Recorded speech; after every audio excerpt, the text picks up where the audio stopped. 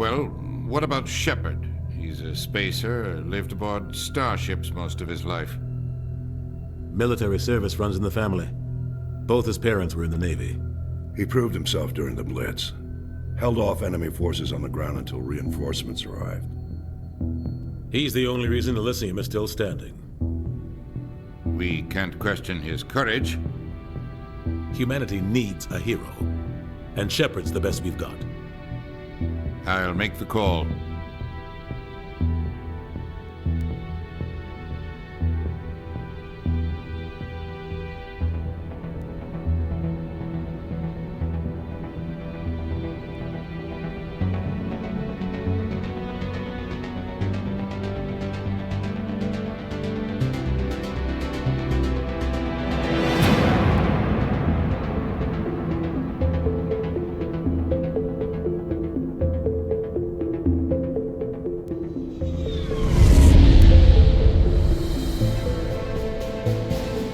Arcturus Prime relays in range.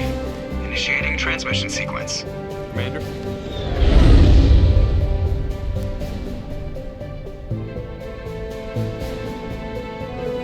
We are connected. Calculating transit mass and destination. The relay is hot, acquiring approach vector. All stations secure for transit.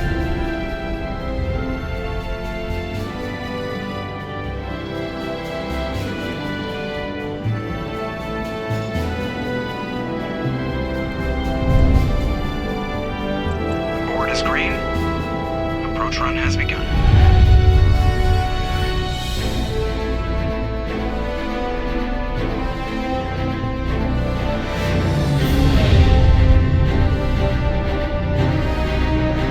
Hitting the relay in 3, 2,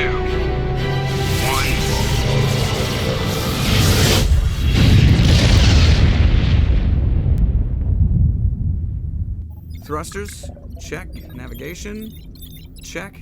Internal emission sync engaged. All systems online. Drift, just under 1500K. 1500 is good. Your captain will be pleased. I hate that guy. Nihilus gave you a compliment. So you hate him. You remember to zip up your jumpsuit on the way out of the bathroom? That's good. I just jumped us halfway across the galaxy and hit a target the size of a pinhead. So that's incredible. Besides, Spectres are trouble. I don't like having them on board. Call me paranoid. You're paranoid. The Council helped fund this project. They have a right to send someone to keep an eye on their investment. Yeah, that is the official story. But only an idiot believes the official story. That's enough. You're soldiers. Act like it. Sorry, Commander. Joker, status report. Just cleared the mass relay, Captain. Stealth systems engaged.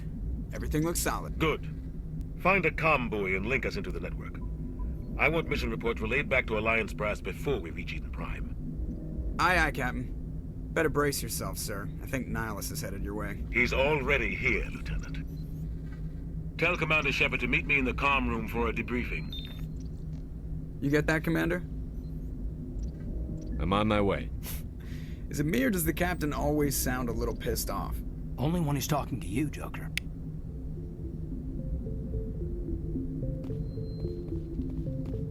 I'm telling you, I just saw him. He marched by like he was on a mission. He's a Spectre. They're always on a mission. Congratulations, Commander. Looks like we had a smooth run. You heading down to see the Captain? Sounds like you don't trust our Turian guest. Sorry, Commander. Just having a chat with Adams down at Engineering. I didn't mean to cause any trouble. But you have to admit, something's odd about this mission. The whole crew feels it. You think the Alliance brass is holding out on us? If all we're supposed to do is test out the stealth system, why is Captain Anderson in charge? And then there's Nihilus. Spectres are elite operatives, top covert agents.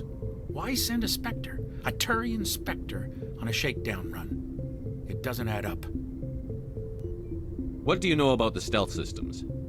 I just know it masks our location from scans and sensors. Cutting-edge technology. The Normandy's the only ship with this prototype drive. But why are we fully staffed? A skeleton crew would be cheaper, less chance of security leaks, too. Plus, there's Nihilus. It's pretty obvious this shakedown run is just a cover.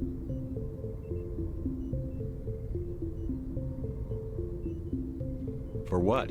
Damned if I know, Commander. We're out here on false pretenses. I'm not a fan of being left in the dark. Do you have a problem with the captain? No, sir. But I can't figure out what he's doing here. Captain Anderson is one of the most decorated Special Forces officers in the service. If he melted down all his medals, he could make a life-size statue of himself. You don't send a soldier like that on a do-nothing mission. He's treating this shakedown run too seriously. Something big is going on. You don't trust Nihilus? I don't like Turians in general. It runs in my family. My grandfather fought in the First Contact War. Lost a lot of friends when the Turians hit us.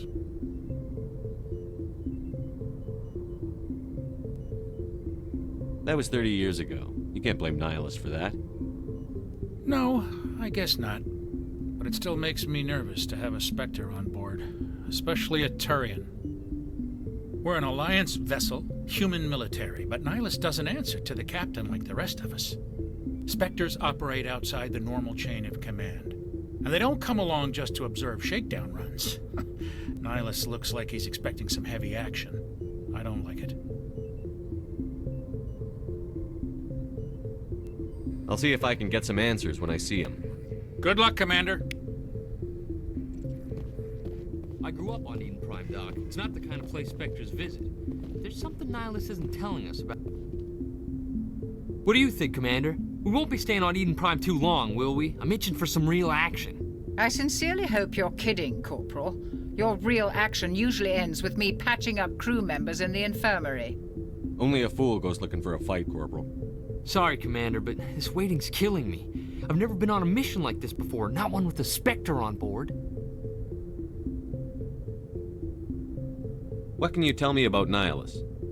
Turians are generally well respected by the other species. Their fleet has more patrols protecting Citadel space than any other. They don't always get on well with us, though. Some people find them too rigid. Others still blame them for the First Contact War. As for Nihilus, I haven't said more than 2 words to him. He usually only speaks to the captain. I heard Nihilus once took down an entire enemy platoon all by himself. Man, I can't believe I'm on a mission with an actual Spectre. What do you know about the Spectres? Only what I've heard. Spectre agents work directly for the Citadel Council. They usually work alone or in small groups. Spectres don't have any official power, though. Basically, they're a shadow organization with a mandate to preserve and protect galactic stability. Protect it at any cost. Don't forget that part. Spectres operate above the law.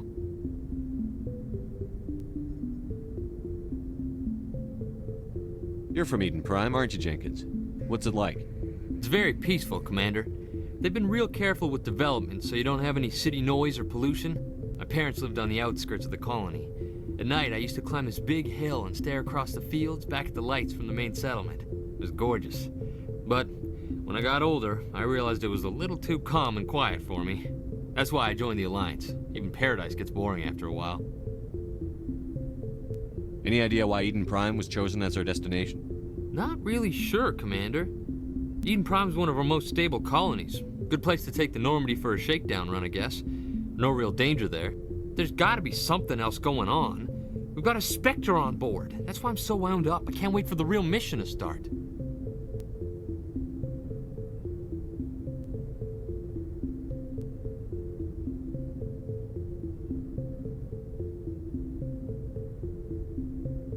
Do your job, follow my orders, and there won't be any problems. Easy for you to say. You proved yourself in the Blitz. Everybody knows what you can do. This is my big chance. I need to show the brass what I can do. This mission isn't about personal glory, Corporal. We have a job to do. Don't do anything stupid to mess it up. Don't worry, sir. I'm not gonna screw this up. The captain's waiting for me. Goodbye, Commander.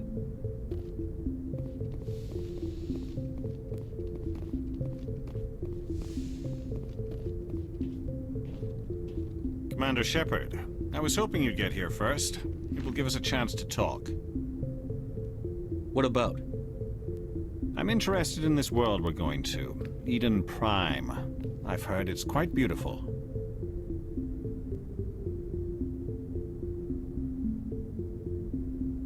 They say it's a paradise. Yes, a paradise. Serene, tranquil, safe. Eden Prime has become something of a symbol for your people, hasn't it? Proof that humanity can not only establish colonies across the galaxy, but also protect them. But how safe is it, really? Do you know something? Your people are still newcomers, Shepard. The galaxy can be a very dangerous place. Is the Alliance truly ready for this? I think it's about time we told the commander what's really going on. This mission is far more than a simple shakedown run. I already figured that out. We're making a covert pickup on Eden Prime. That's why we needed the stealth systems operational. There must be a reason you didn't tell me about this, sir. This comes down from the top, Commander. Information strictly on a need-to-know basis. A research team on Eden Prime unearthed some kind of beacon during an excavation. It was Prothean.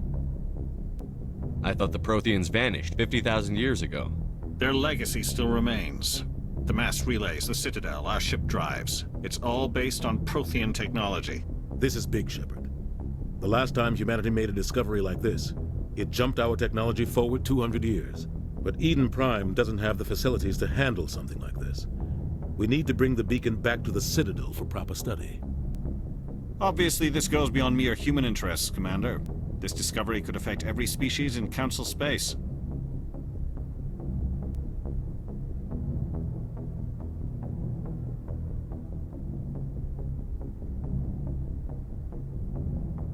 Why didn't we keep the beacon for ourselves? You humans don't have the best reputation. Some species see you as selfish, too unpredictable, too independent, even dangerous. Sharing that beacon will improve relations with the Council. Plus, we need their scientific expertise. They know more about the Protheans than we do.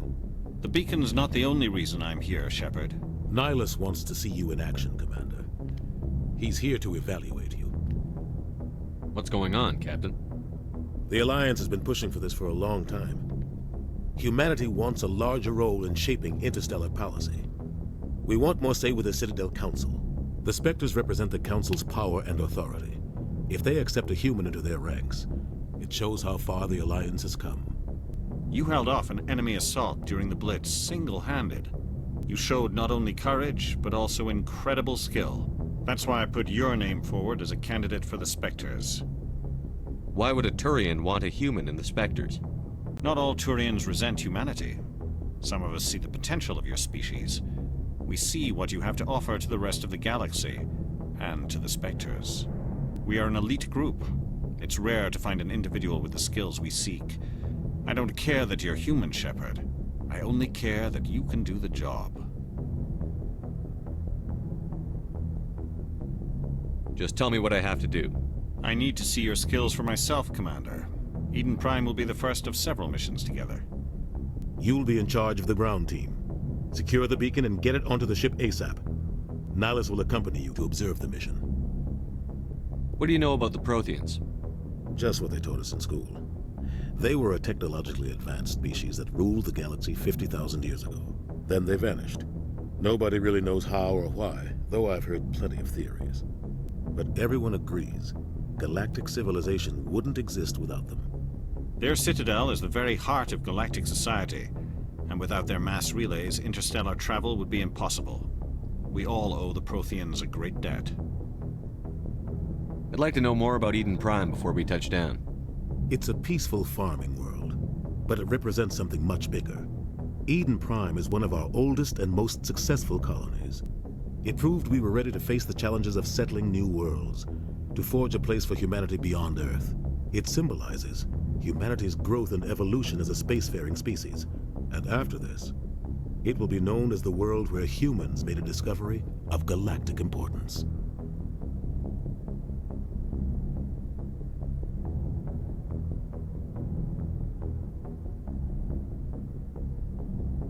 Why is this beacon so important? All advanced galactic civilization is based on Prothean technology, even yours. If we hadn't discovered those Prothean ruins buried on Mars, we'd still be stuck on Earth. That was just a small data cache. Who knows what we can learn from this beacon? What if it's a weapons archive? We can't let it fall into the wrong hands. Like who? The Attican Traverse isn't the most stable sector of Citadel space. There are plenty of raiders and criminal groups active in the region. They might figure a Prothean beacon is worth the risk of attacking an Alliance ship. Plus, Eden Prime is right on the border of the Terminus systems. The Attican Traverse is under Citadel protection. If the Terminus systems attack, it's an act of war. Technically, yes. But some of the species in the Terminus might be willing to start a war over this. The last thing the Council wants is to get dragged into a major conflict with the Terminus systems. We have to keep this low-key.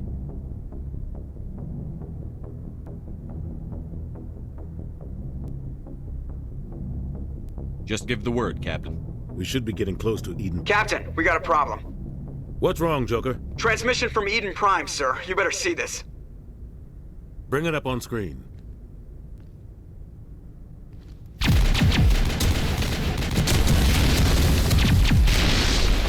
Get down!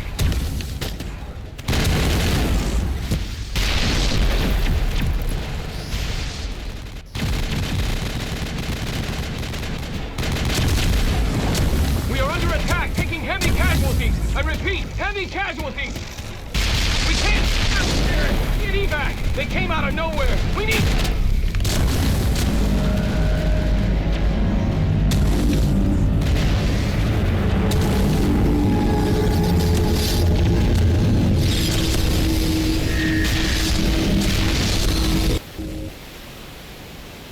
Everything cuts out after that. No comm traffic at all.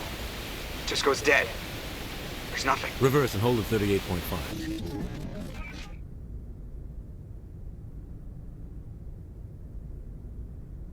Status report. 17 minutes out, Captain. No other Alliance ships in the area. Take us in, Joker, fast and quiet. This mission just got a lot more complicated. A small strike team can move quickly, without drawing attention. It's our best chance to secure the beacon. Grab your gear and meet us in the cargo hold. Tell Alenko and Jenkins to suit up, Commander. You're going in.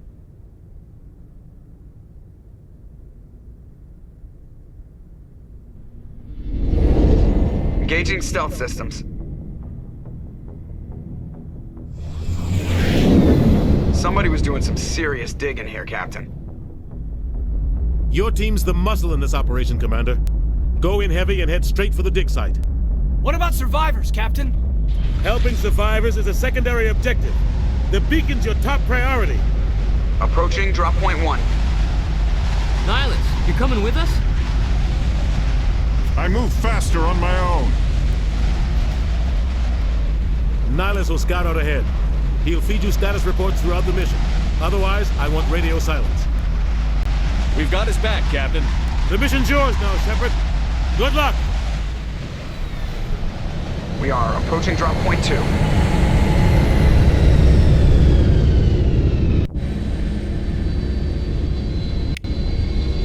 Ship perimeter secure, Commander.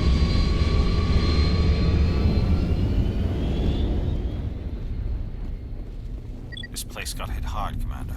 Hostiles everywhere. What the hell are those? Gas bags. Don't worry, they're harmless.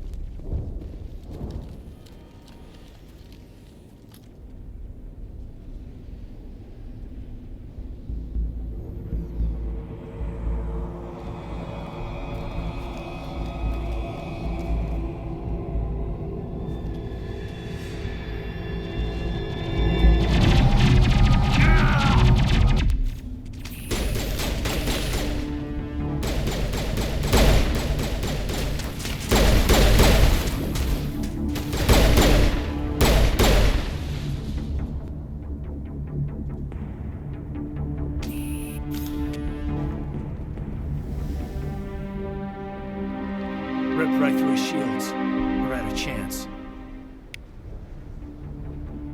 We'll see that he receives a proper service once the mission is complete. But I need you to stay focused. Aye, aye, sir.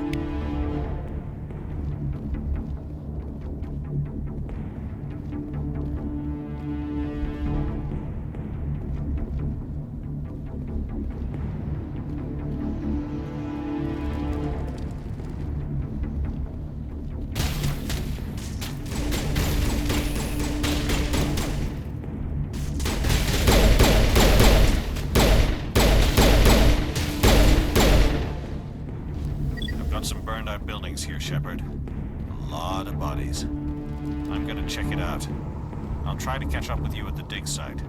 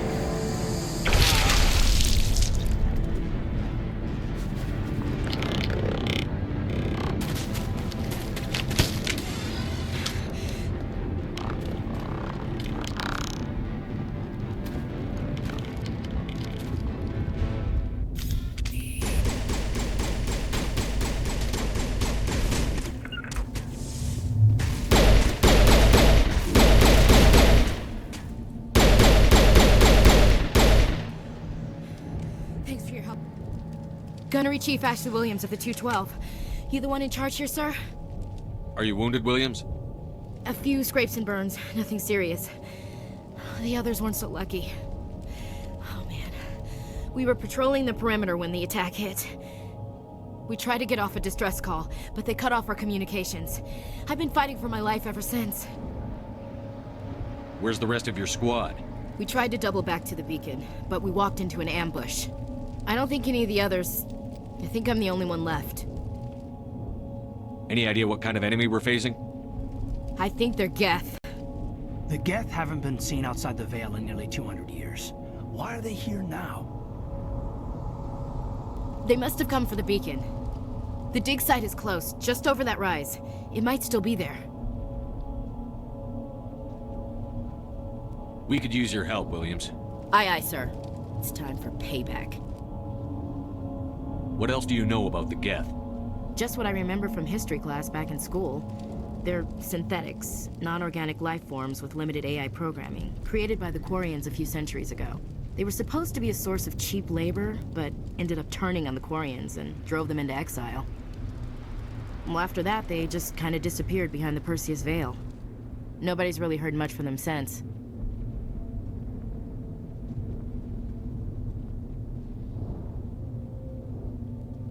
Tell me everything you know about the beacon. They were doing some digging out here to extend the monorail and expand the colony. A few weeks ago, they unearthed some Prothean ruins, and the beacon. Suddenly, every scientific expert in the colony was interested. That's when they brought us in to secure the site. I don't know much about the beacon itself, but I heard one of the researchers say this could be the biggest scientific discovery of the century. What happened to the researchers at the dig site? I don't know. They set up camp near the beacon. The 232 was with them. Maybe their unit fared better than mine.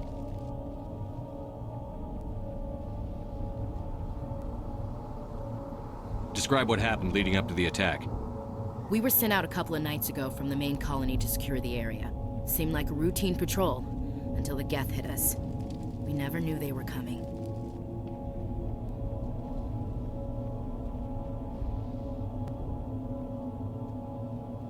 What happened to the researchers at the dig site? I don't know. They set up camp near the beacon. The 232 was with them. Maybe their unit fared better than mine.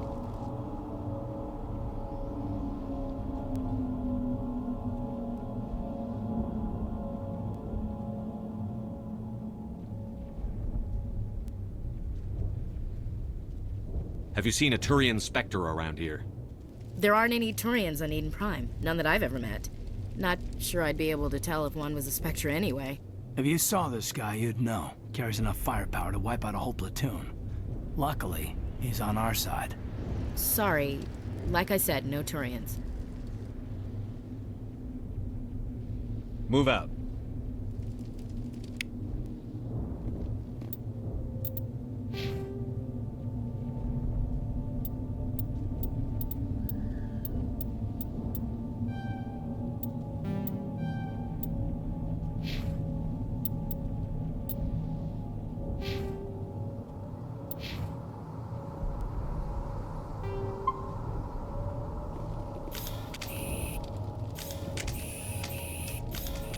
The beacon's at the far end of this trench.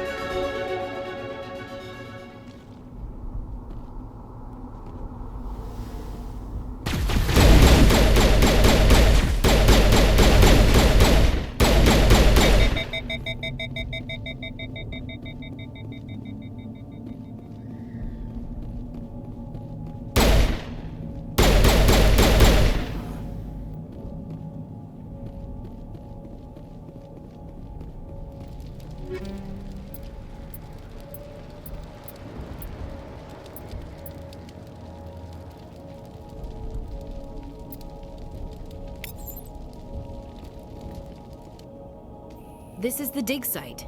The beacon was right here. It must have been moved. By who? Our side or the Geth? Hard to say. Maybe we'll know more after we check out the research camp. You think anyone got out of here alive? If they were lucky. Maybe hiding up in the camp. It's just on the top of this ridge, up the ramps.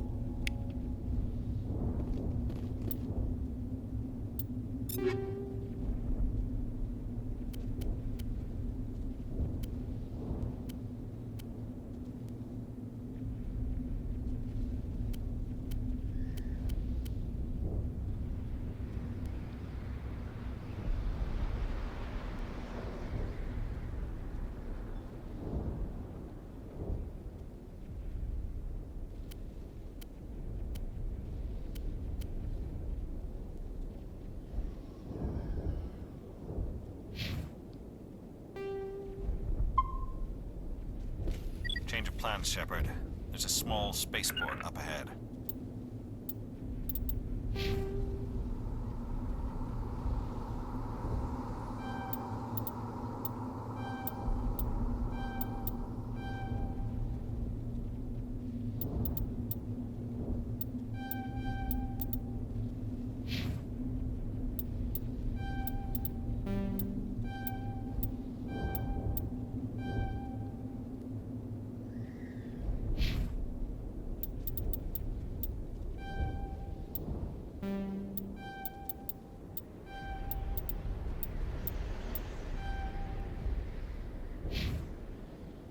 I want to check it out. I'll wait for you there.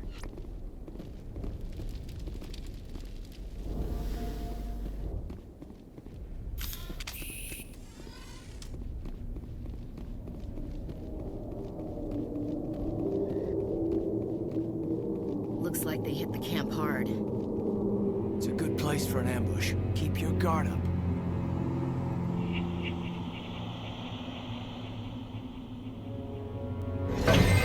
Oh God, you're still alive! What did the Geth do to them?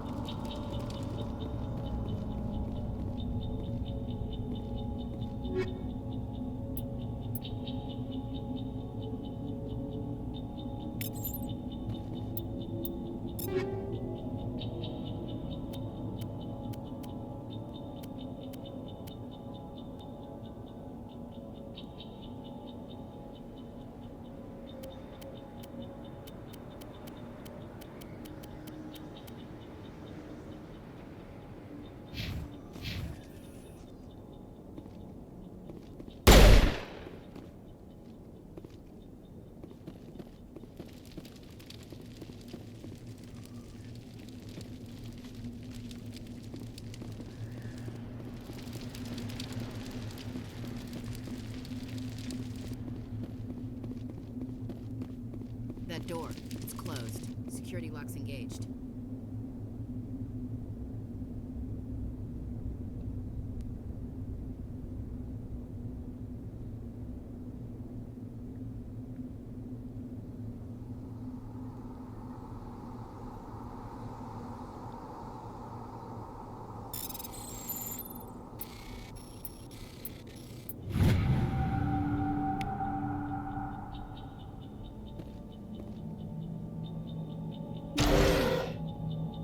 Humans. Thank the Maker. Hurry! Close the door before they come back. How did you end up in this shed? We hid here during the attack. They must have come here for the beacon. Luckily, it wasn't here. It was moved to the spaceport earlier this morning. Manuel and I stayed behind to pack up the camp. When the attack came, the Marines held them off long enough for us to hide. They gave their lives to save us. No one is saved. The age of humanity is ended. Soon, only ruin and corpses will remain. What else can you tell me about the attack? It all happened so fast. 1 second we were gathering up our equipment. The next we were hiding in the shed while the Geth swarmed over the camp. Agents of the Destroyers, bringers of darkness, heralds of our extinction. We could hear the battle outside. Gunfire, screams. I thought it would never end. Then everything went quiet. We just sat there, too afraid to move, until you came along. Did you notice a Turian in the area? I saw him, the Prophet, leader of the enemy. He was here before the attack. That's impossible. Nihilus was with us in the Normandy before the attack. He couldn't have been here. I'm sorry. Manuel's still a bit unsettled. We haven't seen your Turian. We've been hiding in here since the attack. Did you notice a Turian in the area? I saw him. The Prophet. Leader of the enemy. He was here before the attack. That's impossible. Nihilus was with us in the Normandy before the attack. He couldn't have been here. I'm sorry. Manuel's still a bit unsettled. We haven't seen your Turian. We've been hiding in here since the attack. Can you tell me anything about the beacon? It's some type of data module from a galaxy-wide communications network. Remarkably well preserved. It could be the greatest scientific discovery of our lifetime.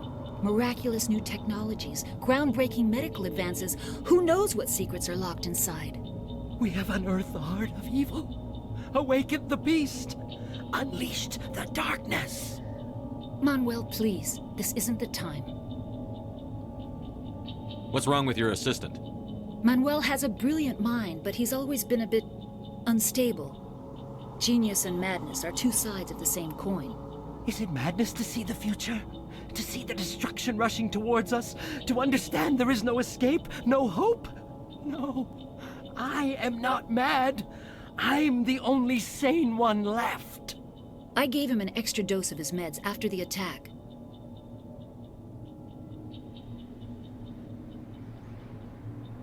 Williams, take us to the spaceport. You can't stop it. Nobody can stop it. Night is falling. The darkness of eternity. Hush, Manuel. Go lie down. You'll feel better once the medication kicks in.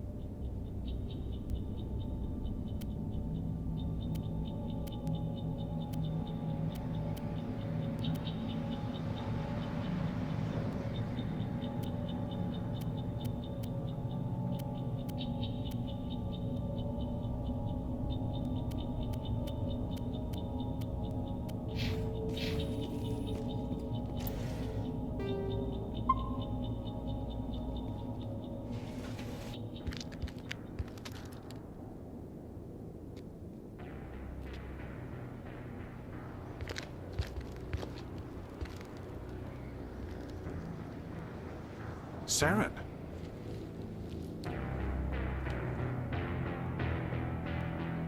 Nihilus. This isn't your mission, Saren. What are you doing here? The Council thought you could use some help on this one. I wasn't expecting to find the Geth here. The situation's bad. Don't worry. I've got it under control.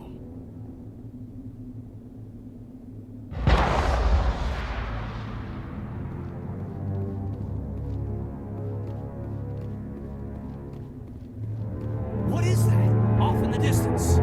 It's a ship. Look at the size of it.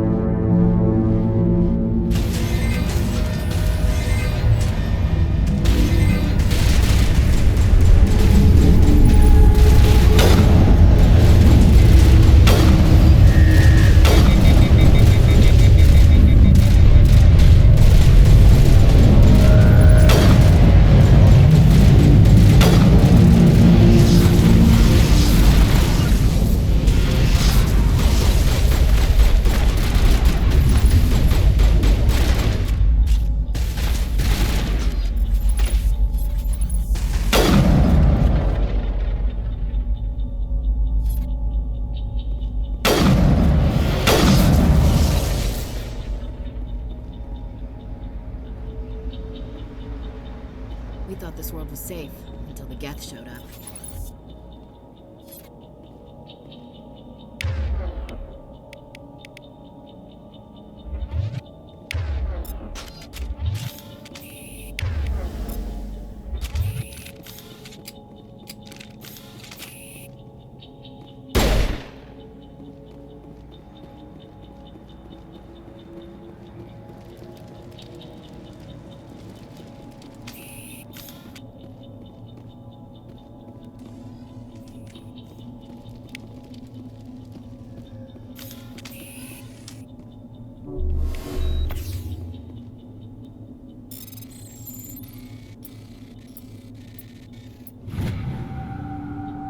Everybody stay calm out there. We're coming out. We're not armed. Is it safe? Are they gone? You're okay now. Nobody's gonna hurt you. Those things were crawling all around the shed. They would have found us for sure. We owe you our lives. I still can't believe it. When we saw that ship, I thought it was all over. It showed up right before the attack. Knew it was trouble the second I saw it, so we made a break for the sheds.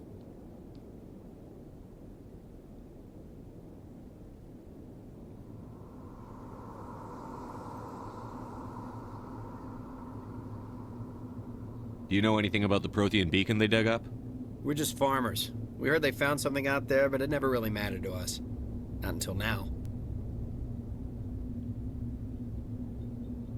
Tell me everything you remember about the attack. The three of us were working the crops when that ship showed up. We just saw it and ran. I don't know what happened to the rest of the crew. They were by the garage, over near the spaceport, right where that ship came down. No way they survived. You don't know that. We survived. If they made it to the garage, they could have had a fighting chance.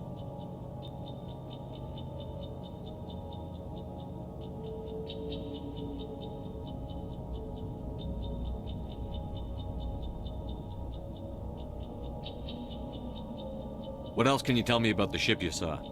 I was too busy running to get a clear look at it. I think it landed over near the spaceport. Tell them about the noise, Cole. That awful noise. It was emitting some kind of signal as it descended. It sounded like the shriek of the damned, only it was coming from inside your own head.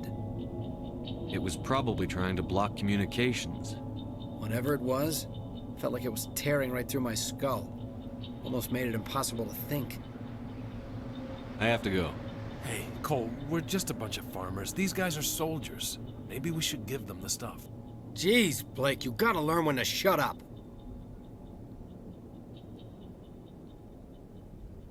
You have something to tell me, Cole? Some guys at the spaceport were running a small smuggling ring, nothing major. In exchange for a cut of the profits, we let them store packages in our sheds.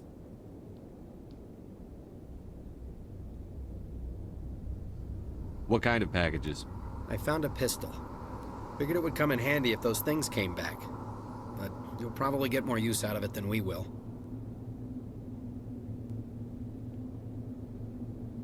We're risking our lives to save this colony. You sure there's nothing else in here that could help us out? Yeah, there's one more thing. I was gonna sell it after this was over, but you probably deserve it more than I do. Who's your contact at the spaceport, Cole? What's his name? He's not a bad guy. I don't want to get him in trouble. Besides, I'm not a snitch. He might have something to do with this whole attack, Cole. We need his name. It's important. Yeah, okay, you're right. His name's Powell. Works the docks at the spaceport, if he's still alive. I have to go. Good luck.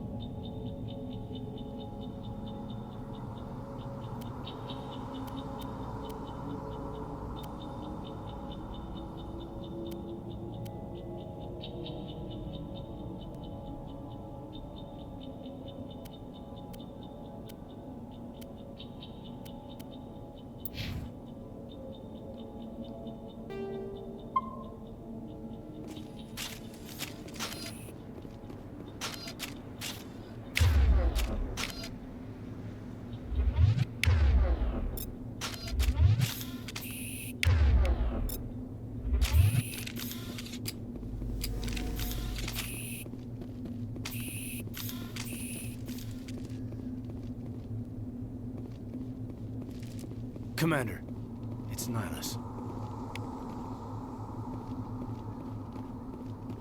Something's moving, over behind those crates.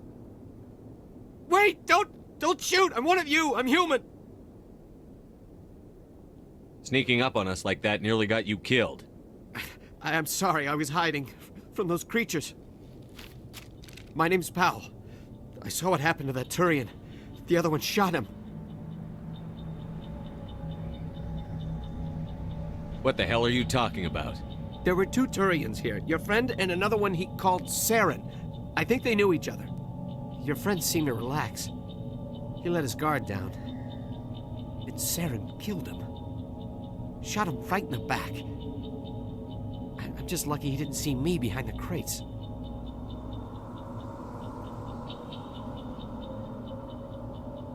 Where'd Saren go after he killed Nihilus? He jumped on the cargo train and headed over to the other platform. Probably going after the beacon. I knew that beacon was trouble. Everything's gone to hell since we found it.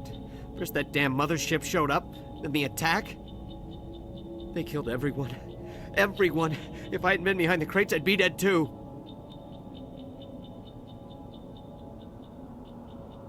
How come you're the only one who survived? Why didn't anyone else try to hide behind the crates? They never had a chance. I was already behind the crates when the attack started. Wait a minute.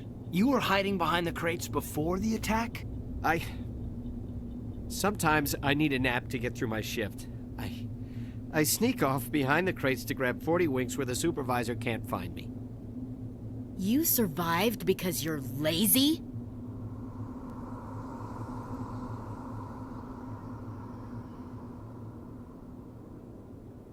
Tell me about the Geth attack. It was quick. 1 minute that ship was descending, the next, those Geth were swarming over the platform, thousands of them. They must have been inside that mothership. They shot anything that moved. It was a massacre.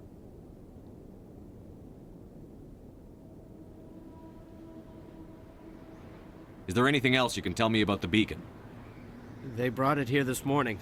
We loaded it up onto the train and shipped it to the other platform. Hard to believe that was only a few hours ago. Feels like a whole other life. Tell me about this mothership you saw. I've never seen anything like it before. It was huge. Landed over near that platform. The whole place got dark as it came down. And it was making this noise, this sound that bored right into your brain. That's what woke me up. The attack came a few minutes later.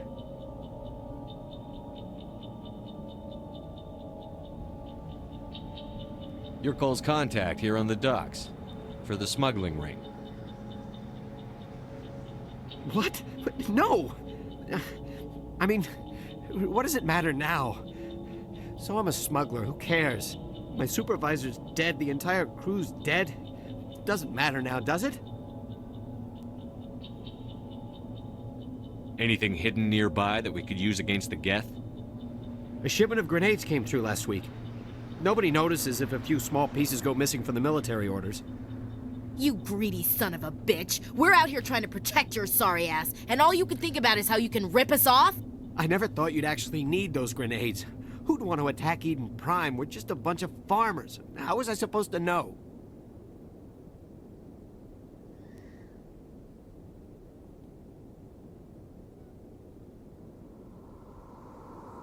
Just give me the grenades.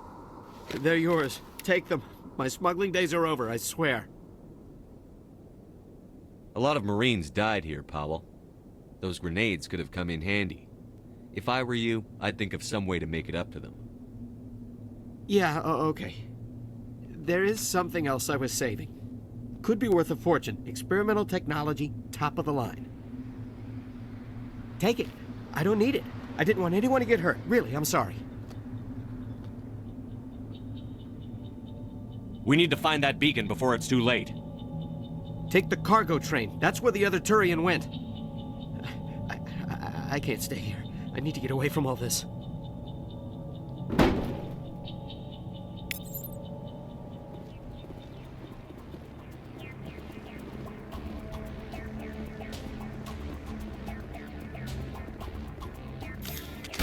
Not in the middle of a fight!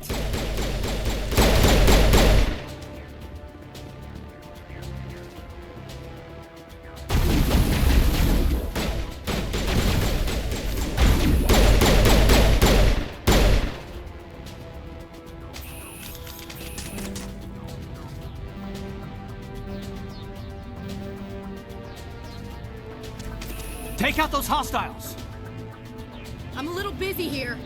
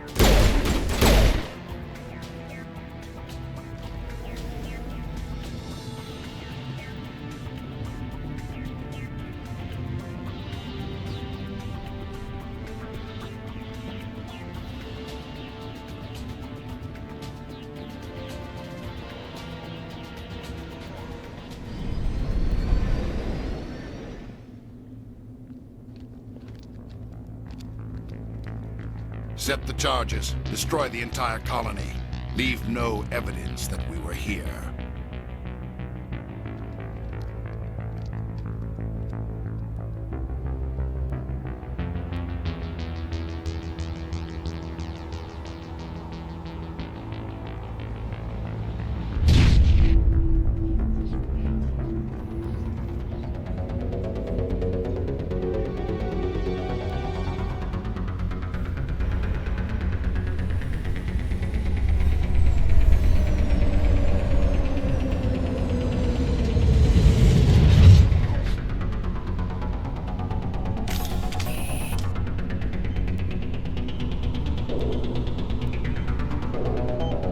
Demolition charges. The Geth must have planted them. Hurry! We need to find them all and shut them down!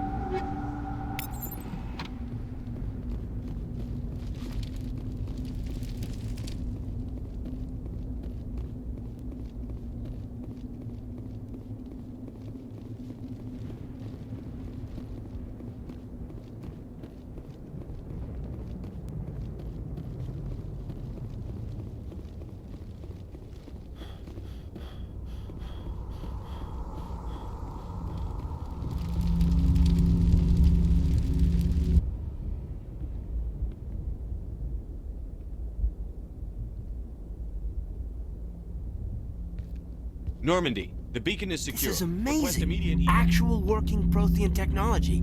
Unbelievable. It wasn't doing anything like that when they dug it up. Something must have activated it. Roger, Normandy. Standing by.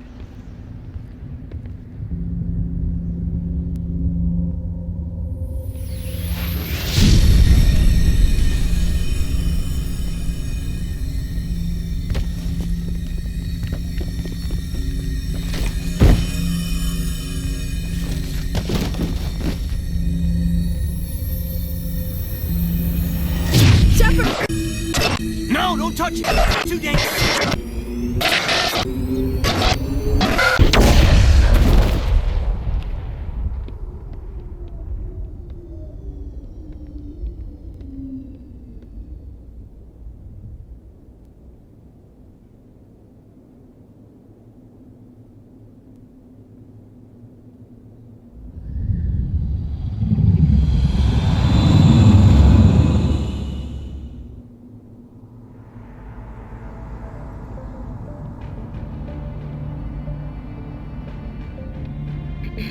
We identified the ship that touched down on Eden Prime.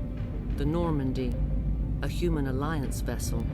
It was under the command of Captain Anderson. They managed to save the colony. And the beacon. One of the humans may have used it.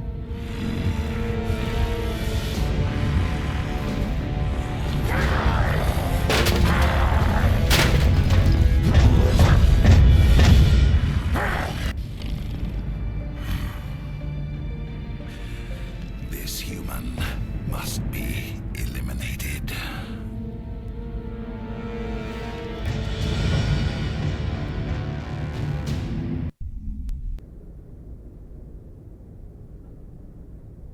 Dr. Chakwas, I think he's waking up.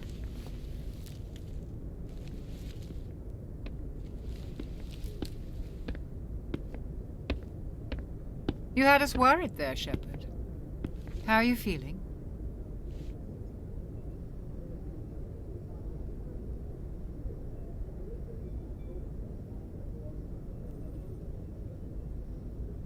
How did I end up here? How long was I out? About 15 hours. Something happened down there with the beacon, I think. It's my fault. I must have triggered some kind of security field when I approached it. You had to push me out of the way.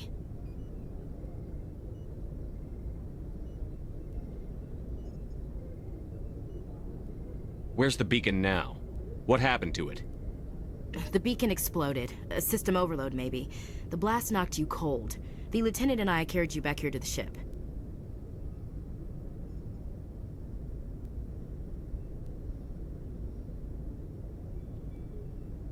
I appreciate it. Physically, you're fine. But I detected some unusual brain activity. Abnormal beta waves. I also noticed an increase in your rapid eye movement. Signs typically associated with intense dreaming.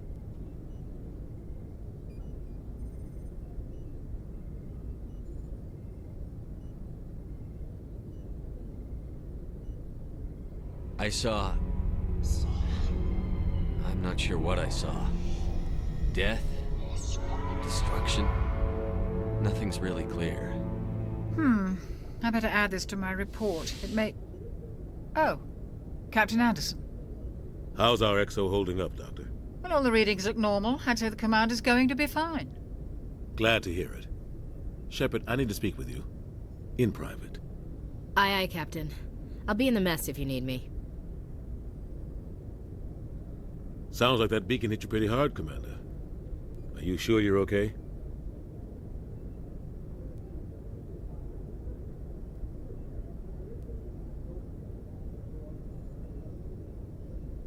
Intel dropped the ball, sir. We had no idea what we were walking into down there. That's why things went to hell. The Geth haven't been outside the Veil in 2 centuries, Commander. Nobody could have predicted this.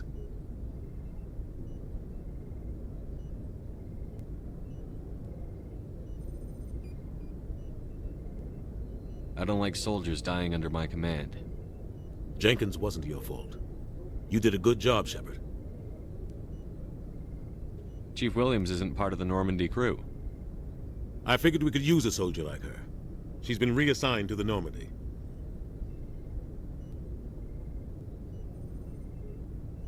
Williams is a good soldier. She deserves it. Lieutenant Alenko agrees with you. That's why I added her to our crew.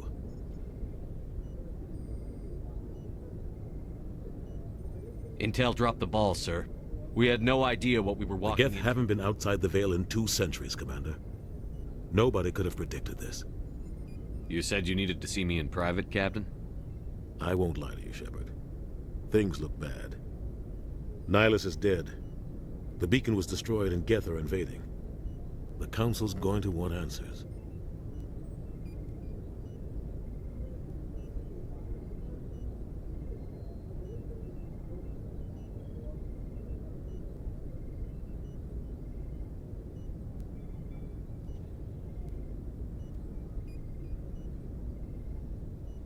I didn't do anything wrong, Captain.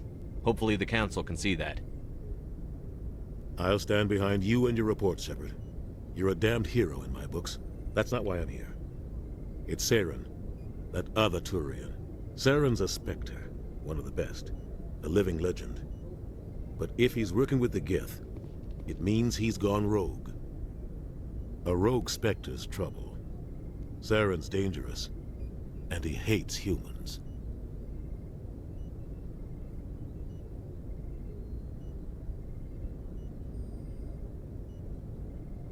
Why? He thinks we're growing too fast, taking over the galaxy. A lot of aliens think that way. Most of them don't do anything about it. But Saren has allied himself with the Geth. I don't know how, I don't know why. I only know it had something to do with that beacon. You were there just before that beacon self-destructed. Did you see anything? Any clue that might tell us what Saren was after? Just before I lost consciousness, I had some kind of vision. A vision? A vision of what?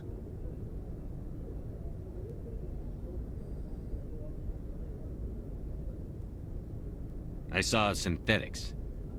Geth, maybe. Slaughtering people. Butchering them.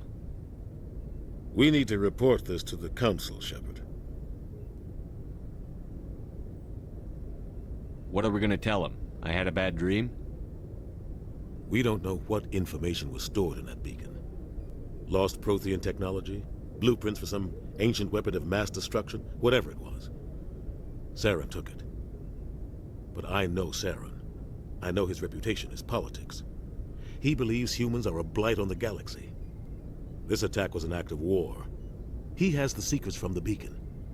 He has an army of Geth at his command, and he won't stop until he's wiped humanity from the face of the galaxy. I'll find some way to take him down. It's not that easy. He's a Spectre. He can go anywhere, do almost anything. That's why we need the Council on our side. We prove Saren's gone rogue, and the Council will revoke his Spectre status. I'll contact the Ambassador and see if he can get us an audience with the Council. He'll want to see us as soon as we reach the Citadel. We should be getting close. Head up to the bridge and tell Joker to bring us into dock.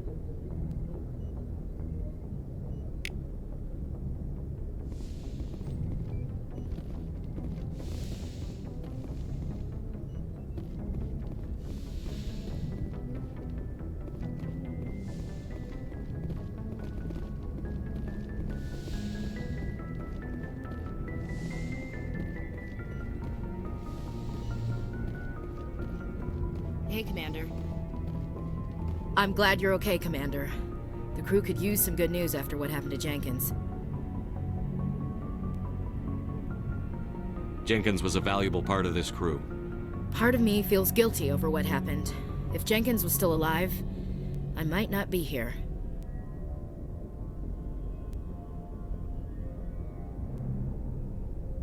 You're a good soldier, Williams. You belong on the Normandy. Thanks, Commander. That means a lot from you. I've never met anyone who was awarded the Star of Terra. Things were pretty rough down there. Are you okay? I've seen friends die before. Comes with being a Marine.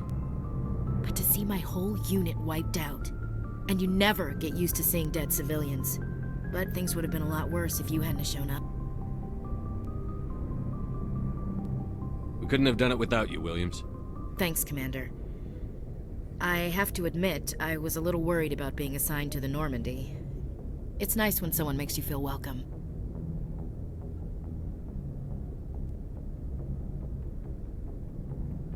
Everyone on this ship has to do his or her part, Williams. Remember that. Understood, sir.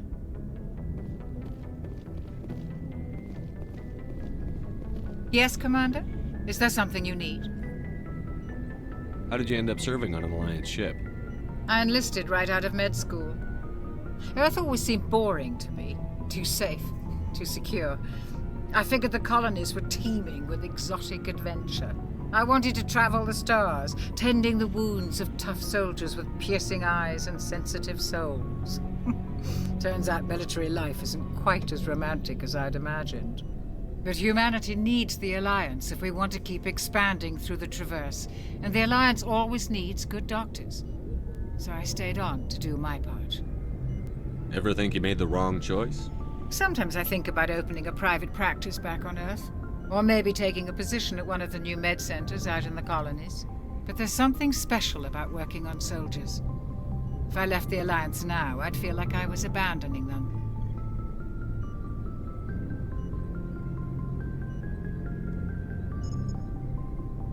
What do you know about Captain Anderson? I've served with him for a few tours now. He knows when to let things slide and when to crack the whip. The crew knows he's seen pretty much anything they'll ever run into. And he cares about the people under his command. How well do you know the lieutenant? I'd never worked with him before this mission. But he has an impressive service record, over a dozen special commendations. Tends to keep to himself, though. Maybe because of the headaches. It's not easy being an L2.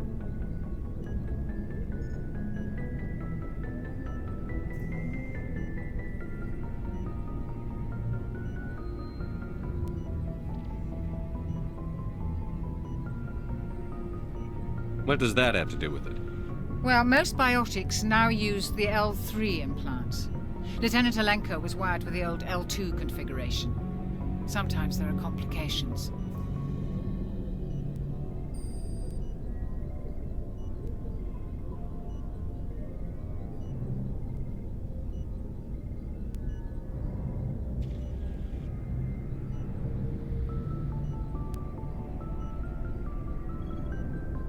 What kind of complications?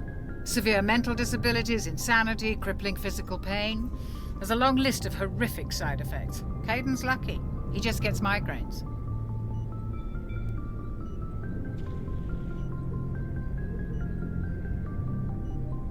I should go. Goodbye, Commander.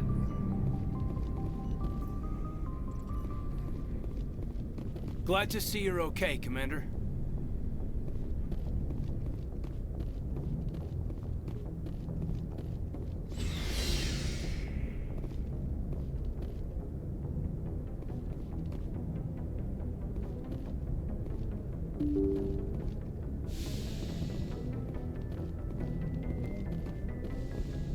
I'm glad you're okay, Commander.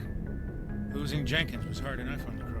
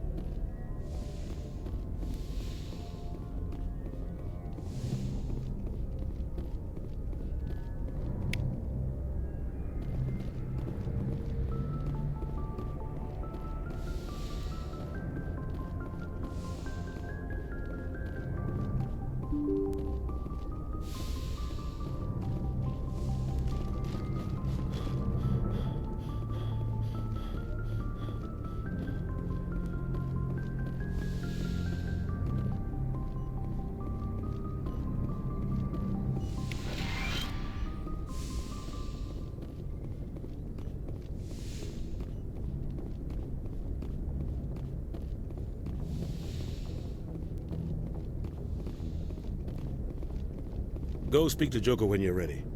Tell him to bring the Normandy into dock.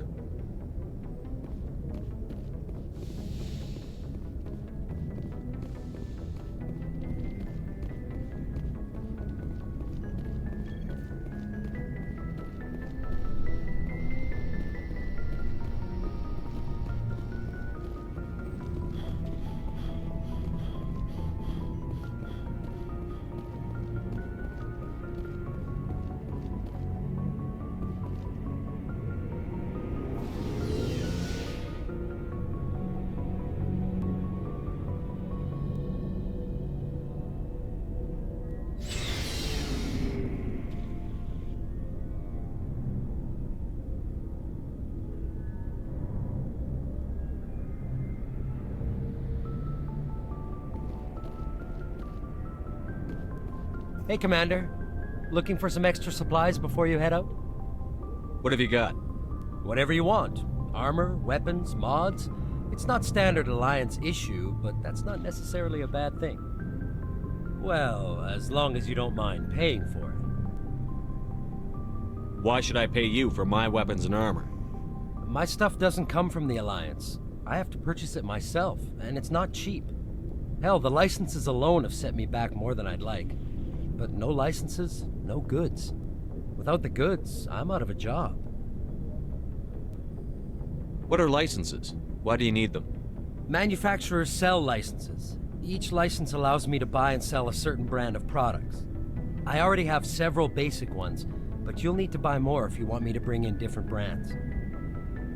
Many of the best licenses are hard to get, but they're well worth the cost if you can find them. What do the different manufacturers offer? There are too many for me to keep track of, but each license will explain what it's good for.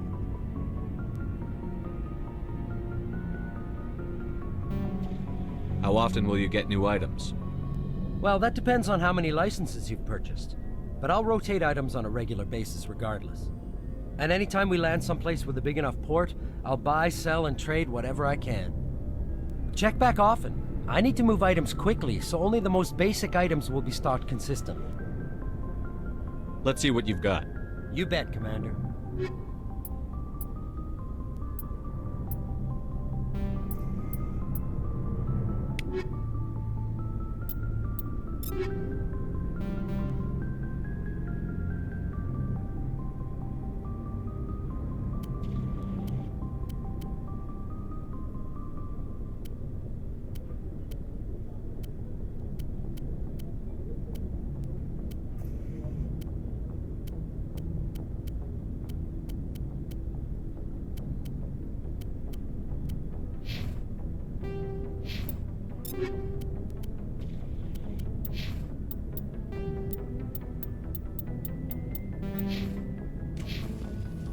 Looking for supplies? Let's see what you've got. You bet, Commander.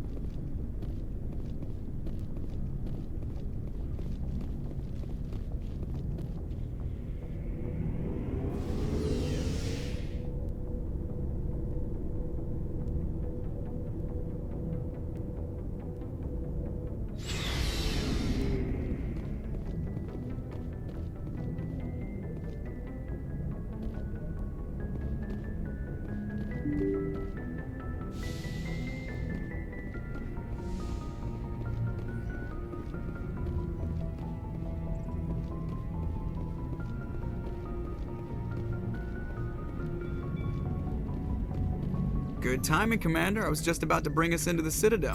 See that taxpayer money at work.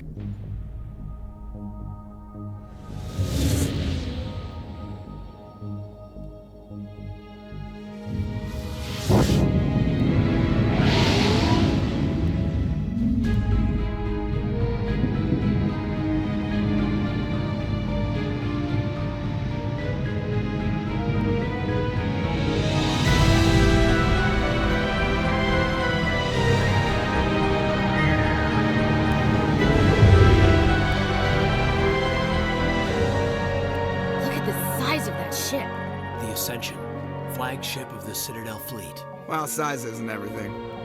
Why so touchy, Joker? I'm just saying you need firepower, too. Look at that monster. Its main gun could rip through the barriers in any ship in the Alliance fleet. Good thing it's on our side, then. Citadel Control, this is SSV Normandy, requesting permission to land. Stand by for clearance, Normandy. Clearance granted. You may begin your approach. Transferring you to an Alliance operator. Roger, Alliance Tower. Normandy out. Normandy, this is Alliance Tower. Please proceed to Dock 422.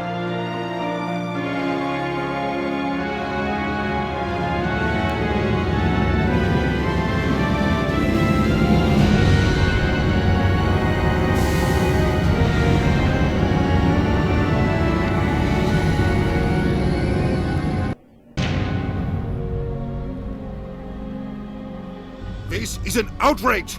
The Council would step in if the Geth attacked a Turian colony? The Turians don't found colonies on the borders of the Terminus systems, Ambassador. Humanity was well aware of the risks when you went into the Traverse. What about Saren? You can't just ignore a rogue Spectre. I demand action! You don't get to make demands of the Council, Ambassador. Citadel Security is investigating your charges against Saren.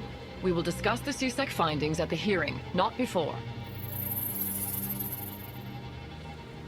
Captain Anderson, I see you brought half your crew with you. Just the ground team from Eden Prime, in case you had any questions. I have the mission reports. I assume they're accurate? They are. Sounds like you convinced the Council to give us an audience. They were not happy about it. Saren's their top agent. They don't like him being accused of treason.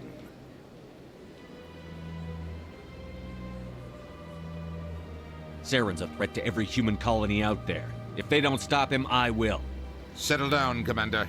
You've already done more than enough to jeopardize your candidacy for the Spectres. The mission on Eden Prime was a chance to prove you could get the job done. Instead, Nihilus ended up dead and the beacon was destroyed. That's Saren's fault, not his. Then we better hope the CSEC investigation turns up evidence to support our accusations. Otherwise, the Council might use this as an excuse to keep you out of the Spectres. Come with me, Captain. I want to go over a few things before the hearing. Shepard, you and the others can meet us at the Citadel Tower, top level. I'll make sure you have clearance to get in. And that's why I hate politicians.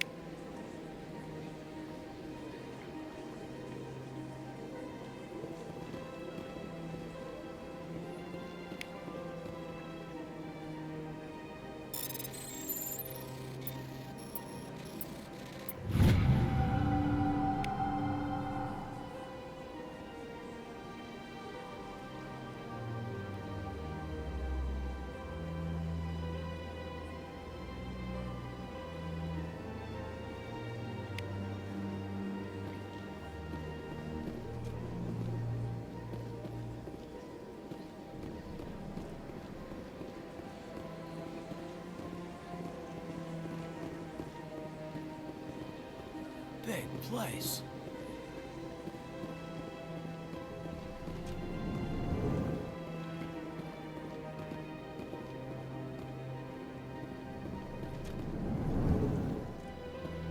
I understand what you're saying, but these allegations are very serious. I can't just... EarthClan, you are in the wrong place, I think. Your ambassador is next door in the large office. Chastising remark. Don't be so rude, Din. At least introduce yourself. I am Din Korlak, Volus Ambassador. Is there something I can do for you, Earth Clan? What is this place? You are in the embassy for the Volus and the Elcor. Your ambassador is next door, in his own office.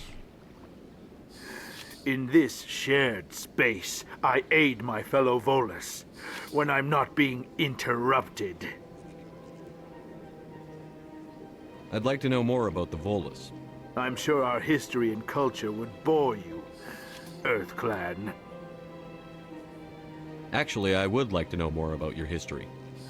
My people came to the Citadel shortly after the Asari and Solarians had discovered it. We were instrumental in establishing a standardized galactic economy. However, despite our long association with the Citadel and our many contributions to galactic society, we still do not hold a seat on the Council.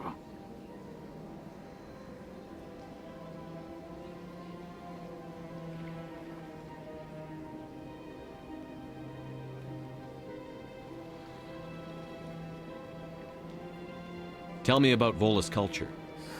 We are tribal by nature, but our ways are not violent. We barter and trade our lands and tribe members in order to increase status. Larger tribes often engulf smaller ones and eventually split again. Our society is very malleable, and our government is always shifting and changing. Since we're not physically adept, we trade our services for protection. What is it you do here? I look out for the best interests of the Volus people. No easy task considering how often we are overlooked by the Council. Chastising rebuke, Din. The Council favors your species greatly. You are naive. The Earth Clan will be invited to the Council long before our species will.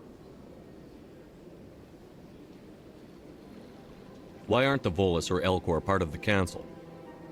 All species must prove themselves before they join the Council. All but the Earth Clans, it would seem. Dismissive.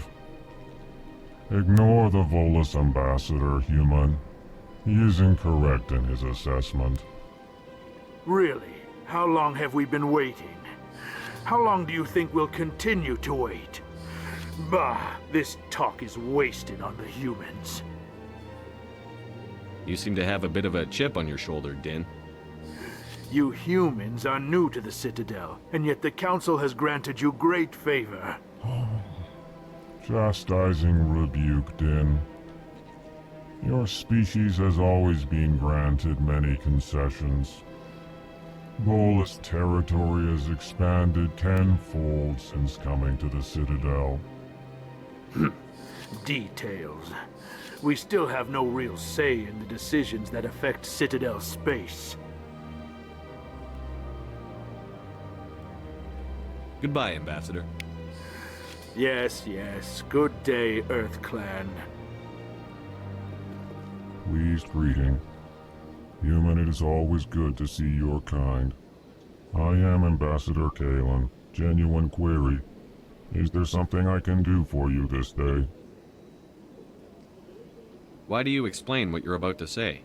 Our people communicate less through words and more through scent and slight movements. Plainly, we discovered our vocal expression was not enough to convey the feelings of our conversations to other species. Why do you bother, Kalen?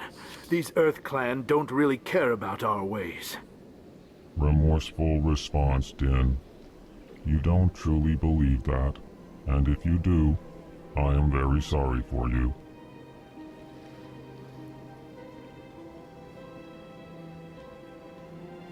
Tell me more about your species. Genuine enthusiasm. I delight in telling the history of my people. It is agreeable to share our culture with others. Tell me about the history and origins of the Elcor.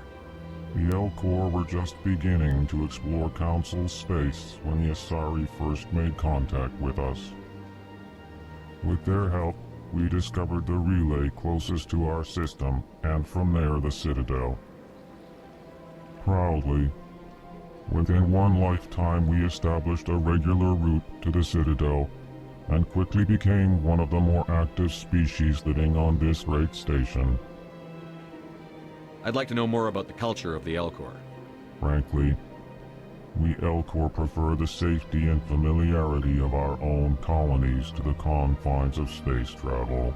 Our society is built on small, tight-knit groups. Though we are always welcoming to outsiders, our government tends to be very stable. Our people are not very comfortable with sudden changes.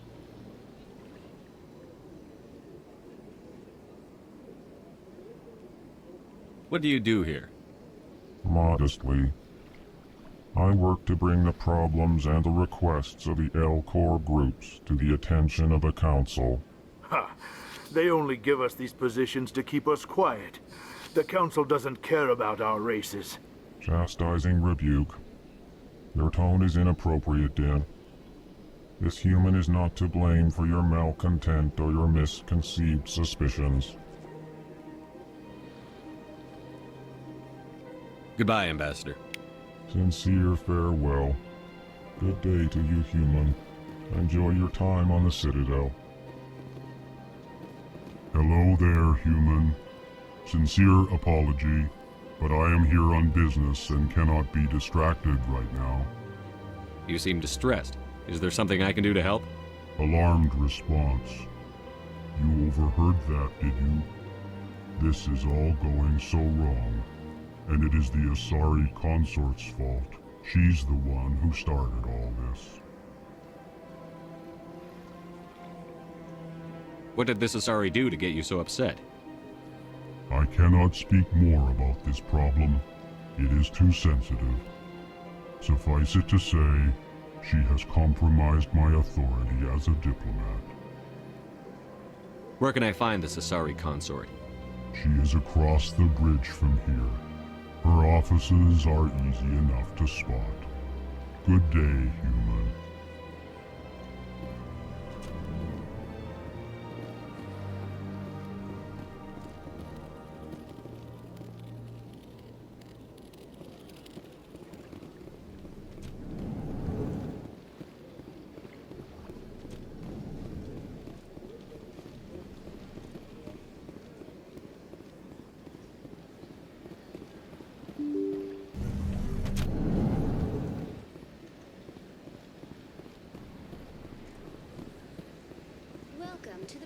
Good day, Commander. The human ambassador is up the stairs, first room on the right.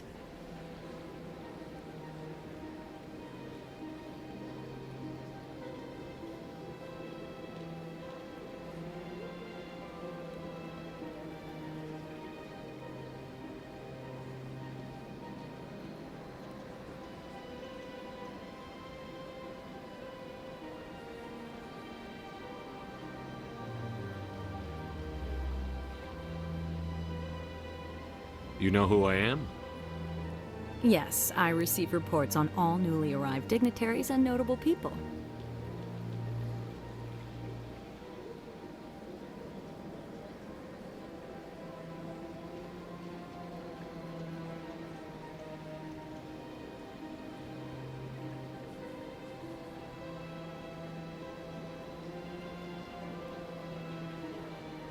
What is this place? This is the Presidium. More specifically, you are at the Citadel embassies. If you have more questions, please access Savina.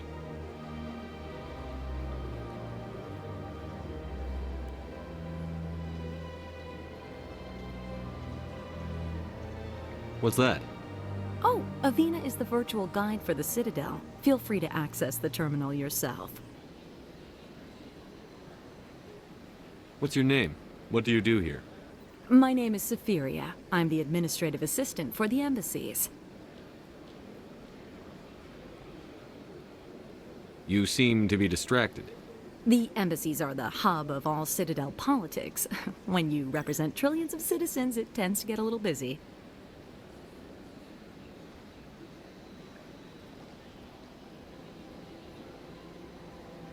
I should be going now. Have a pleasant day.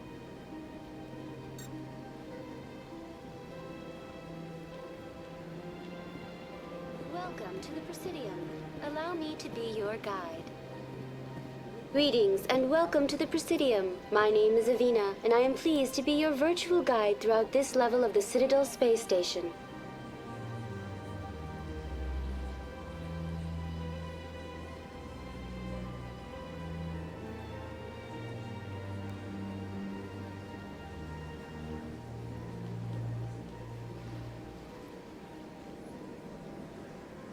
What does that mean? I am a fully interactive virtual intelligence, programmed to provide spontaneous guidance at predetermined locations of interest throughout this level of the Citadel.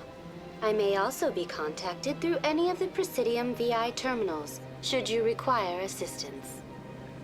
Give me the tour. You are standing at Presidium Tourism Terminal 1. On either side of this lobby are the embassies of the various Citadel races, along with CSEC headquarters.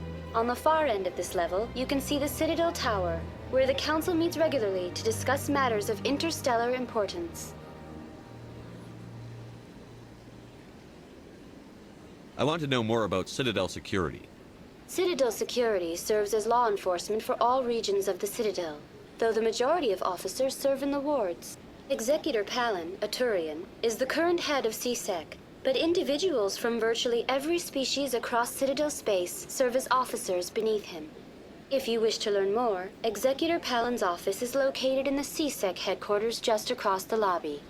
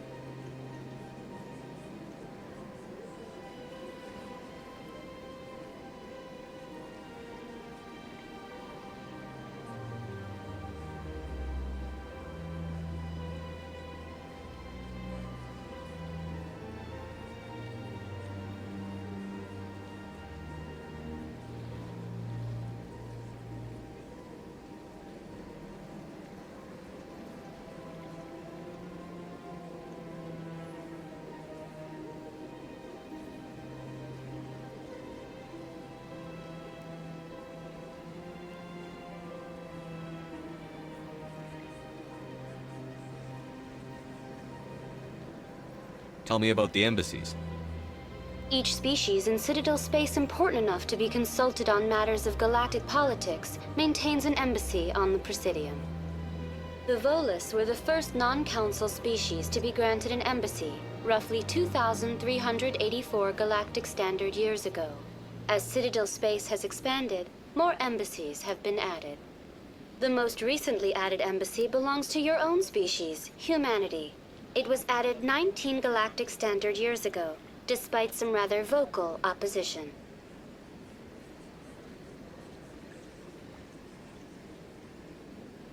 Why were people trying to keep my species out? Some species felt humanity was given preferential treatment. It often takes a century or more before a new species is granted an embassy. The Council gave a great deal of thought to this matter. In the end, they decided humanity's impact on Citadel space was significant enough to warrant an embassy.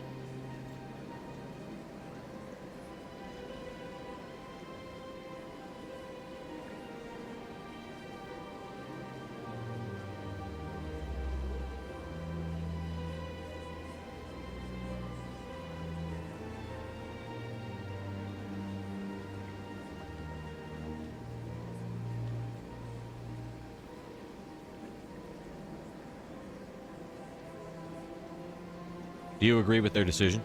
I am not programmed to make that kind of qualified judgment. My code is limited to information and simple interaction simulations.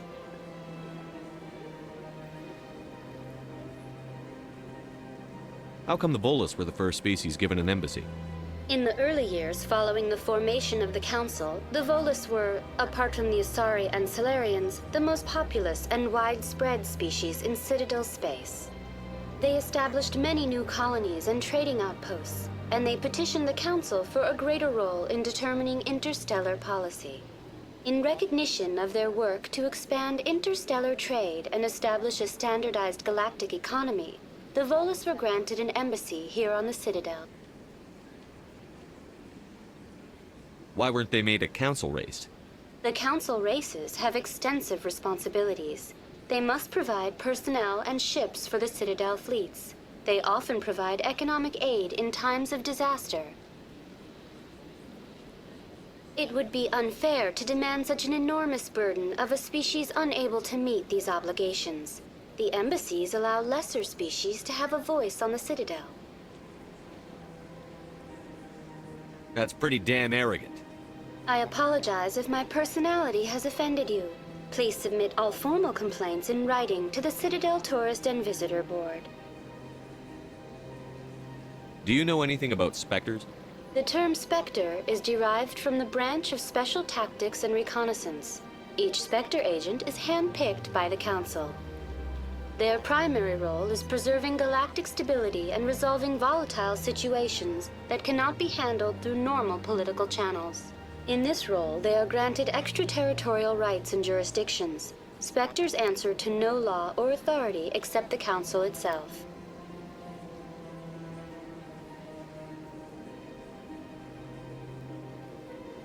What can you tell me about the Citadel Council? Originally, the Council consisted of representatives from the Asari and Solarians, the two dominant species in Citadel space. Roughly 1,304 galactic standard years ago, Turians were invited to join the Council in recognition of the role they played during the Krogan Rebellion. Since then, the three Council races have worked together to ensure the peaceful coexistence of the galactic community, while preserving individual autonomy for each species. It can't be as simple as that. There must be problems somewhere in the system. I am not programmed to make that kind of qualified judgment. My code is limited to information and simple interaction simulations. Goodbye. Goodbye, and thank you for using Avina. Please enjoy your visit to the Citadel.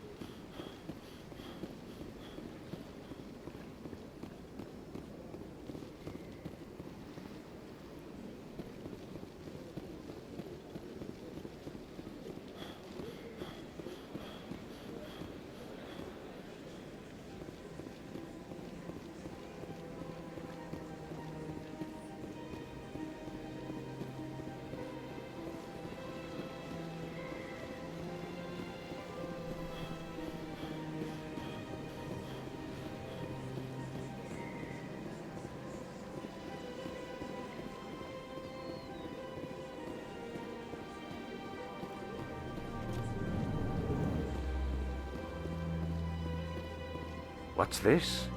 One of the Earth Clan. Ah, a very famous one, yes? You are the one called Shepard. It is a great honor to welcome the heroes of the Blitz. You've got me at a disadvantage here. Forgive me, Earth Clan. My name is Barla Vaughn. My job makes it necessary for me to keep informed. I am a financial advisor to many important clients here on the Citadel. When someone as important as yourself arrives on the station, I take notice.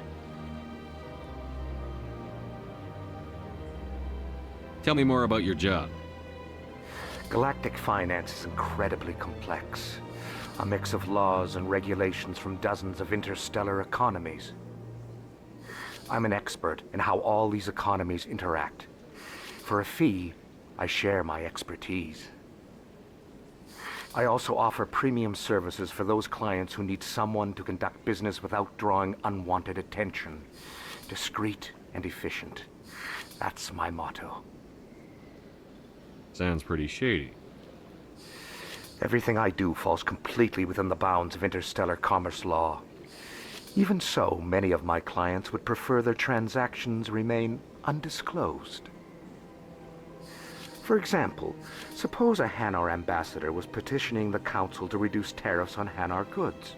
How would it look if he had money invested in a Hanar exporting company? Even if his true motives were to help his people, he would be accused of advancing the petition for his own personal gain. I can keep his personal finances private.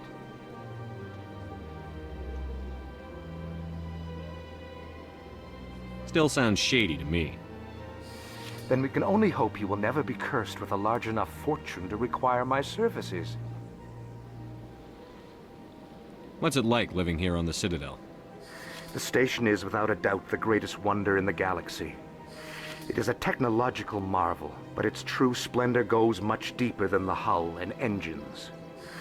From the Presidium to the wards, the entire station is a testament to the success of the Council. All the species of Citadel spaced together in a single, strong community. What makes the Presidium so special? It is the political center of Citadel space. 80% of all intelligent species in the known galaxy acknowledge the Council's authority on interstellar matters. But only the most powerful and influential species have embassies here on the Presidium. This level of the station is reserved for the elite, Shepard. People like us.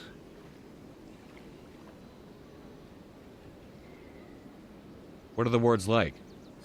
The cultural heart of the galaxy. They pulse with the lifeblood of millions of citizens from dozens of different species. You never know what you'll find down in the wards, Commander. It's always full of surprises. Fortunately, most of them are pleasant. I should go. Goodbye, Commander.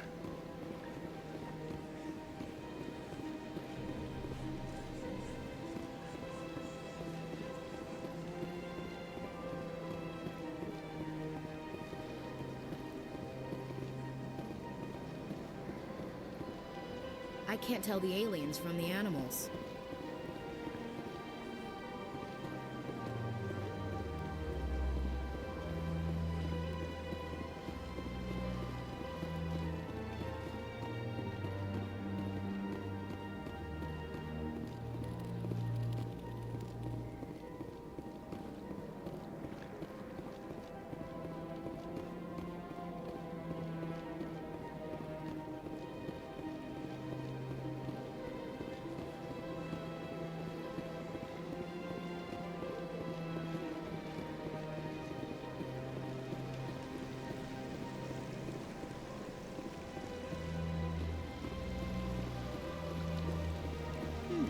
Welcome to Presidium Tourism Terminal 3.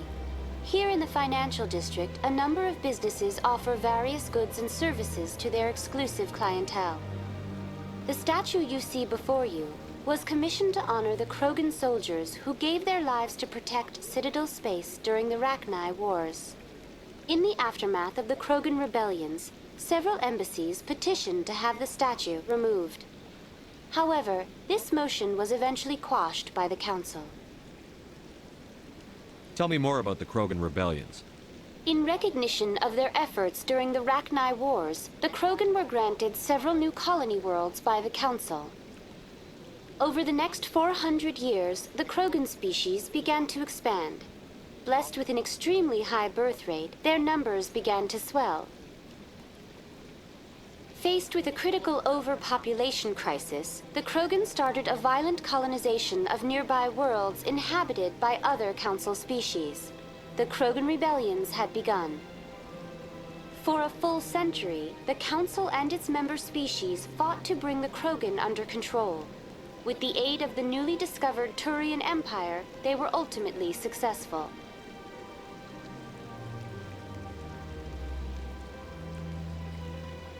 Why did the Council fight so hard to keep the statue? The Krogan were instrumental in saving the galaxy from the Rachni threat.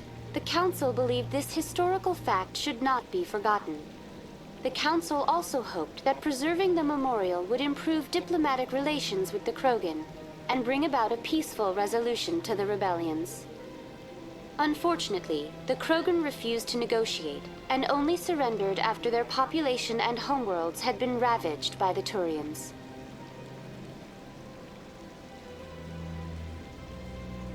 What were the Rachni Wars?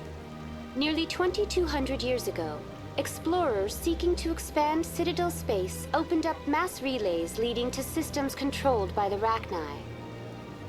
A highly intelligent and aggressive insect race, the Rachni unleashed a war of conquest against the rest of the galaxy that lasted for nearly 3 centuries. The emergence of the Krogan finally turned the tide in favor of the Citadel species. Krogan forces provided the numbers necessary to halt the Rachni advance and drive them back. The Krogan then pursued their retreating fleets. Able to survive the harsh environments of the Rachni homeworlds, the Krogan hunted their enemy to extinction.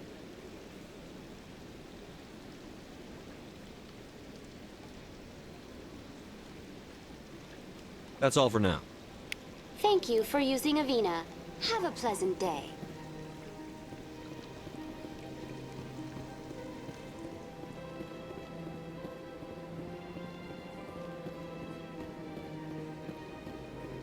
That's nothing. I've had my office rearranged 5 times now. 5 times? Why? What do they want? How should I know? It's not like keepers offer an explanation for what they do.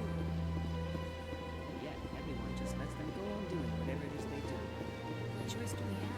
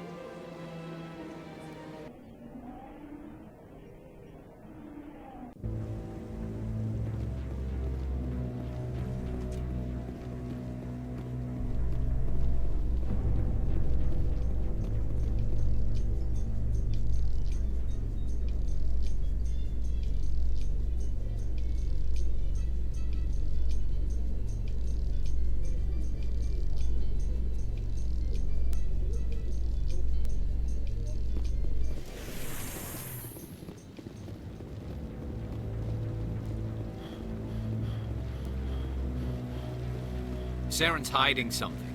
Give me more time. Stall them. Stall the Council? Don't be ridiculous. Your investigation is over, Garrus.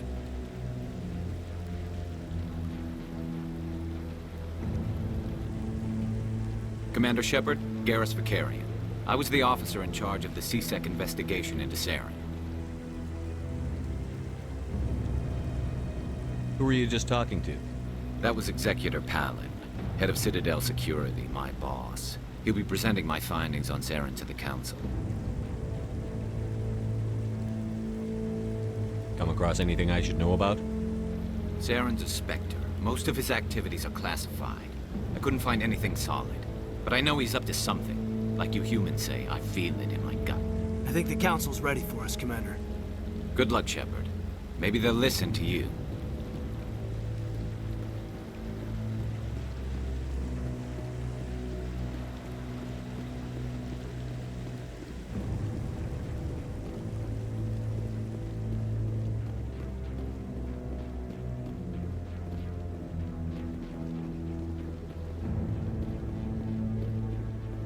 Don't be ridiculous. The Volus won't be joining the Council for years. I'm not so sure. The humans are making a strong push, and you can bet the Volus will be right on their coattails if they succeed.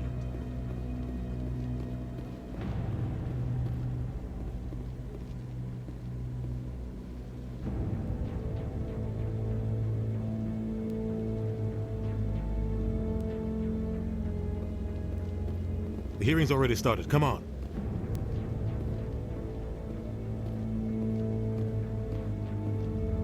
The Geth attack is a matter of some concern, but there is nothing to indicate Saren was involved in any way.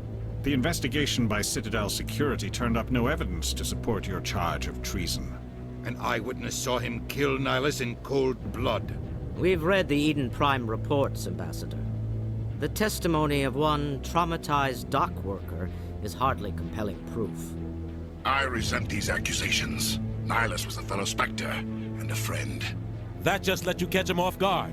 Captain Anderson, you always seem to be involved when humanity makes false charges against me. And this must be your protege, Commander Shepard, the one who let the beacon get destroyed.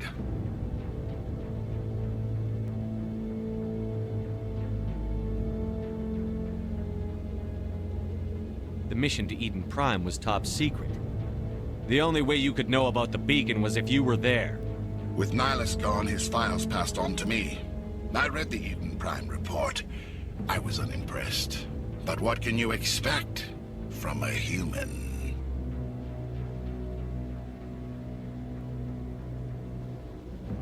Saren despises humanity. That's why he attacked Eden Prime. Your species needs to learn its place, Shepard. You're not ready to join the Council.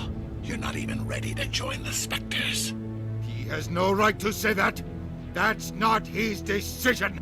Shepard's admission into the Spectres is not the purpose of this meeting. This meeting has no purpose. The humans are wasting your time, Counselor, and mine.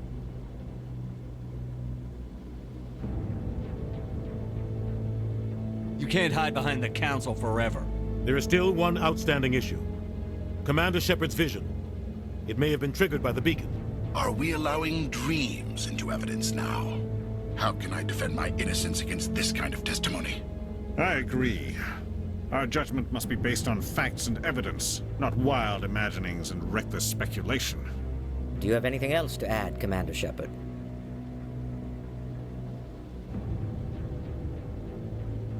You've made your decision. I won't waste my breath.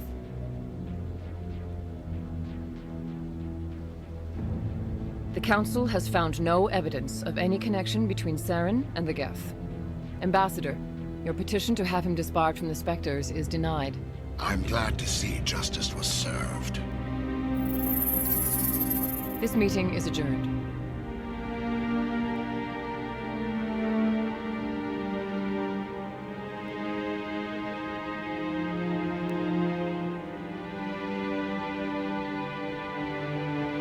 It was a mistake bringing you into that hearing, Captain. You and Saren have too much history. It made the Council question our motives. I know Saren. He's working with the Geth for one reason. To exterminate the entire human race. Every colony we have is at risk. Every world we control is in danger. Even Earth isn't safe.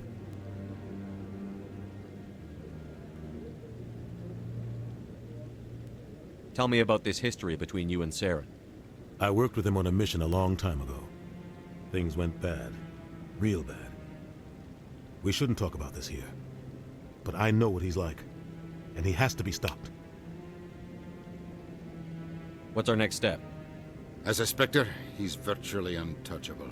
We need to find some way to expose him. What about Garrus, that CSEC investigator? We saw him arguing with the Executor.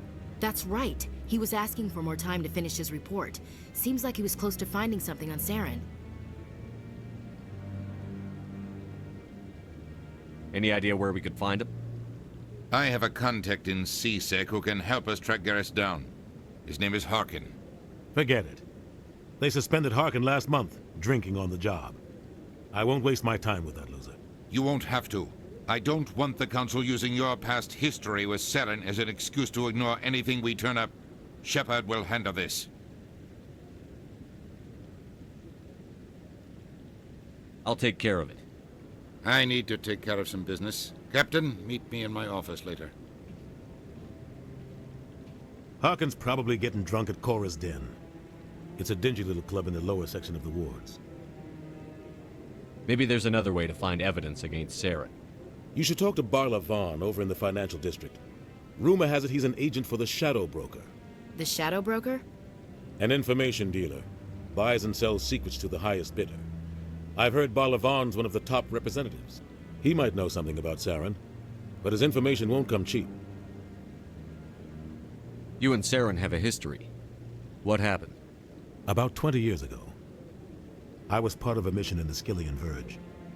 I was working with Saren to find and remove a known terrorist threat. Saren eliminated his target, but a lot of people died along the way, innocent people. And the official records just covered it all up. But I saw how he operates. No conscience, no hesitation. He'd kill 1,000 innocent civilians to end a war without a second thought.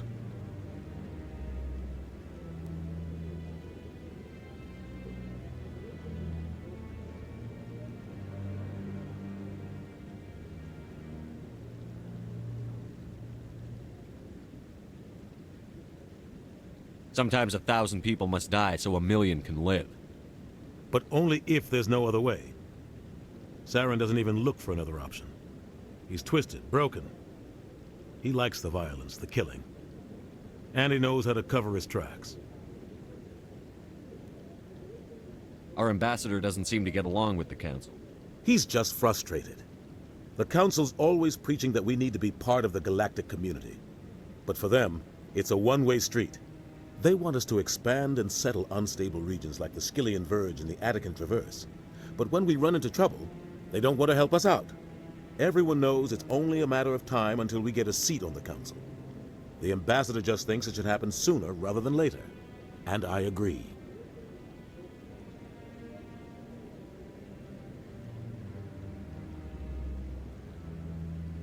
Maybe they'd let us join the Council if we were more willing to cooperate with the other species. Of course they would. If we did everything they told us to, they'd love to have us on the Council. But it wouldn't be much of a deal for us. I understand their side.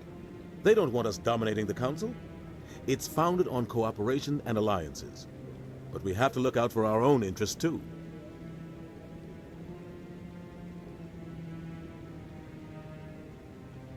You don't think much of Harkin. The guy joined CSEC about 20 years ago. He's been an embarrassment to our species ever since. Roughing up suspects in custody, bribery accusations, alcohol and drug use. The embassy used to step in when he got in trouble. But I guess enough was enough. The guy's a scumbag. He should have been cut loose a long time ago. He was one of the first human CSEC officers. Guess it would have looked bad if he got fired. A lot of backroom deals were worked out over the years to keep him on the force.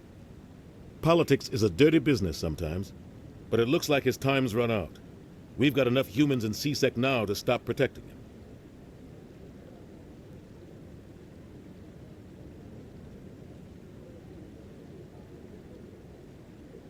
I thought this embassy was supposed to help humans. Harkin may be human, but he's also an ass. He's had more than his share of chances. If the embassy wasn't protecting him, he would have been fired 15 years ago. C-Sec is better off without him. I want to know more about the Spectres. They're not your typical government agency. They tend to work alone, behind the scenes. They take care of problems the Council can't. It's not easy preserving peace across an entire galaxy. The Council prefers to use diplomacy and negotiation. But sometimes more extreme measures are needed.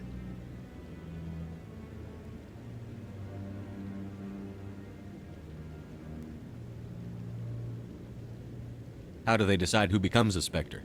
You can't just apply to join. There's no training program. Spectres aren't made. They're born. The Council's always looking for exceptional individuals. People who can get the job done, like you. They've been watching you for years. They see something in you. They want you on their side. Nihilus was supposed to give them a final recommendation, but with him gone, things are still up in the air. What's their command structure like? There is no command structure. Each Spectre answers directly to the Council. Sometimes they're sent on specific missions. Other times, they act on their own. They tend to operate outside the law, do whatever it takes to accomplish their goals. The Council just turns a blind eye. Spectres have a lot of power, Shepard. They sound like shadow operatives. Everything about them is classified. We don't even know how many there are. The latest Alliance estimate puts their numbers under 100. But the Council couldn't do its job without them. They're the Citadel's top agents, the last line of defense, the final option before open war. The entire galaxy respects and fears them. If a Spectre shows up, you know something big is about to happen. What happens when a Spectre goes rogue, like Saren? It doesn't happen often. The Council is careful when they select their candidates. But when something does go wrong, there's usually only one solution.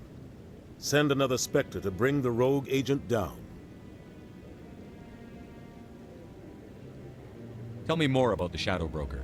He's a necessary evil of galactic politics. Buying and selling information is a part of the game. And the Shadow Broker just happens to be the best player on the field. Always sells to the highest bidder. Doesn't get involved in politics, doesn't pick sides. A simple system, but it works. He's not a threat to anyone, not directly. He's just a resource we can use, or she is. Or maybe they are. Nobody really knows.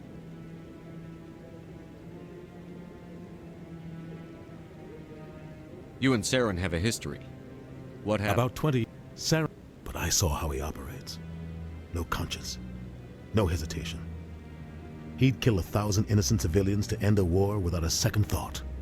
Tell me about Barlavan. He specializes in moving large sums of money without leaving a paper trail. A financial genius, doesn't do anything illegal, but he knows all the loopholes. He's got an impressive client list. Ambassadors, diplomats, Spectres. That's probably why the Shadow Broker uses him. I should go. Good luck, Shepard. I'll be over in the ambassador's office if you need anything else.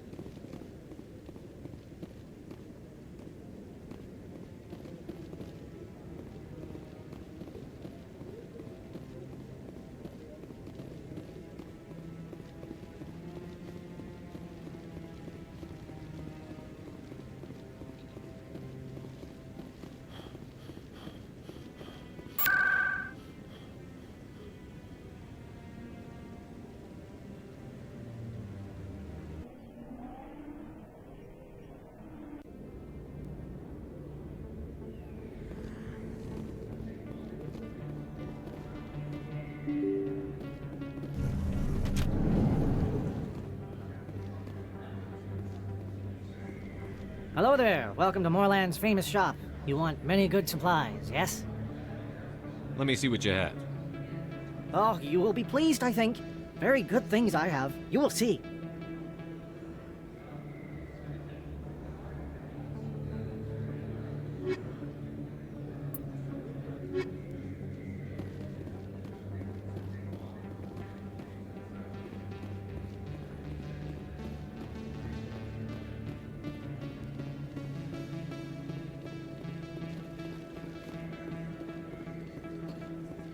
Is that really? Wow! It's you! You're Commander Shepard, the hero of Eden Prime. I am so honored to meet you. Nice to meet you. And you are? My name is Conrad. Conrad Werner.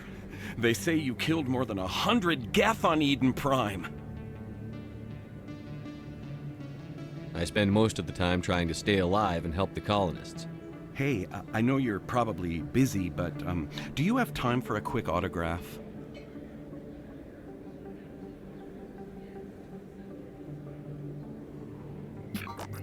Anything for a fan. Here. Thanks. I really appreciate it. My wife is going to be so impressed. I'll let you get back to work. But next time you're on Earth, I'd love to buy you a drink. Thanks again!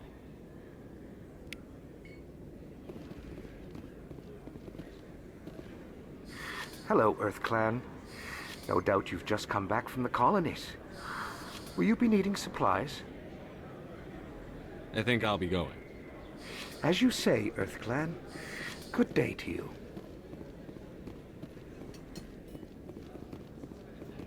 I don't think you bought this here. I don't sell this model.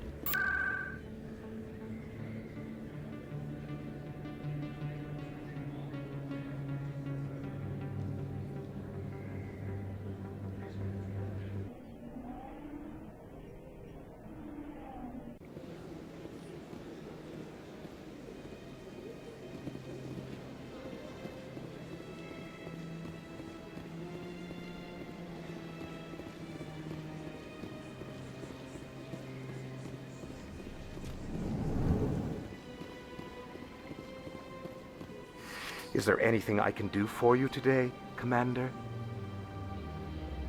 I've heard you work for the Shadow Broker. Do you have any information about Saren?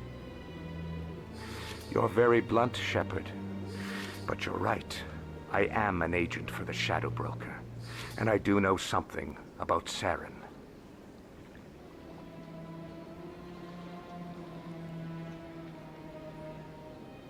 I hear your information can be expensive.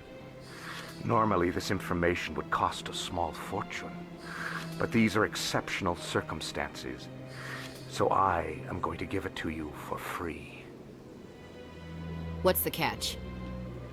There is no catch. The Shadow Broker is quite upset with Saren right now. They used to do a lot of business until Saren turned on him.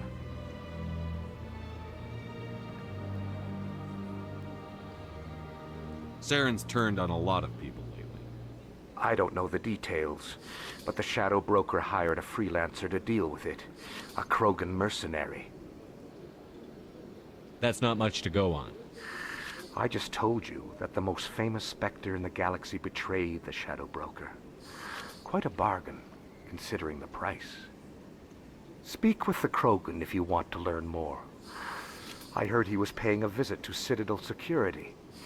If you hurry, you might catch him before he leaves the Academy. Isn't it strange that a Krogan would want to speak with C-Sec? Very. However, I doubt the visit was entirely his choice. You'll need to speak with him if you want to know more. Thanks for the info. My pleasure, Commander.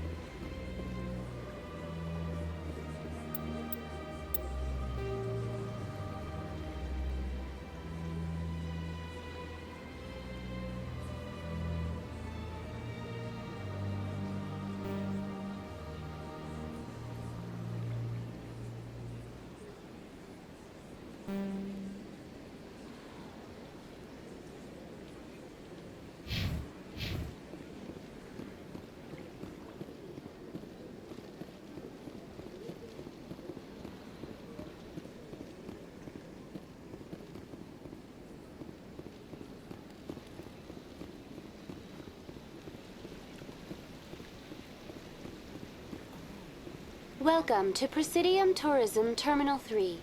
Here in the financial district, a number of... The statue you see before... In the aftermath of the Krogan rebellions. That's all for now. Thank you for using Avina.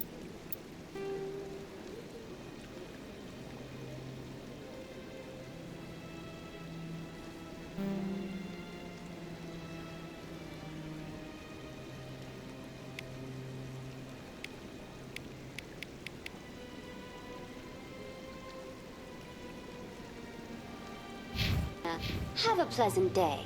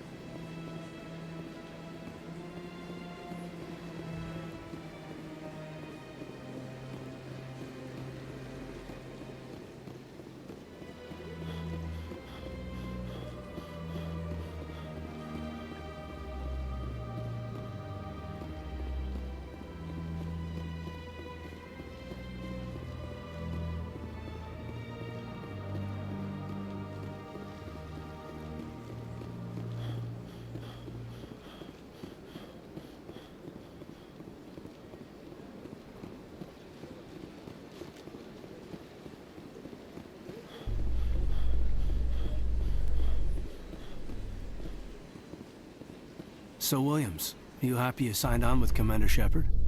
I'm not sure, Lieutenant. Every time I think I have a handle on things, the Universe Bank's hard to port. Well, don't let anybody know. A big gun and a confident attitude will get you through a lot in life.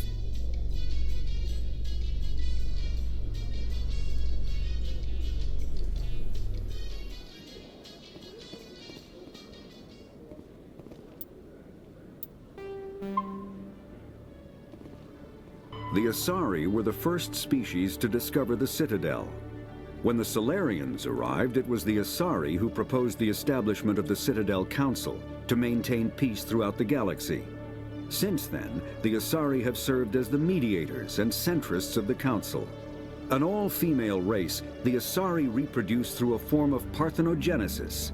They can attune their nervous system to that of another individual of any gender and of any species to reproduce. This capability has led to the unseemly and inaccurate rumors about Asari promiscuity. Asari can live for over 1,000 years, passing through 3 stages of life.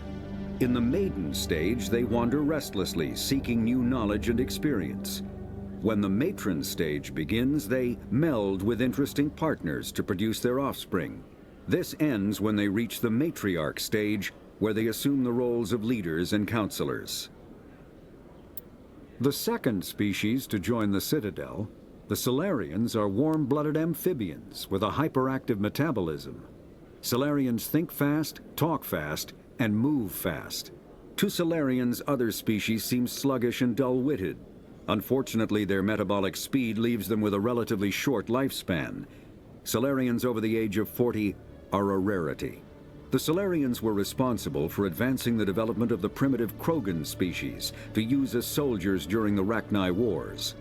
They were also behind the creation of the genophage bioweapon the Turians used to quell the Krogan rebellions several centuries later. Salarians are known for their observational capability and non-linear thinking.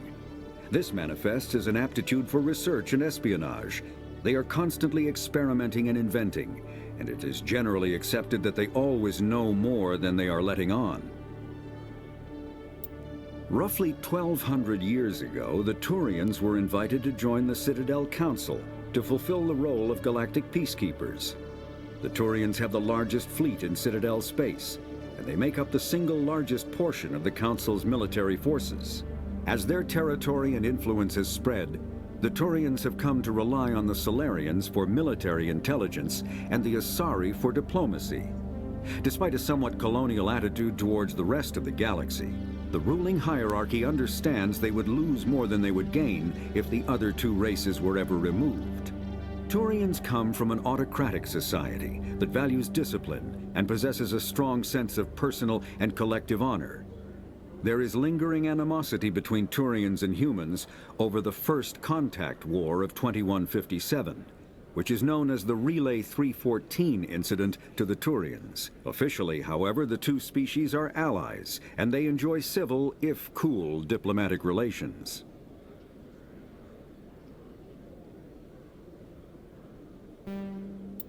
The Asari. 50,000 years ago, the Protheans were the only spacefaring species in the galaxy. They vanished in a swift galactic extinction. Only the legacy of their empire remains. They are believed to have built the mass relays and the Citadel, which have allowed numerous species to explore and expand throughout the galaxy. Prothean ruins are found on worlds across the galaxy. While surprisingly intact for their age, functioning examples of Prothean paleotechnology are rare. Time and generations of looters have picked their dead cities and derelict stations clean. Some believe the Protheans meddled in the evolution of younger races. The Hanar homeworld of Kaj'e, for example, shows clear evidence of former Prothean occupation. The presence of a former Prothean observation post on Mars has caused a rebirth of interventionary evolutionists among humans. These individuals believe the god myths of ancient civilizations are misremembered encounters with aliens. Though now extinct, the Rachni once threatened every species in Citadel space. Over 2,000 years ago, explorers foolishly opened a mass relay to a previously unknown system and encountered something never seen before or since, a species of spacefaring insects guided by a hive mind intelligence. Unfortunately, the Rachni were not peaceful, and the galaxy was plunged into a series of conflicts known as the Rachni Wars. Attempts to negotiate were futile, as it was impossible to make contact with the hive queens that guided the race from beneath the surface of their toxic home world. The emergence of the Krogan ended the Rachni Wars. Bred to survive the harshest environments, the Krogan were able to strike at the queens in their lairs and reclaim conquered council worlds. But when Krogan fleets pressed them back to their homeworld, the Rachni refused to surrender, and the Krogan eradicated them from the galaxy.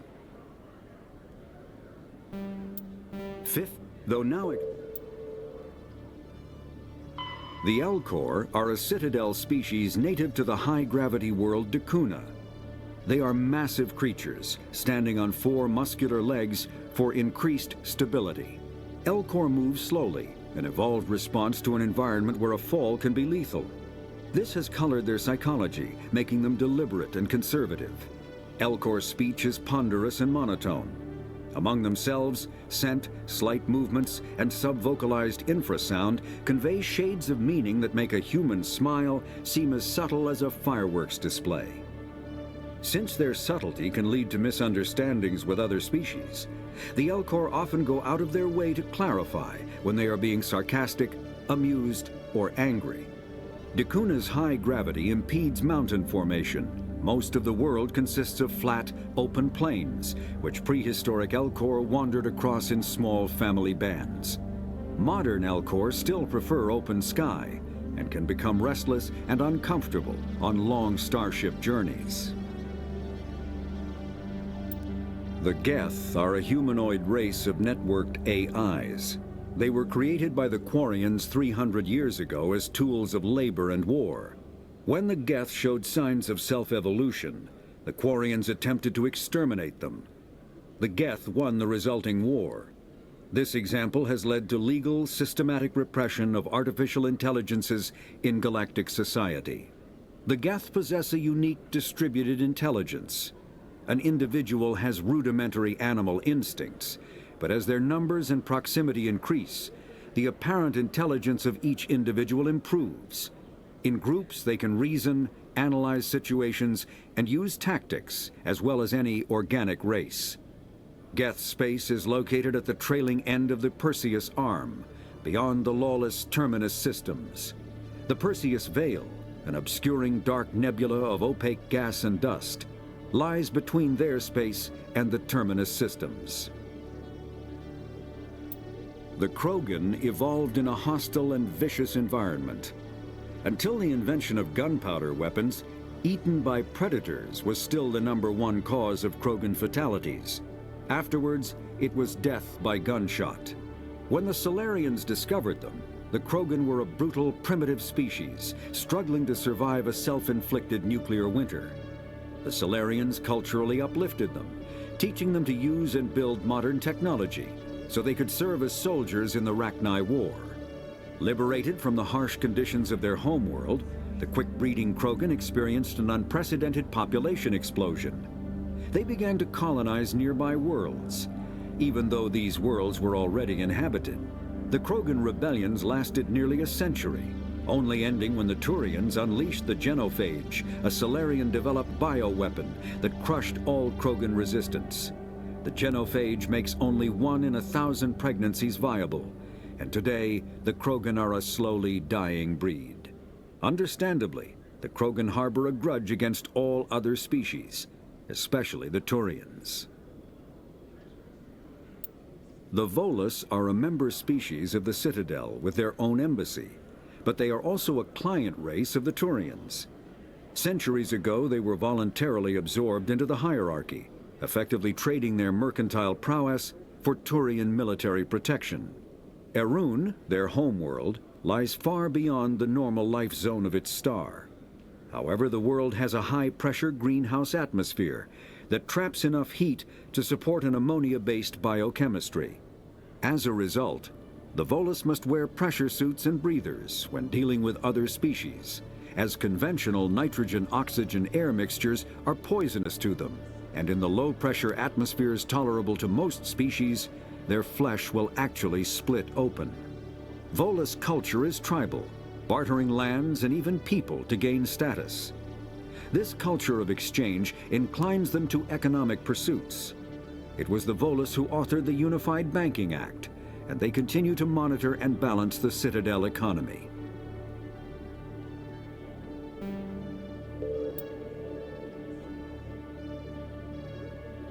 After the Geth secure a location, they round up and impale dead and living bodies on mechanical spikes.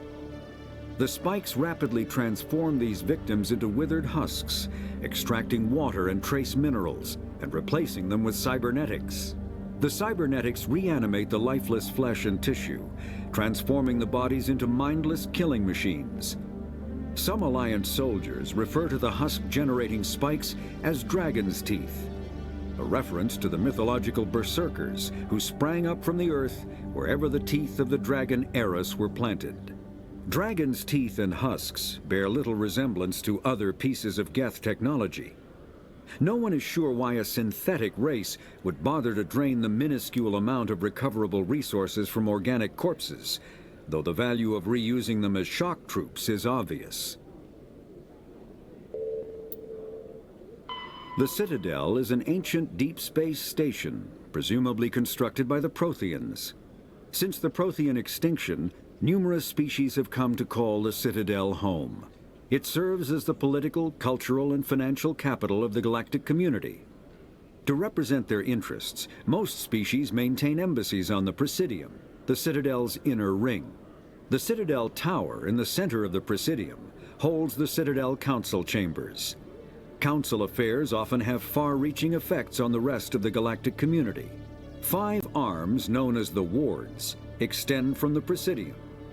Their inner surfaces have been built into cities, populated by millions of inhabitants from across the galaxy. The Citadel is virtually indestructible.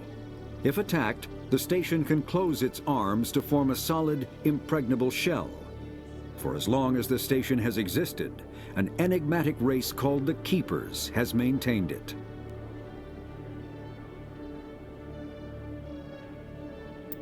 The Council is an executive committee composed of representatives from the Asari Republics, the Turian Hierarchy, and the Salarian Union. Though they have no official power over the independent governments of other species, the Council's decisions carry great weight throughout the galaxy. No single Council race is strong enough to defy the other two, and all have a vested interest in compromise and cooperation. Each of the Council species has general characteristics associated with the various aspects of governing the galaxy. The Asari are typically seen as diplomats and mediators. The Solarians gather intelligence and information. The Turians provide the bulk of the military and peacekeeping forces. Any species granted an embassy on the Citadel is considered an associate member, bound by the accords of the Citadel Conventions. Associate members may bring issues to the attention of the Council, though they have no input on the decision. The Human Systems Alliance became an associate member of the Citadel in 2165. Spectres are agents from the Office of Special Tactics and Reconnaissance, and answer only to the Citadel Council. They are elite military operatives, granted the authority to deal with threats to peace and stability in whatever way they deem necessary. They operate independently or in groups of 2 or 3. Some are empathetic peacekeepers, resolving disputes through diplomacy. Others are cold-blooded assassins, ruthlessly dispatching problem individuals. All get the job done one way or another, often operating outside the bounds of galactic law. The Spectres were founded after the Solarians joined the Council. For many years they operated in secrecy as backroom problem solvers. Only after the Krogan rebellions did their activities become publicized. Assignment of a Spectre is less contentious than a military deployment, but makes it clear that the Council is concerned about a situation.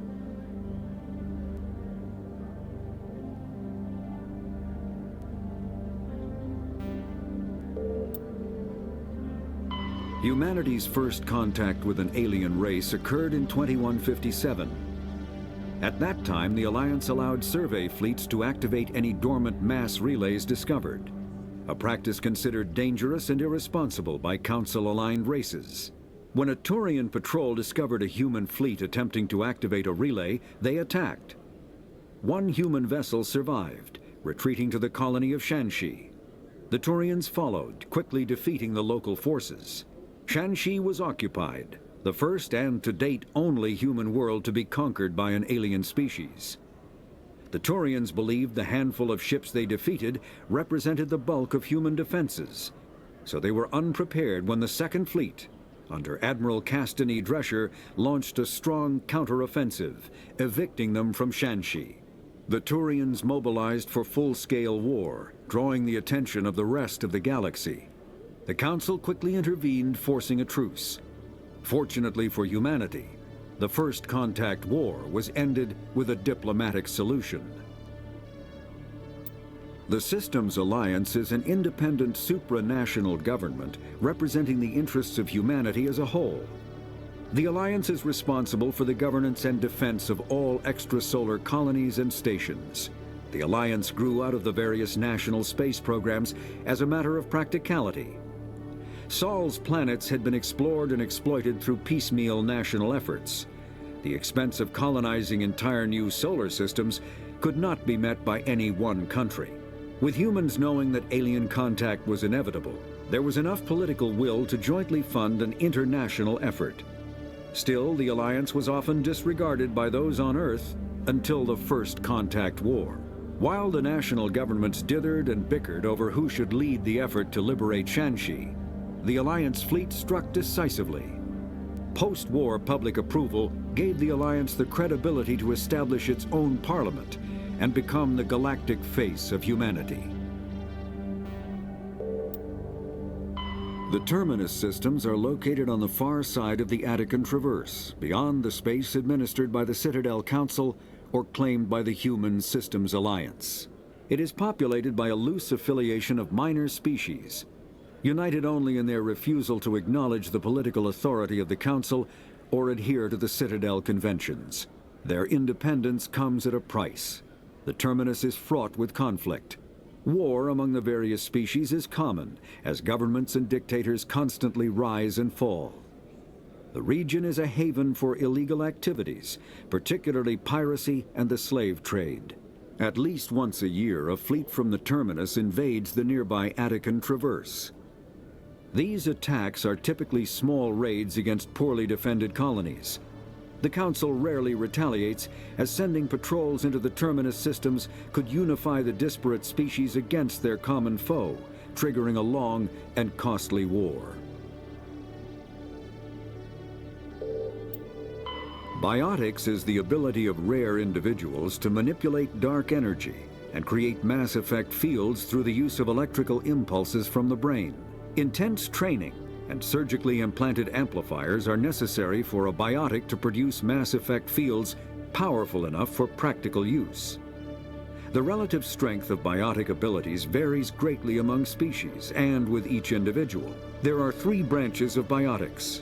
Telekinesis uses mass-lowering fields to levitate or impel objects.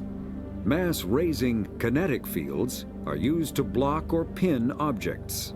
Spatial distortion uses rapidly shifting mass fields to shred objects. Most organic species are capable of developing biotic abilities, though there are risks involved. Biotics are the result of an in utero exposure to element 0. This usually causes fatal cancers in the victim, but in rare cases, it coalesces into nodules within the fetus's developing nervous system. A virtual intelligence is an advanced form of user interface software. VIs use a variety of methods to simulate natural conversation, including an audio interface and an avatar personality to interact with. Although a VI can provide a convincing emulation of sentience, they are not self-aware, nor can they learn or take independent action. VIs are used as operating systems on commercial and home computers. Minimal VI agents are also available. Agents are compact and specialized. Some serve as personal secretaries, filtering calls and scheduling meetings based on user-defined priorities. Others are advanced search engines, propagating themselves across the extranet to collate user-requested data. Commercial VIs in a variety of stock personalities are available at any software retailer. Boutique firms and hobbyists also build unique VIs to personal specification. Although software emulation of living personalities is illegal, reconstructions of famous historical figures are common. Omni-tools are handheld devices that combine a computer microframe, sensor analysis pack, and manufacturing fabricator. Versatile and reliable, an Omni-tool can be used to analyze and adjust the functionality of most standard equipment, including weapons and armor, from a distance. The fabrication module can rapidly assemble small three-dimensional objects from common reusable industrial plastics, ceramics, and light alloys. This allows for field repairs and modifications to most standard items, as well as the reuse of salvaged equipment. Omni-tools are standard issue for soldiers and first-in colonists.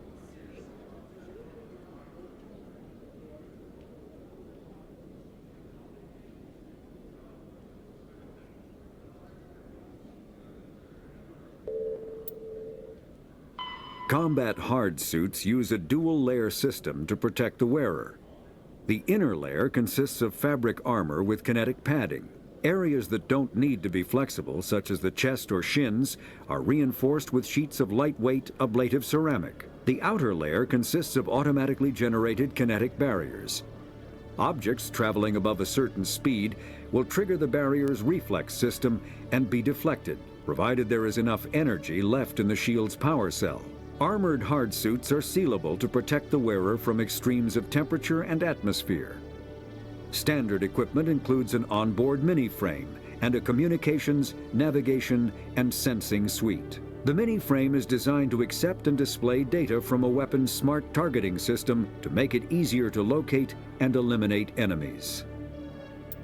Kinetic barriers, more commonly called shields, provide protection against most mass accelerator weapons. Whether on a starship or a soldier's suit of armor, the basic principle remains the same. Kinetic barriers are repulsive mass effect fields, projected from tiny emitters. These shields safely deflect small objects traveling at rapid velocities. This affords protection from bullets and other dangerous projectiles, but still allows the user to sit down without knocking away their chair. The shielding afforded by kinetic barriers does not protect against extremes of temperature, toxins, or radiation. Medigel is a common medicinal salve used by paramedics, EMTs, and military personnel. It combines several useful applications. a local anesthetic, disinfectant, and clotting agent all in one. Once applied, the gel is designed to grip tight to flesh until subjected to a frequency of ultrasound. It is sealable against liquids, most notably blood, as well as contaminants and gases. The gel is a genetically engineered bioplasm created by the CERTA Foundation, a medical technology megacorp based on Earth. Technically, Medigel violates Council laws against genetic engineering, but to date, it has proved far too useful to ban.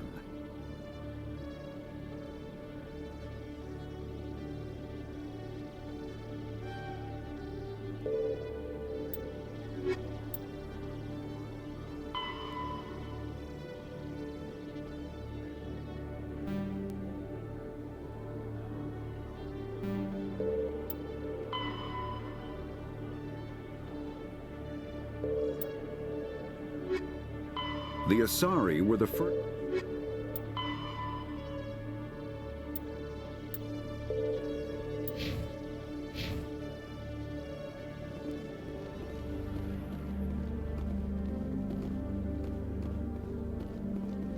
In light of the recent attack on Eden Prime, many colonial investors are pulling their support for future projects. Proponents of expanded human colonization insist that Eden Prime was an isolated case. Nevertheless, colonist enrollment has dropped sharply. Many colonial proposals are on hold until backers have some reassurance that human colonies will be adequately protected.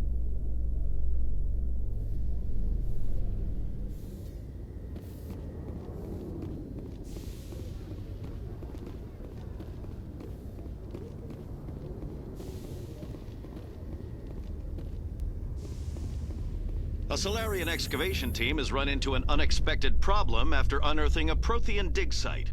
Hanar protesters have blockaded the dig site, claiming that artifacts of the Enkindlers, as the Hanar call them, should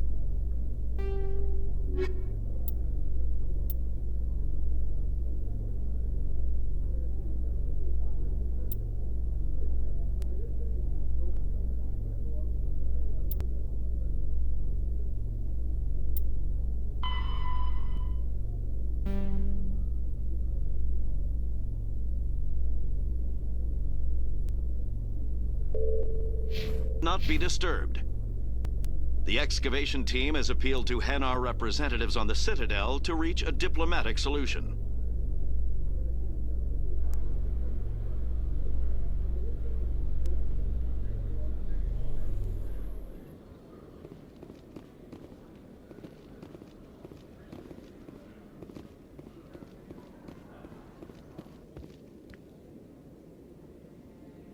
Witnesses saw you making threats in Fist's bar. Stay away from him. I don't take orders from you. This is your only warning, Rex. You should warn Fist. I will kill him. You want me to arrest you? I want you to try.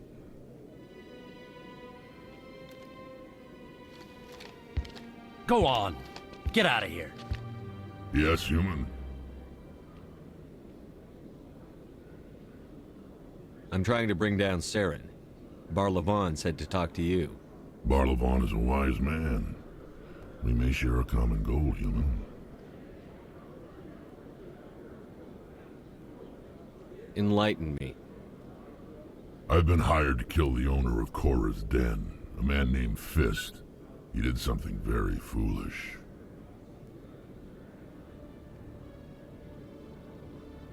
What did he do? He betrayed the Shadow Broker. A Quarian showed up here on the Citadel. She was on the run. She wanted to trade information for a safe place to hide, so she went to Fist. He promised to arrange a meeting between her and the Shadow Broker. Instead, he contacted Saren. What does Saren have to do with this? Well, the Quarian has something that connects Saren to the Geth. He paid Fist a small fortune for her. If we get our hands on that evidence, we can prove that Saren's a traitor. And the Council will have to listen to us.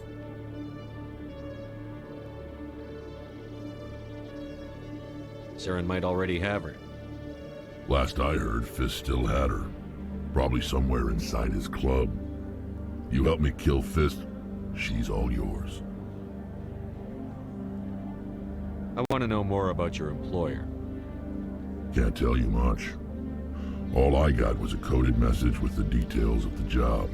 Standard procedure. What about Garrus, that Turian? He wants to take Saren down too. He might come in handy. He was here just before you showed up. Said he was going to follow up a lead on his investigation. Wanted to speak to the doctor at the med clinic. Move out.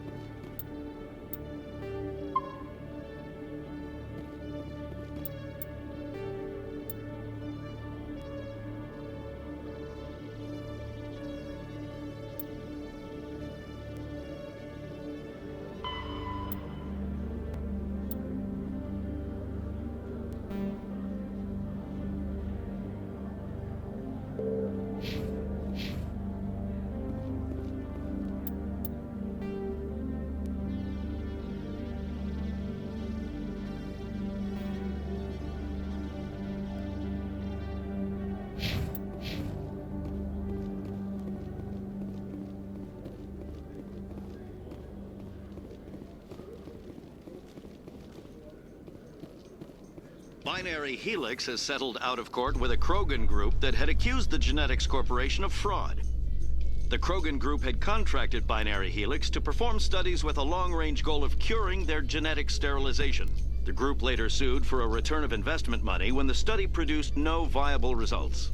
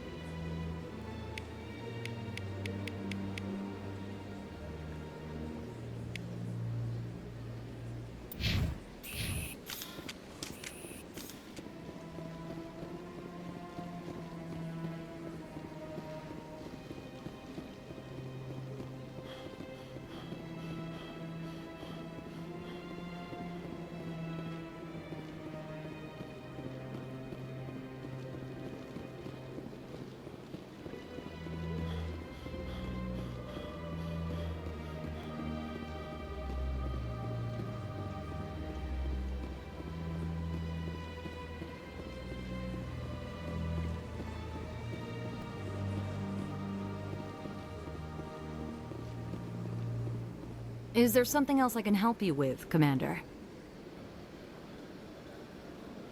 What is this place? This is the If you have more questions, please access Avina. What's that? Oh, Avina is the virtual guide for the Citadel. Feel free to access the terminal yourself. I should be going now. Have a pleasant day.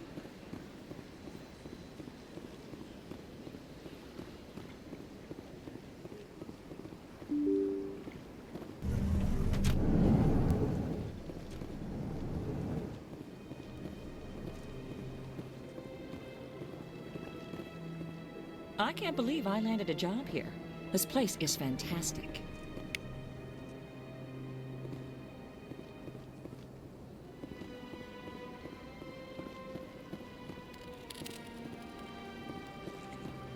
Human, delighted welcome.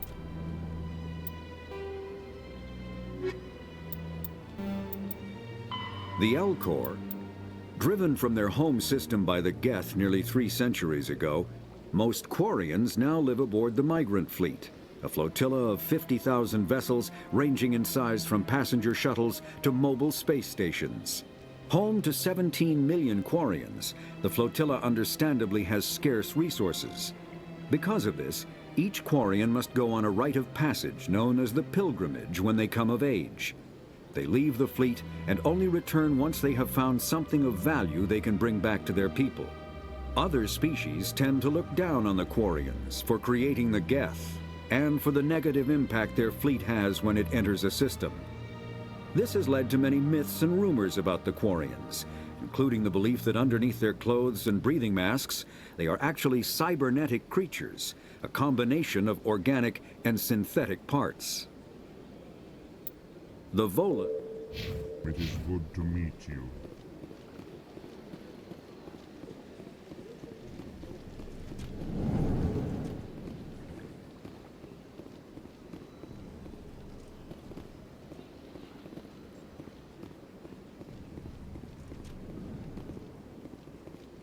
Hello, Commander. Can I get you something?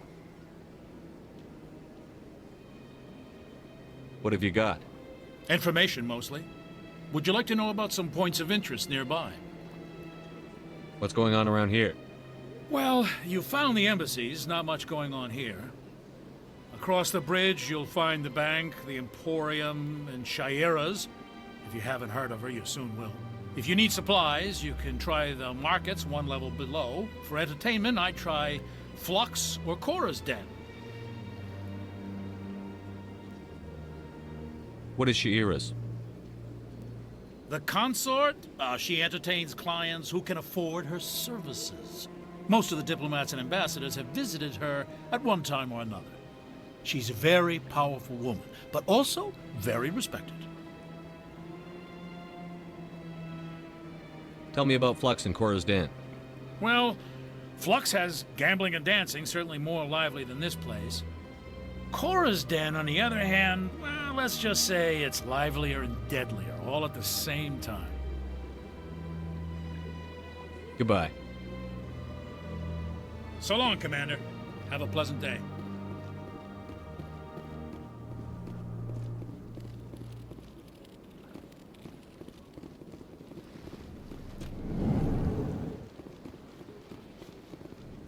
Don't believe the rumors. The consort would never reveal her secrets. Of course she wouldn't. She'd be tossed at the nearest airlock if she did. Commander Shepard, I didn't expect to see you here. Did Ambassador Udina send you? Have we met before? No, but I know you well enough. I'm Executor Palin, head of CSEC. It's my job to know when someone like you arrives on the Citadel. Was there something you needed, Commander?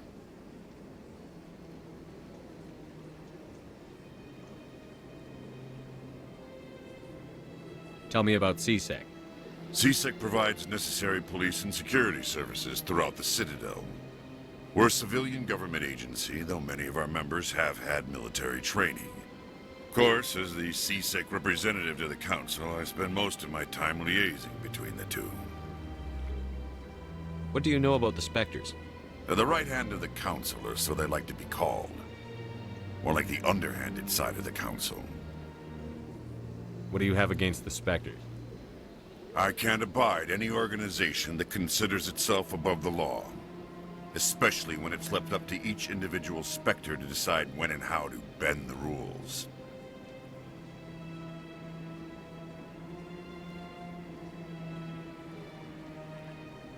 I get the feeling you're not too fond of humans.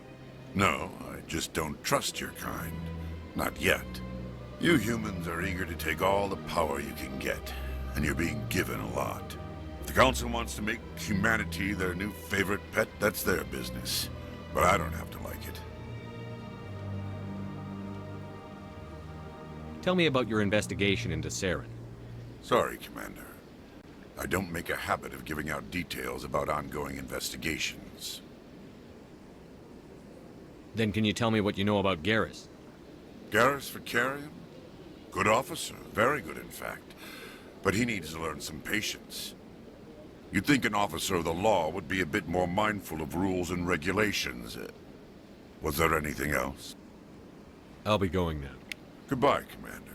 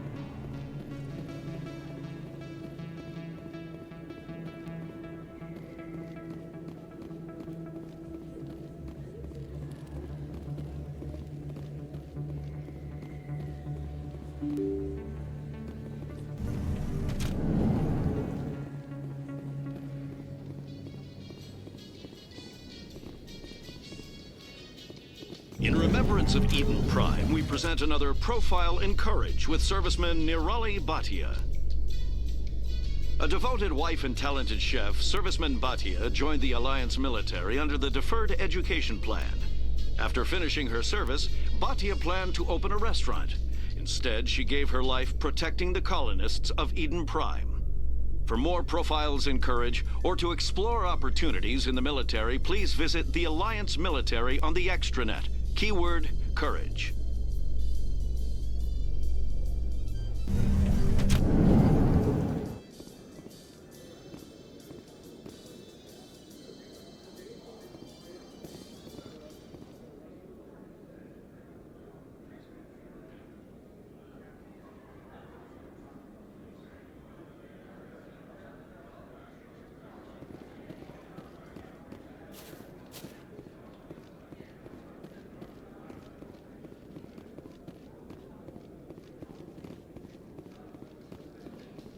In entertainment news, Francis Kitt has announced plans to direct Hamlet with Elcor cast members. The production will open dramatic theater to the Elcor with a Hamlet who uses Elcor body language.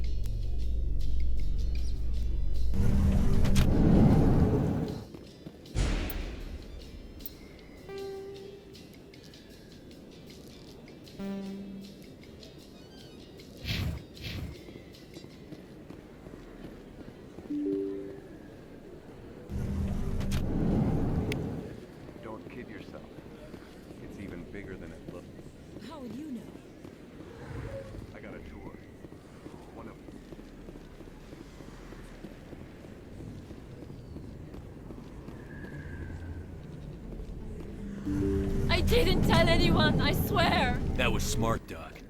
Now if Garrus comes around, you stay smart.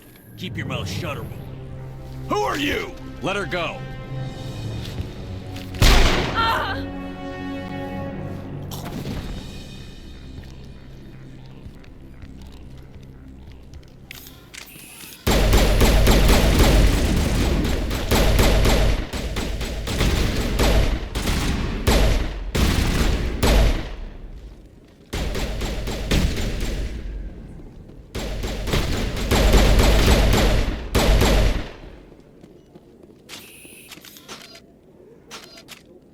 contacts, Commander.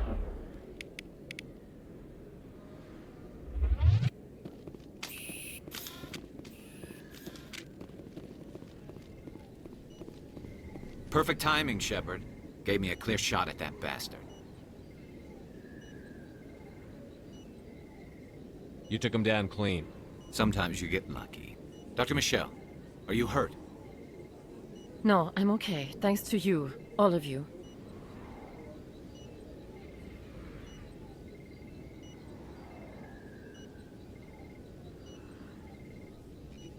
Why were they threatening you? Who do they work for? They worked for Feast. They wanted to shut me up. Keep me from telling Garrus about the Quarian. Just like Rex told us, Commander. She must be able to link Saren to the Geth. There is no way the Council can ignore this.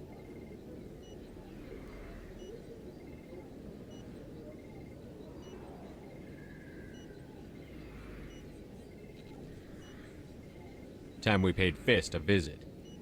This is your show, Shepard. But I want to bring Saren down as much as you do. I'm coming with you.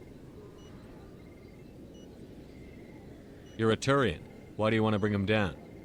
I couldn't find the proof I needed in my investigation, but I knew what was really going on. Saren is a traitor to the Council and a disgrace to my people. Welcome aboard, Garrus. Fist is going to be waiting for us. When we hit him, we better hit him hard.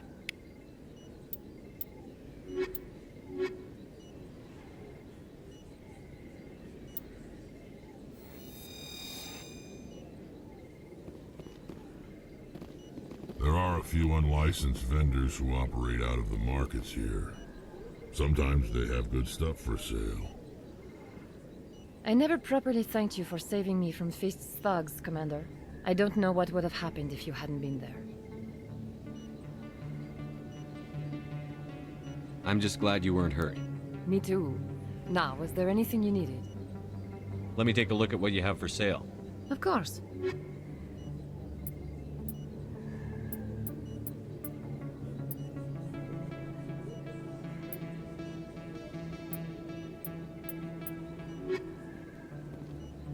Yes, Commander. Is there something I can do for you?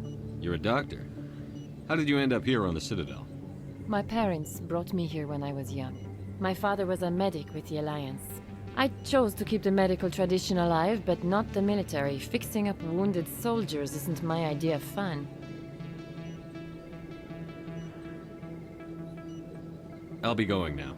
Goodbye, Commander. Nice talking to you.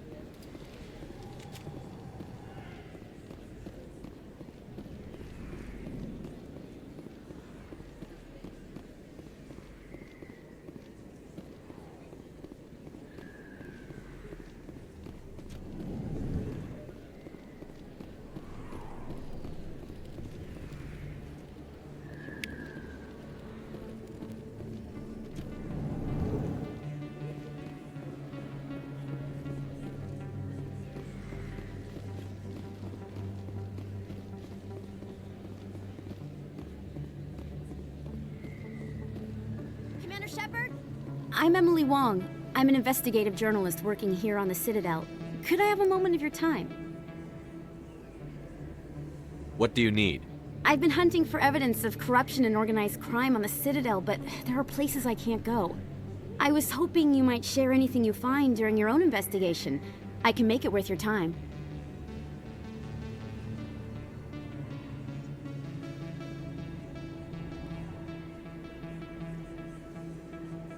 No promises. But if I find anything relating to your case, I'll inform you. Thank you, Commander. You won't regret it.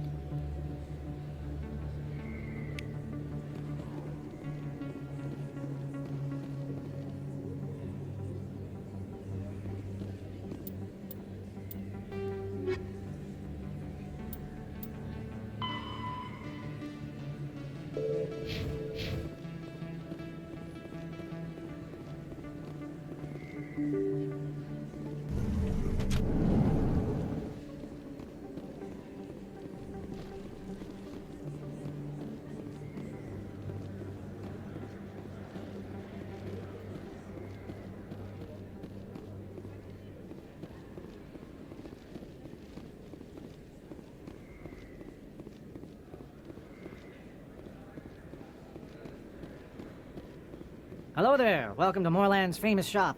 You want many good supplies, yes? Let me see what you have. Oh, you will be pleased, I think. Very good things I have. You will see.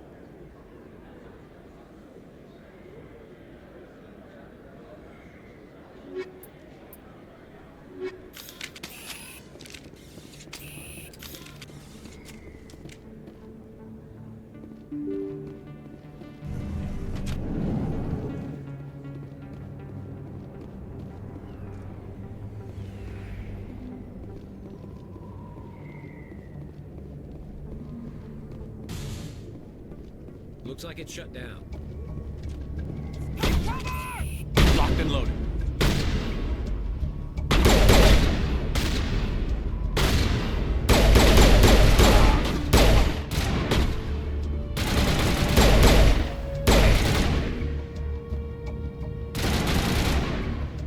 Get down!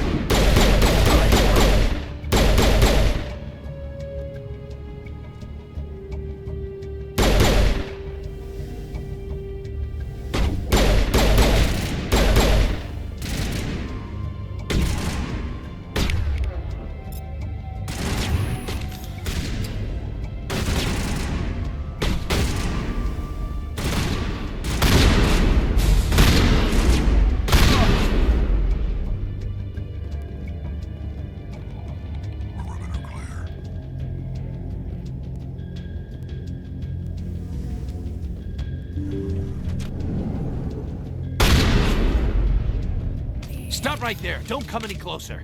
Warehouse workers. All the real guards must be dead. Stay back, or we'll shoot.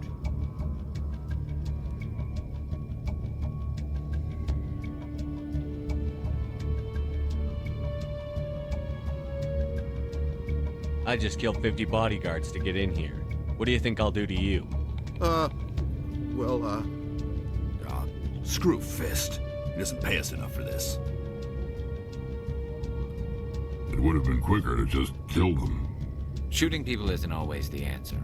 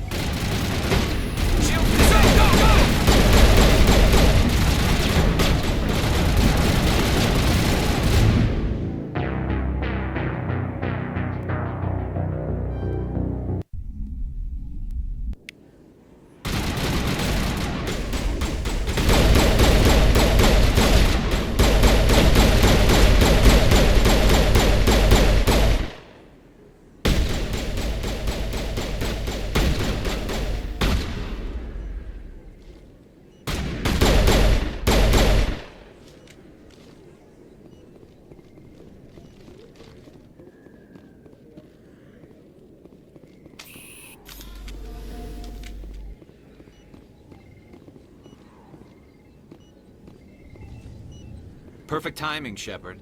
Gave me a clear shot at that bastard. You took him down clean. Sometimes you get lucky.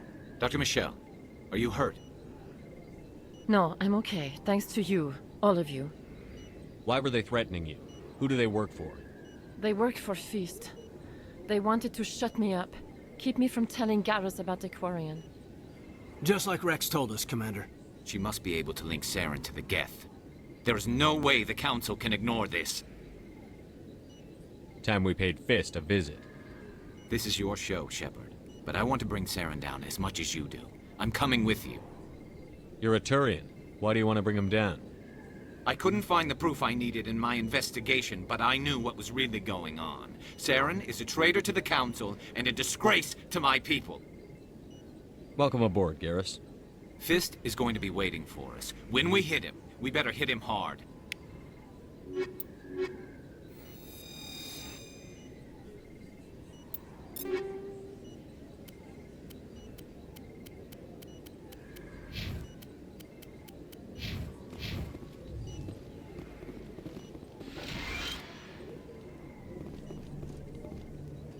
I never properly thanked you for saving me from Fist's thugs, Commander. I don't know what would have happened if you hadn't been there. I'm just glad you weren't hurt. Me too. Now, was there anything you needed? I'll be going now. Goodbye, Commander. Nice talking to you.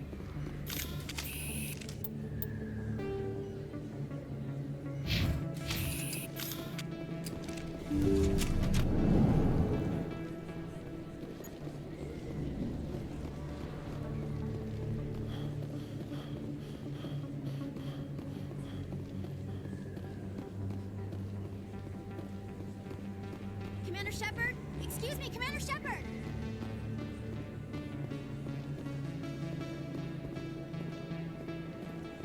I'm Emily Wong. I'm an investigative journalist working here on the Citadel.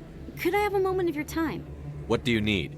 I've been hunting for evidence of corruption and organized crime on the Citadel, but there are places I can't go.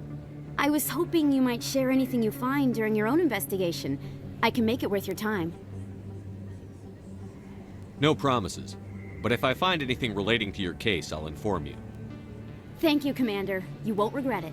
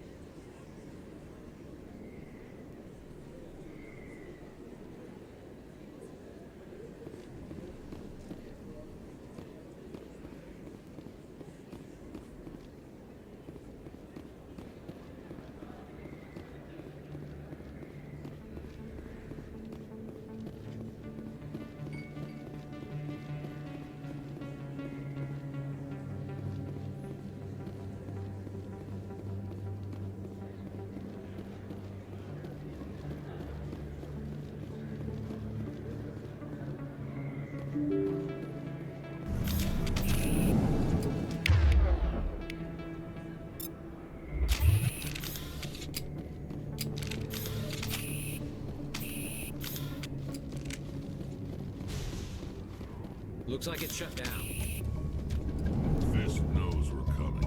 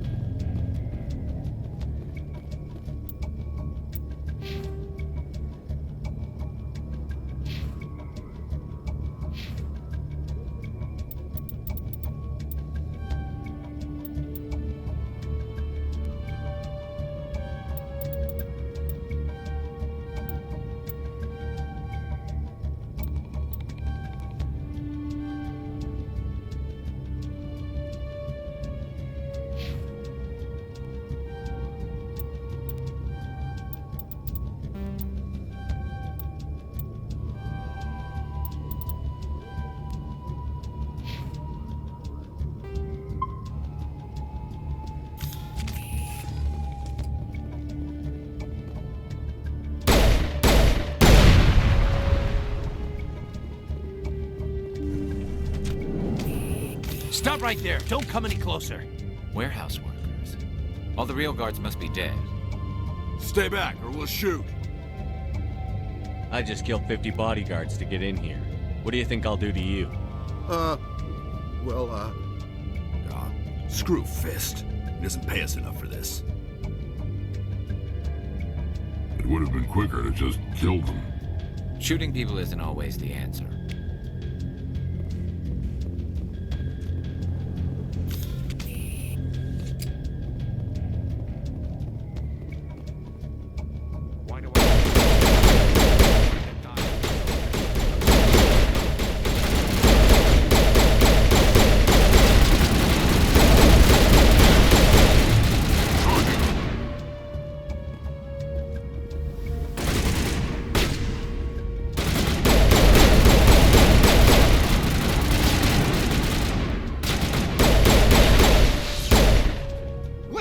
Don't kill me, I surrender!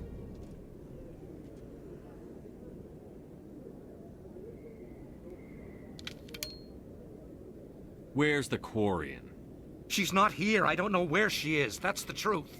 He's no use to you now. Let me kill him. Wait, I don't know where the Quarian is, but I know where you can find her. The Quarian isn't here. Said she'd only deal with the Shadow Broker himself. Face to face? Impossible. Even I was hired through an agent. Nobody meets the Shadow Broker, ever. Even I don't know his true identity. But she didn't know that. I told her I'd set a meeting up. But when she shows up, it'll be Saren's men waiting for her.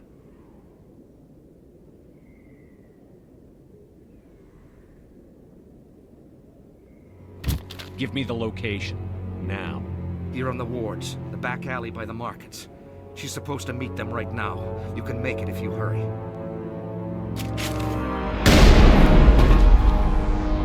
What are you doing? The Shadow Broker paid me to kill him. I don't leave jobs half done.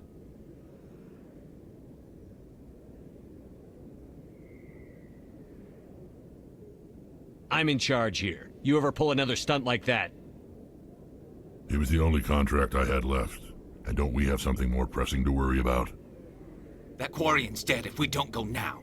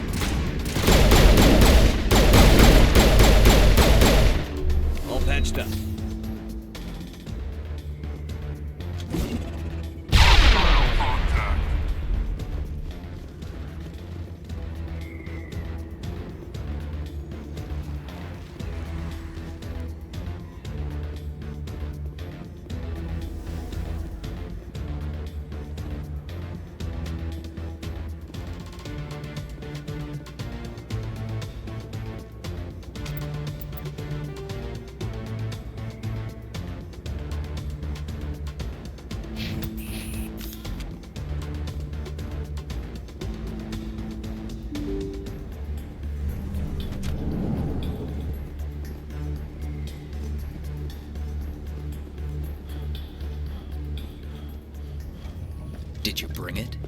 Where's the Shadow Broker? Where's Fist? They'll be here. Where's the evidence? No way. The deal's off.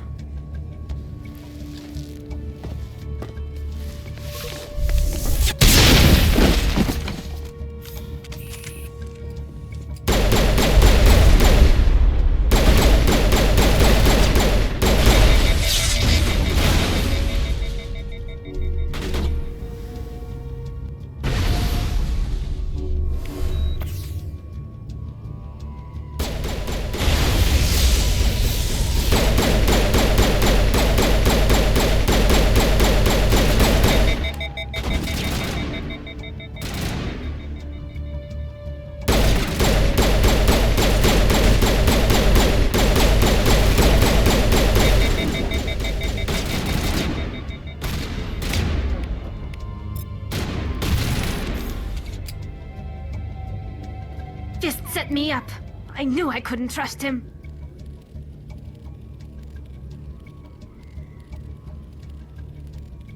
You've got proof Saren is working with the Geth. Hand it over. Not so fast. Who are you?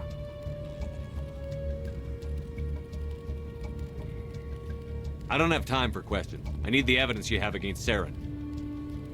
I guess I owe you. But not out here in the open. We need to go somewhere safe. We could take her to the human embassy. Your ambassador will want to see this anyway. You're not making my life easy, Shepard. Firefights in the wards, an all-out assault on Korra's den. Do you know how many... Who's this? A Quarian? What are you up to, Shepard?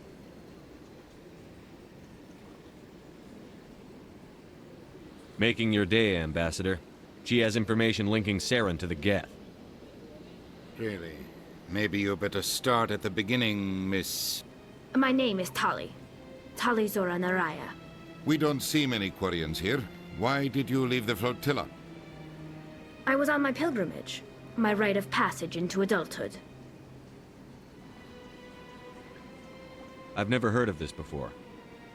It is a tradition among my people. When we reach maturity, we leave the ships of our parents and our people behind. Alone, we search the stars, only returning to the flotilla once we have discovered something of value. In this way, we prove ourselves worthy of adulthood. What kinds of things do you look for? It could be resources like food or fuel, or some type of useful technology, or even knowledge that will make life easier on the flotilla. Through our pilgrimage, we prove that we will contribute to the community, rather than being a burden on our limited resources.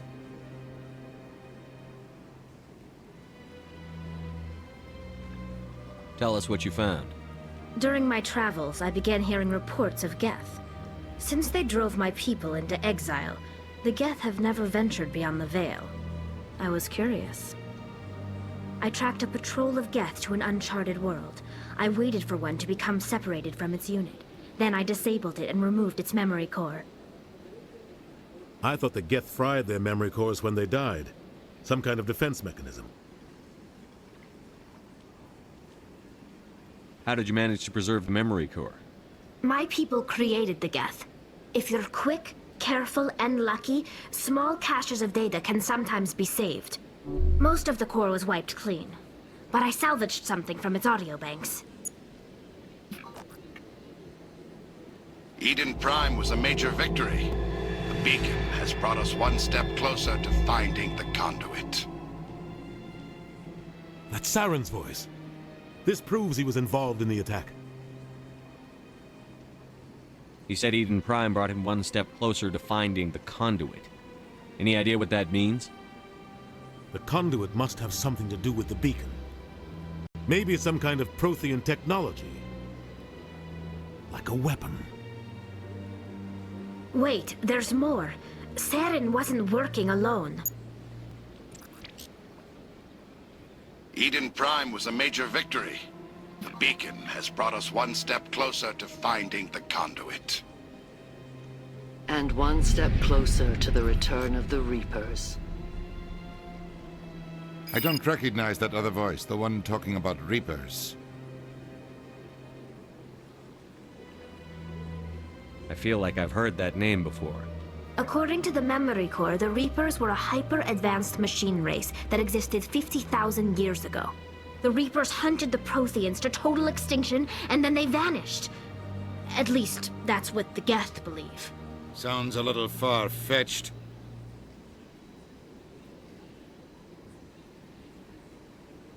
The vision on Eden Prime. I understand it now. I saw the Protheans being wiped out by the Reapers. The Geth revere the Reapers as gods, the pinnacle of non-organic life, and they believe Saren knows how to bring the Reapers back. The Council is just going to love this.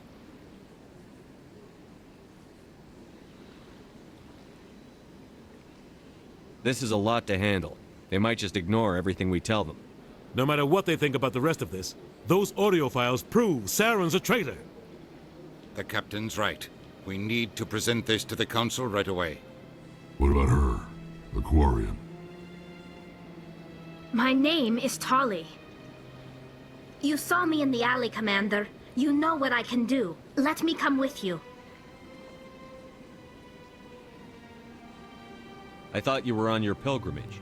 The pilgrimage proves we are willing to give of ourselves for the greater good. What does it say about me if I turn my back on this? Saren is a danger to the entire galaxy. My pilgrimage can wait. I'll take all the help I can get. Thanks. You won't regret this. Anderson and I will go ahead to get things ready with the Council. Take a few minutes to collect yourself, then meet us in the tower.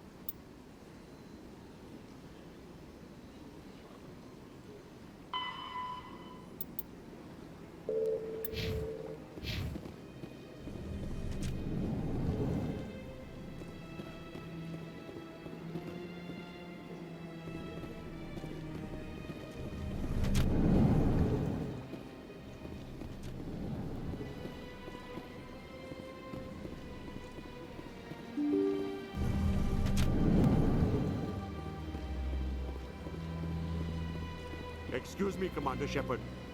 Commander Shepard, my name is Samesh Bhatia. Forgive the intrusion, but I have nowhere else to turn. It's no trouble. What can I do for you? My wife was a Marine. She was in the 212 on Eden Prime. I've requested that my wife's body be returned to me for cremation, but the military has refused my request.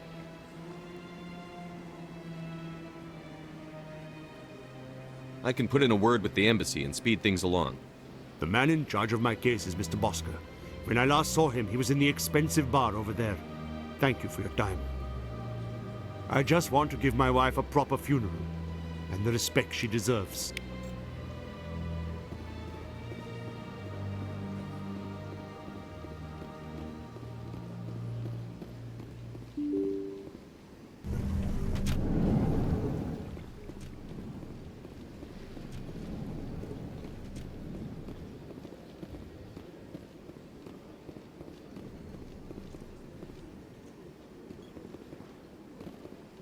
My goodness, you're Commander Shepard. Your activities made for quite a briefing in the Diplomatic Corps. Is there something I can do to assist you?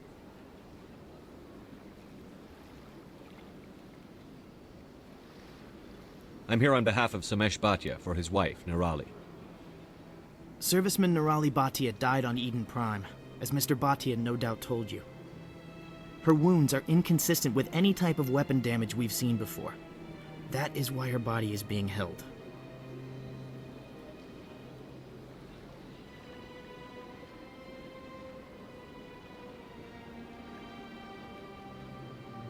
You're studying her injuries to learn more about Geth weaponry. The tests we're conducting may lead to better defenses against Geth attacks. Respectfully, Serviceman Bhatia may save more lives in death than she did in life.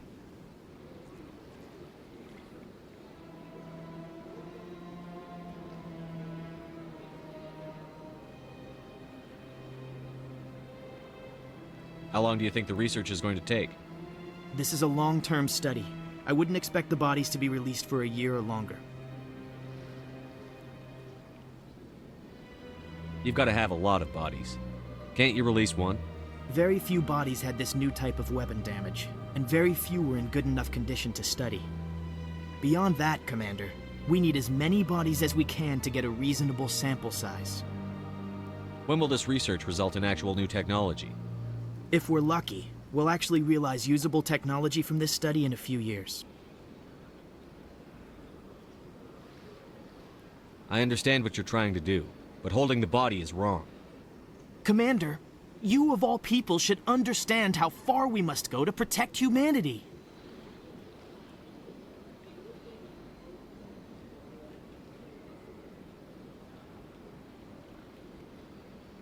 Not if we lose our humanity in the process. I'm out there fighting to stop crap like this. All right, Commander. You win.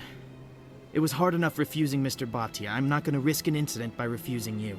Tell Samesh that the body is being shipped back to Earth. I'll go now to see to it myself.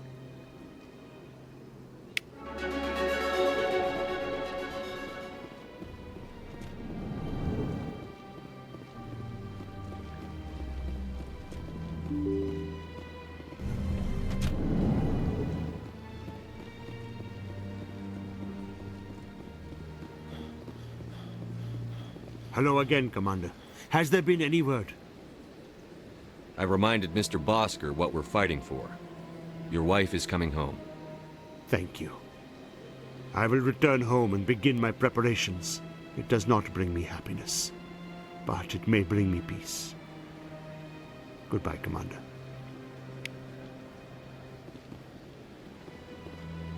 So much empty space.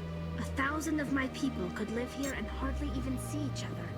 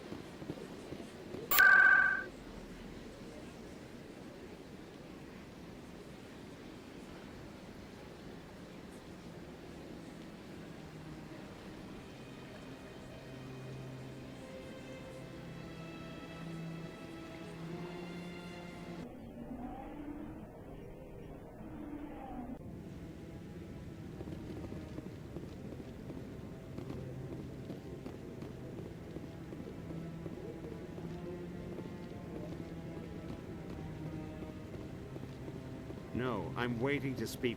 Commander? Commander?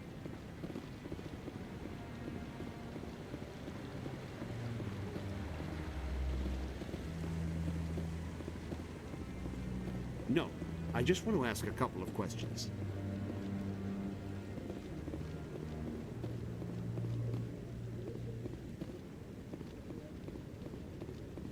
Come on. Udina's presenting the Quarians' evidence to the Council. Eden Prime was a major victory. The beacon has brought us one step closer to finding the conduit. And one step closer to the return of the Reapers. You wanted proof? There it is. This evidence is irrefutable, Ambassador. Saren will be stripped of his Spectre status, and all efforts will be made to bring him in to answer for his crimes. I recognize the other voice, the one speaking with Saren. Matriarch Benezia. Who's she?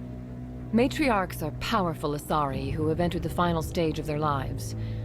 Revered for their wisdom and experience, they serve as guides and mentors to my people. Matriarch Benezia is a powerful biotic, and she had many followers. She will make a formidable ally for Saren. I'm more interested in the Reapers. What do you know about them? Only what was extracted from the Geth's memory core. The Reapers were an ancient race of machines that wiped out the Protheans. Then they vanished.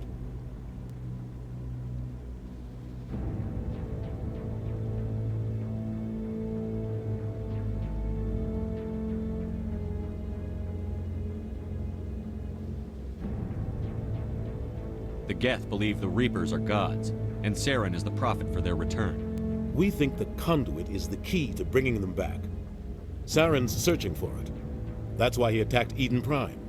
Do we even know what this conduit is? Saren thinks it can bring back the Reapers. That's bad enough. Listen to what you're saying. Saren wants to bring back the machines that wiped out all life in the galaxy? Impossible. It has to be. Where did the Reapers go? Why did they vanish? How come we found no trace of their existence? If they were real, we'd have found something.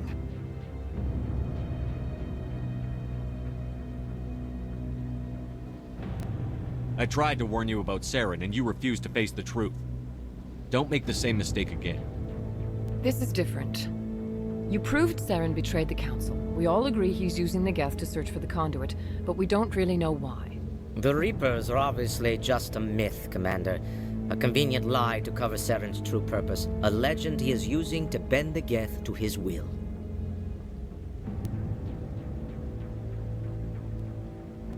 "50,000 years ago, the Reapers wiped out all galactic civilization. If Saren finds the conduit, it will happen again." Saren is a rogue agent on the run for his life. He no longer has the rights or resources of a Spectre. The Council has stripped him of his position. That is not good enough.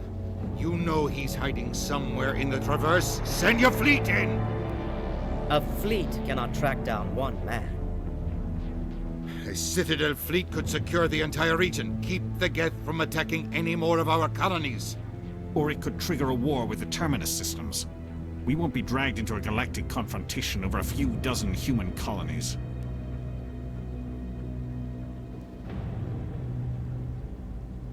I can take Saren down. The Commander's right. There is a way to stop Saren that doesn't require fleets or armies. No, it's too soon. Humanity is not ready for the responsibilities that come with joining the Spectres.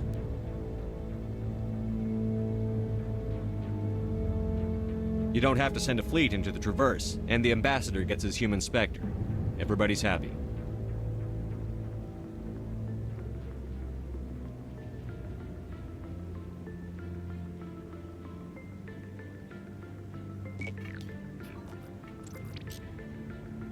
Commander Shepard, step forward.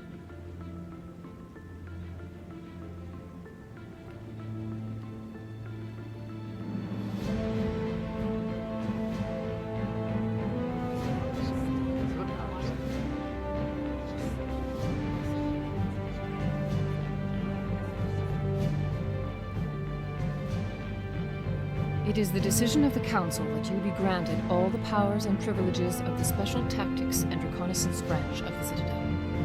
Spectres are not trained, but chosen. Individuals forged in the fire of service and battle. Those whose actions elevate them above the rank and file. Spectres are an ideal, a symbol, the embodiment of courage, determination, and self-reliance. They are the right hand of the Council, instruments of our will. Spectres bear a great burden. They are protectors of galactic peace, both our first and last line of defense. The safety of the galaxy is theirs to uphold. You are the first human Spectre, Commander. This is a great accomplishment for you and your entire species.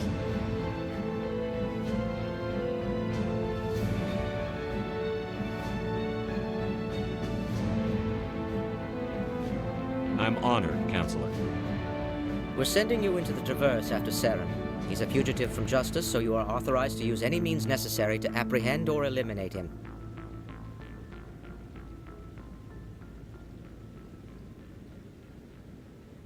Any idea where to find him? We will forward any relevant files to Ambassador Udina. This meeting of the Council is adjourned.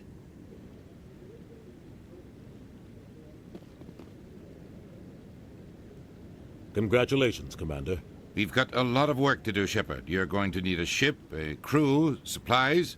You'll get access to special equipment and training now. You should go down to the C-Sec Academy and speak to the Spectre Requisitions Officer. Anderson, come with me. I'll need your help to set all this up.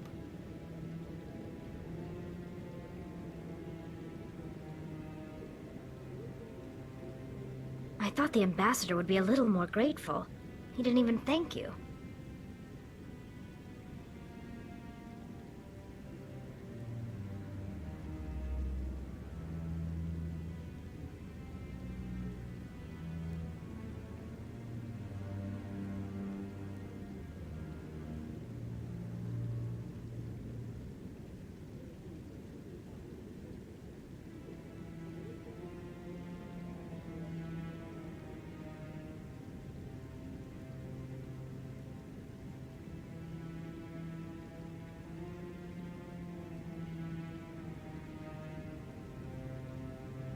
Until I find Saren, I haven't done anything. Come on. Right behind you, Shepard.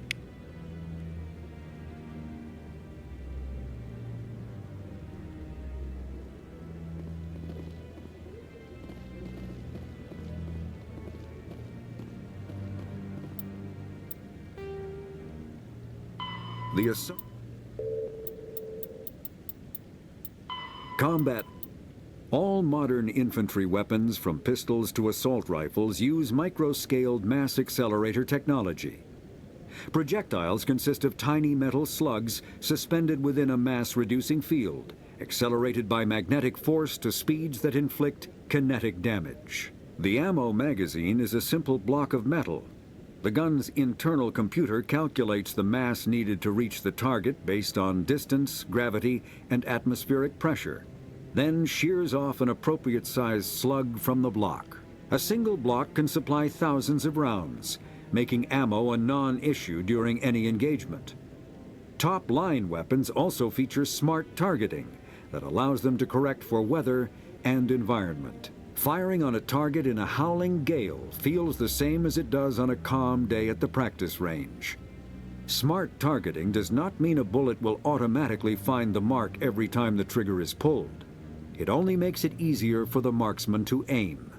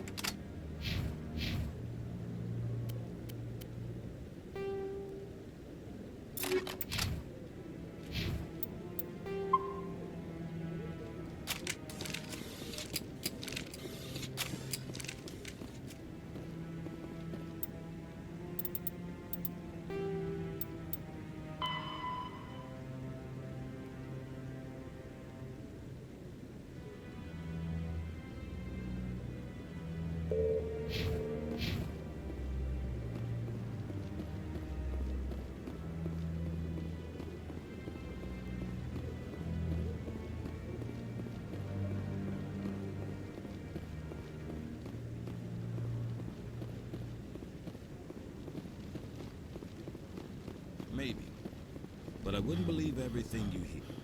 I hope he's okay. I'm on a break. Talk to someone else if you need anything. I've got a lot on my mind. Maybe I can help. Well, maybe you can. You're a soldier, right? You ever head out to the Traverse?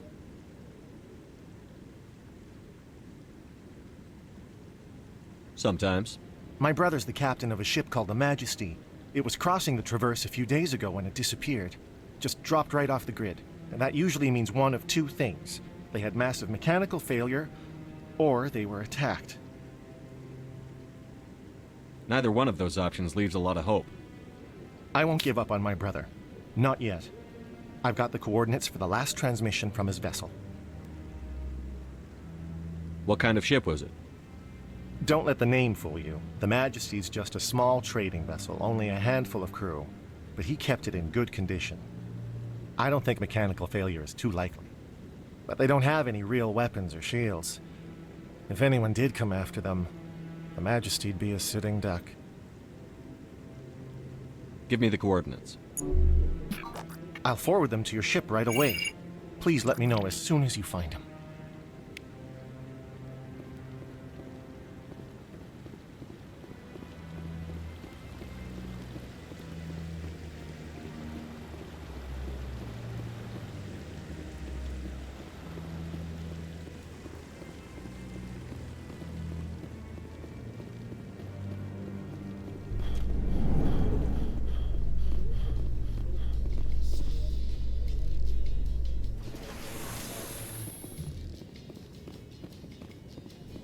In other news, Exogeny Corp is still denying reports that one of their survey teams has gone missing in the Hades Gamma Cluster.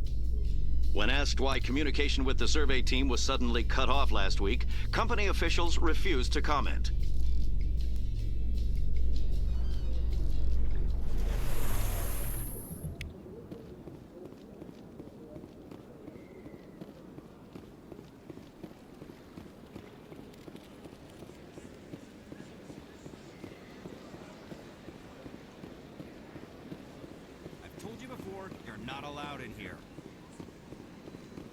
This one believes it has the right to move freely.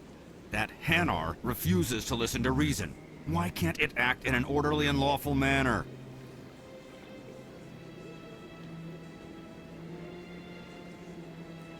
Are there laws being broken here? I am not unreasonable. The Hanar is free to spew its nonsense once it purchases an evangelical permit. So if the Hanar gets a permit, it's allowed to preach? No. Registered evangelicals must follow regulations. There are specific areas where preaching is legal.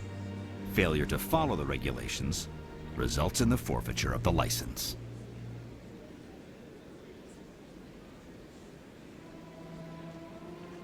What's the purpose behind the evangelical permits? Forcing religious evangelicals to register for a permit weeds out undesirables. It keeps the area safe. The Citadel is too important to become a battleground for a religious war. Why don't you just arrest the Hanar? I could arrest the Jelly, but my superior has requested that I find a solution that does not anger the Hanar. The Hanar become vocal when they feel their religious beliefs are being suppressed. If you'd like, I could talk to the Hanar for you. I have argued with the stubborn Jelly all afternoon. You are certainly welcome to try.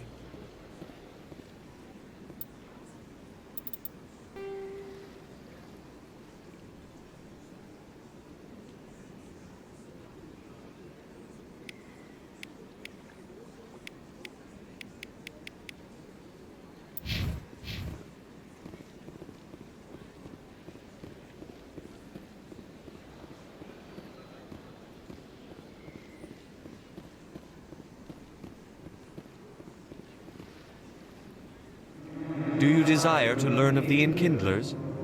Or has the Honorable CSEC officer enlisted assistance?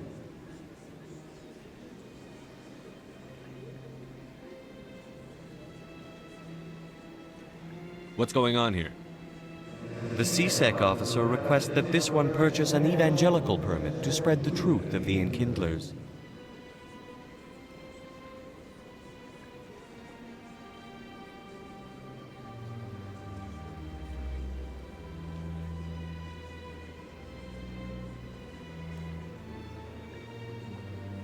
Who are the Enkindlers? Your people know them as the Protheans. They are the true creators of this one's people.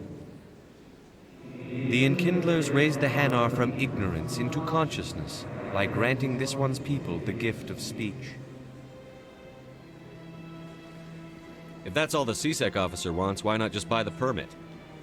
The truth of the Enkindlers is universal. This one humbly believes that the truth should not be suppressed.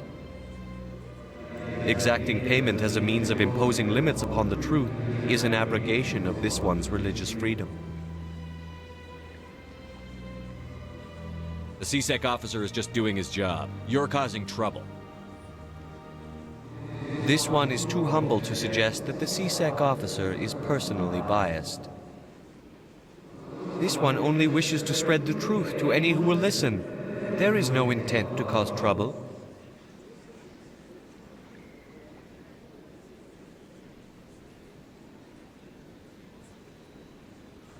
Is this how the Enkindlers would want you to use this gift of consciousness? The Enkindlers would wish for their message to be spread to all sentient races. If the Protheans wanted you to force your message on the unwilling, they'd have said so. This one hears wisdom. Perhaps enthusiasm has clouded judgment in this matter. This one departs now, and will not intrude upon the Presidium again.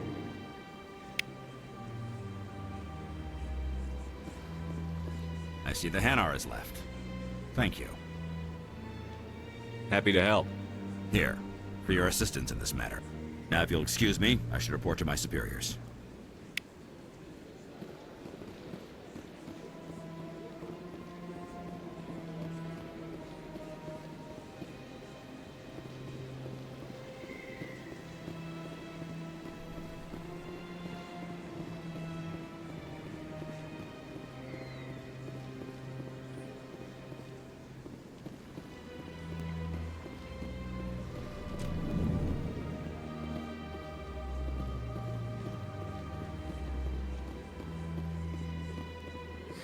Greetings, Earth Clan. I believe congratulations are in order, Commander Shepard. You are the first human to join the Spectres, yes? It's a great honor. One you are no doubt ready for. A word of warning, though. There are many eyes watching you now, Commander. Some of them want to see you fail. I, however, wish you only success. Perform well and you bring the Earth Clan one step closer to joining the Council. And if they let your people in, maybe there is hope for my own species one day, yes?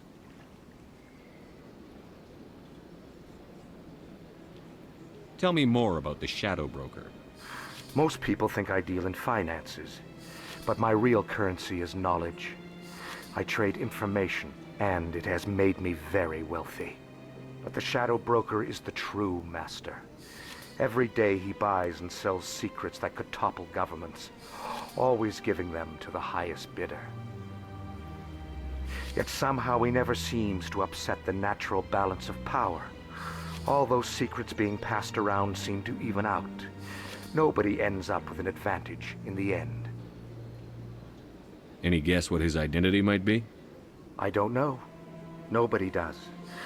The Shadow Broker could be any race, any gender. I have a theory that it's actually an entire group working under one identity. How else could they juggle so many contacts at the same time? How else could they keep all that information from getting crossed? But they've got the perfect setup. Every government is forced to play their game so they don't get behind. But no matter how long you play, no matter how many secrets you buy, you can never win. I thought you'd know more about the man you work for. From time to time I come across information I sell to the Shadow Broker. That's my only involvement. I like it that way. The more you know, the more dangerous the game becomes.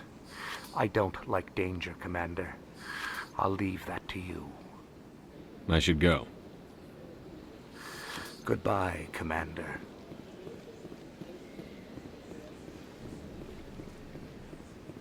Got a moment, Spectre? Hello, Spectre. I have a business proposition for you. How did you know I'm a Spectre? Word travels. Your name comes up in certain circles. I'm acquainted with a pair of powerful crime bosses. They're hiding on remote worlds, and I have the coordinates. You could do the galaxy a favor.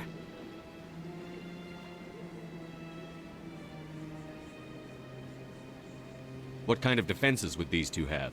I haven't the faintest idea, but they're certain to be armed. Their partnership's soured, and each believes that the other intends to kill him. They will be well prepared.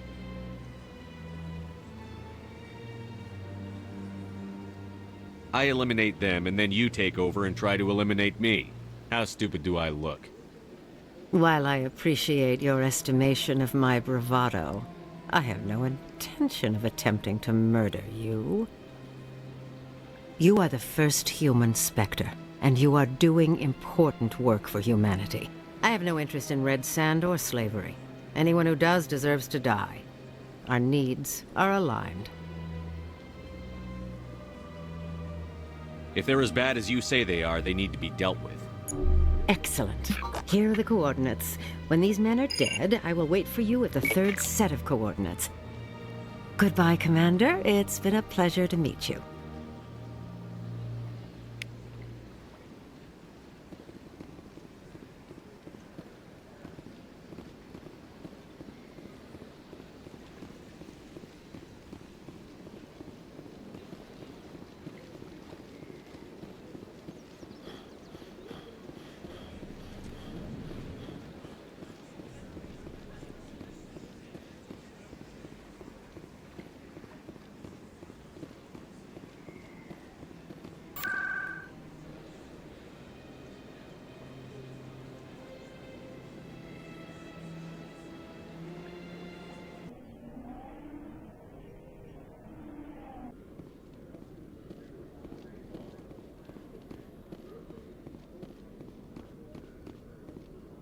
In breaking news, Chairman Burns of the Parliament Subcommittee on Transhuman Studies has been kidnapped by biotic extremists. The biotics commandeered a freighter and were last seen in the Hades Gamma Cluster. No demands have yet been made.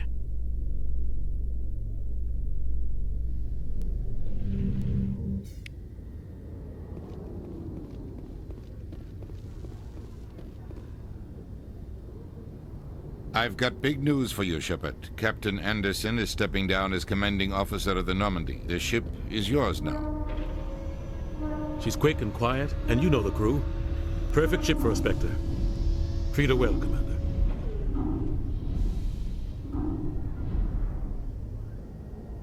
I want the truth. Why are you stepping down, sir? You needed your own ship. A Spectre can't answer to anyone but the Council. And it's time for me to step down. Come clean with me, Captain. You owe me that much. I was in your shoes 20 years ago, Shepard. They were considering me for the Spectres.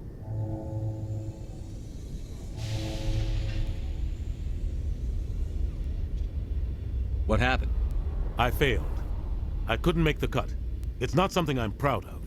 Ask me later and I'll tell you the whole story. For now, all you need to know is, I was sent on a mission with Saren, and he made sure the Council rejected me. I had my shot. It came and went.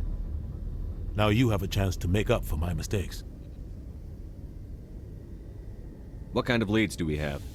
Saren's gone. Don't even try to find him. But we know what he's after. The Conduit. He's got his Geth scouring the Traverse looking for clues. We had reports of Geth in the Pharaoh system shortly before our colony there dropped out of contact, and there have been sightings around Noveria. Find out what Saren was after on Pharos and Noveria. Maybe you can figure out where the Conduit is before he does.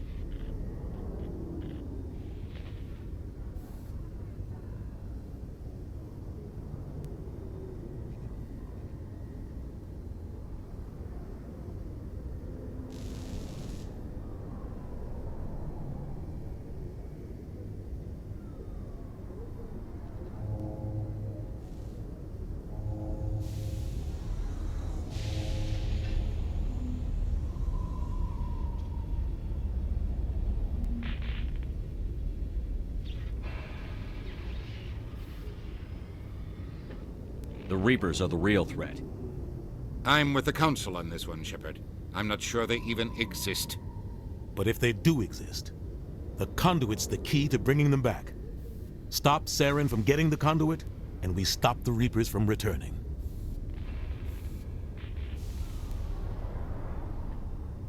Anything else? We have one more lead. Matriarch Benezia, the other voice in that recording.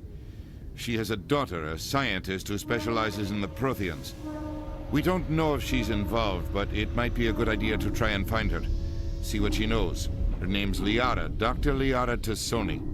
We have reports she was exploring an archaeological dig on one of the uncharted worlds in the Artemis Tau cluster.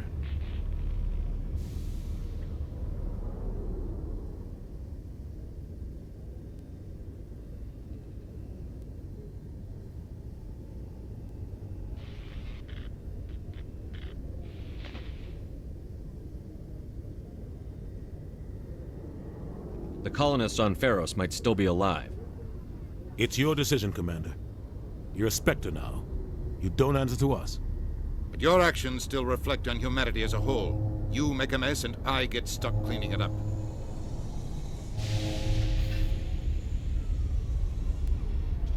I'll try not to make things any harder on you, Ambassador. Glad to hear it, Commander. Remember, you were a human long before you were a Spectre. I have a meeting to get to. Captain Anderson can answer any questions you might have.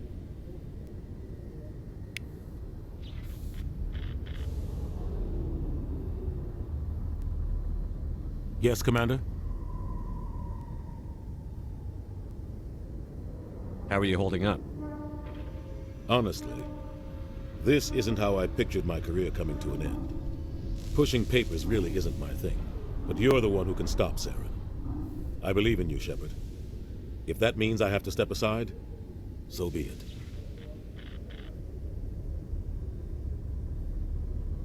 Tell me what happened with you and Saren 20 years ago. It's close to 20 years ago now. Ambassador Goyle was our representative here on the Citadel. Like Udina, she wanted to get a human into the Spectres. She chose me. The Council sent Saren to keep an eye on me and evaluate my performance, just like they sent Nihilus to keep tabs on you. I think I deserve the whole story. We had intel on a rogue scientist being funded by Batarian interests. He was trying to set up a facility to develop illegal AI technology out in the Verge. Alliance intel had done all the work, but the Council wanted a Spectre involved. We compromised. I was assigned to help Saren in his investigation. We tracked the scientist to a refining facility on Kamala. He was hidden away somewhere inside, protected by an army of Batarian mercenaries. The plan was simple. Sneak into the plant, capture the scientist, sneak back out. Quick, quiet, and a minimum of bloodshed.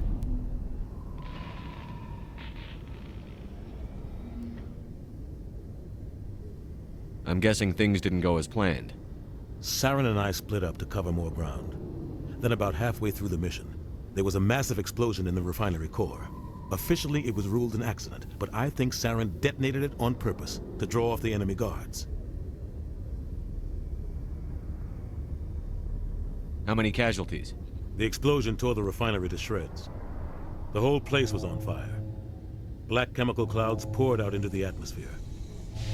Nobody inside survived. There was a camp for the workers and their families nearby. Between the fires and the toxic fumes, the final death count was over 500.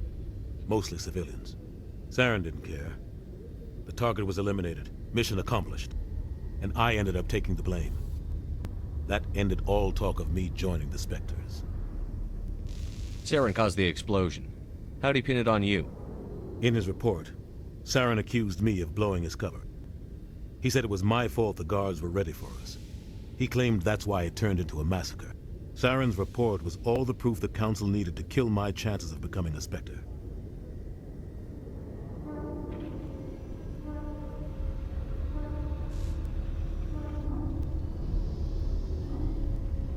Why'd you let him get away with it? Who do you think the Council was going to listen to? Me? Or their best agent? I had a bad feeling about him right from the start. I should have been more careful. Maybe I could have stopped things before they got out of hand.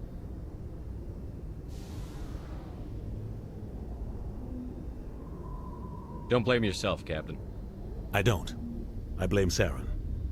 I think he wanted things to go bad. He was looking for an excuse to blow that refinery. Maybe he just likes the violence. Maybe he was just trying to make me look bad to keep humans out of the Spectres. If so, he pulled it off. Why'd you let him get away with it? Who do you think the Council was going to listen to? Me? Or their best agent? I had a bad feeling about him right from the start. I should have been more careful. Maybe I could have stopped things before they got out of hand. The only thing I care about is stopping Saren. You're right, Commander. It's no good living in the past. I want to know the truth about you and Saren.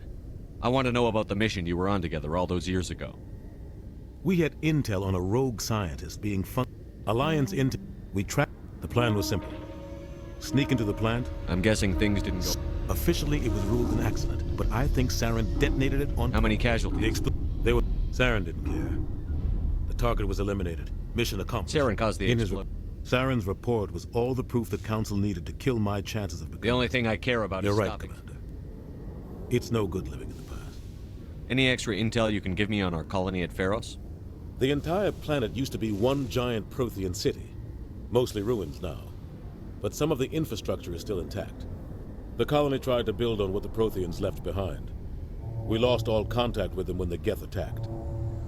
What do you know about the Artemis Tau cluster? Not much. I've never been there myself. A handful of systems with a few small, uncharted worlds, but no real colonies. Might not be easy finding Dr. T'Soni out there. My advice is to look for the world with the Prothean ruins.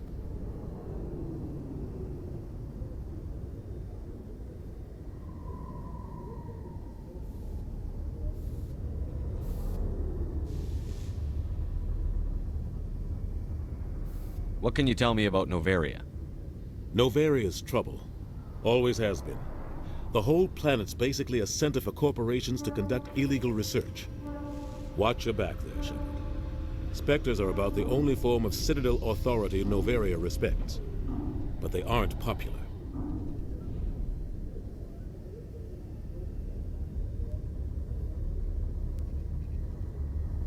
I should go. I'll be here if you need anything.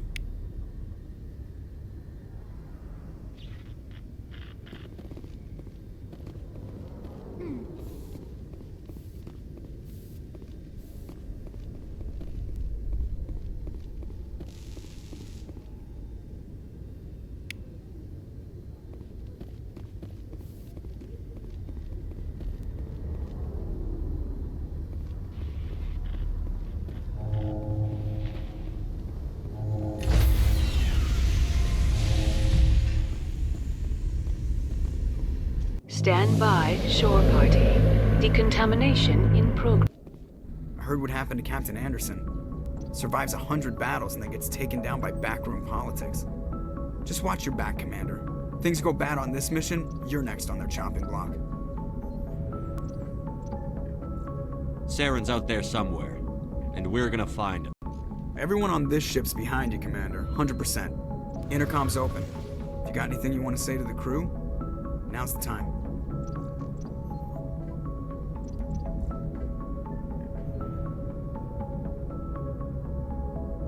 This is Commander Shepard speaking. We have our orders. Find Saren before he finds the conduit. I won't lie to you, crew. This mission isn't going to be easy.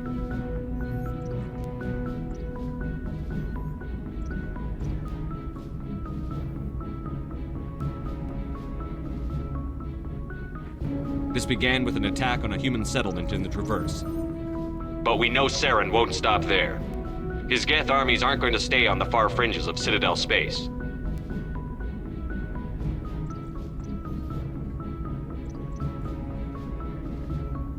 For too long, our species has stood apart from the others.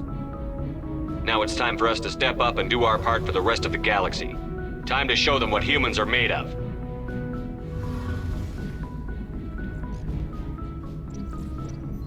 Our enemy knows we're coming. When we go into the Traverse, Saren's followers will be waiting for us. But we'll be ready for them, too.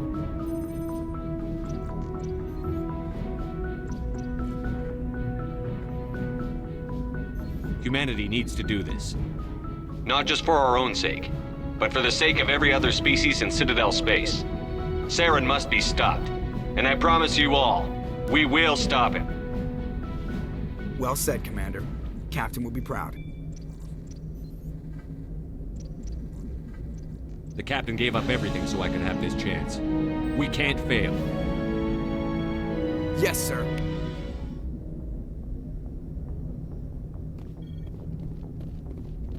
Commander, something you need? How's the Normandy performing? Is she everything they said she'd be? She's the best ship in the fleet, if you've got a pilot who knows how to handle her. Balance isn't what you'd expect.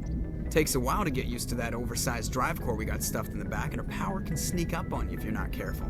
The Normandy's probably too much ship for your average Alliance pilot, Commander. Lucky for you, I'm anything but average.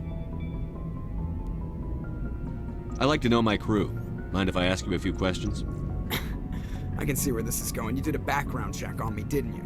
Well, I'll tell you the same thing I told the captain. You want me as your pilot. I'm not good. I'm not even great. I am the best damn helmsman in the Alliance fleet. Top of my class in flight school, I earned that. All those commendations in my file, I earned every single one. Those weren't given to me as charity for my disease.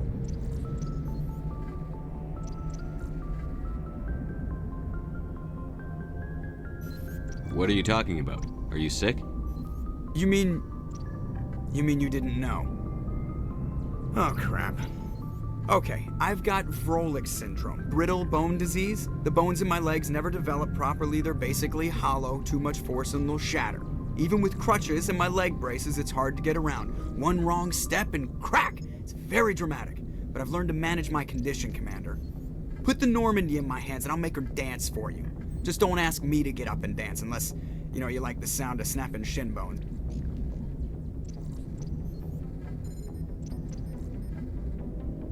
Why does everyone call you Joker?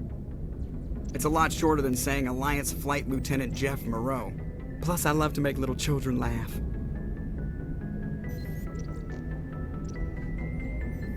You're dodging the question. Look, I didn't pick the name. One of the instructors in flight school used to bug me about never smiling. She started calling me Joker, and it stuck. Why didn't you ever smile? Hey, I worked my ass off in flight school, Commander. The world's not gonna hand you anything if you go around grinning like an idiot. By the end of the year, I was the best pilot in the academy, even better than the instructors, and everybody knew it. They'd all got their asses kicked by the sickly kid with the creaky little legs. One guess who was smiling at graduation?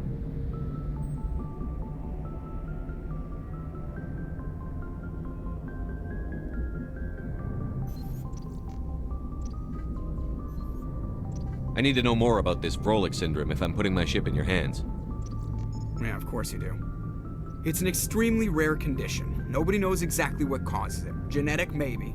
It's treatable, but there's no cure. They classify my case as moderate to severe. I was born with over a dozen fractures, hip, thighs, ankles. My bones were already breaking in the womb. 100 years ago, I wouldn't have survived past my first year. Lucky for me, modern medical science has turned me into a productive member of society.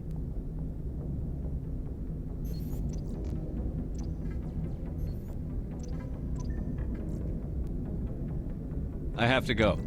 All right, see ya.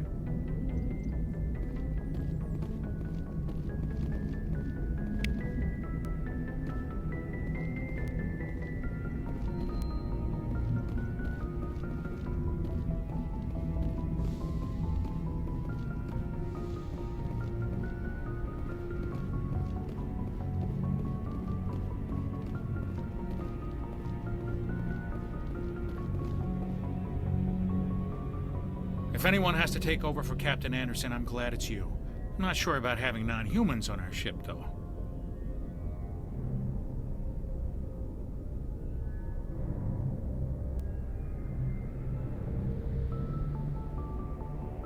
How did you end up assigned to the Normandy?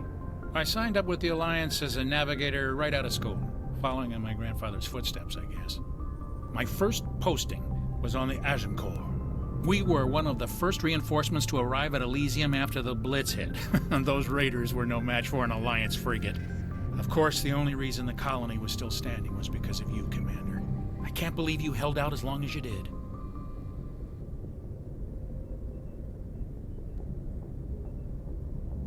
How'd you end up on the Normandy?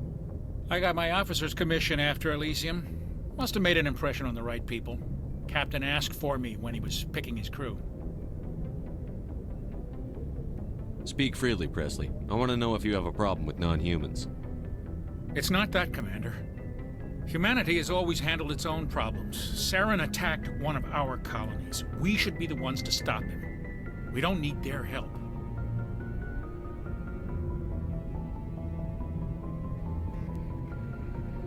Some people think asking for help is a sign of weakness. That's just being stupid and stubborn. No matter how strong you are, allies can make you stronger. I guess so. Maybe I'm just stuck in the old ways of thinking. But don't worry, Commander. This won't be a problem. Carry on, Presley. Yes, sir.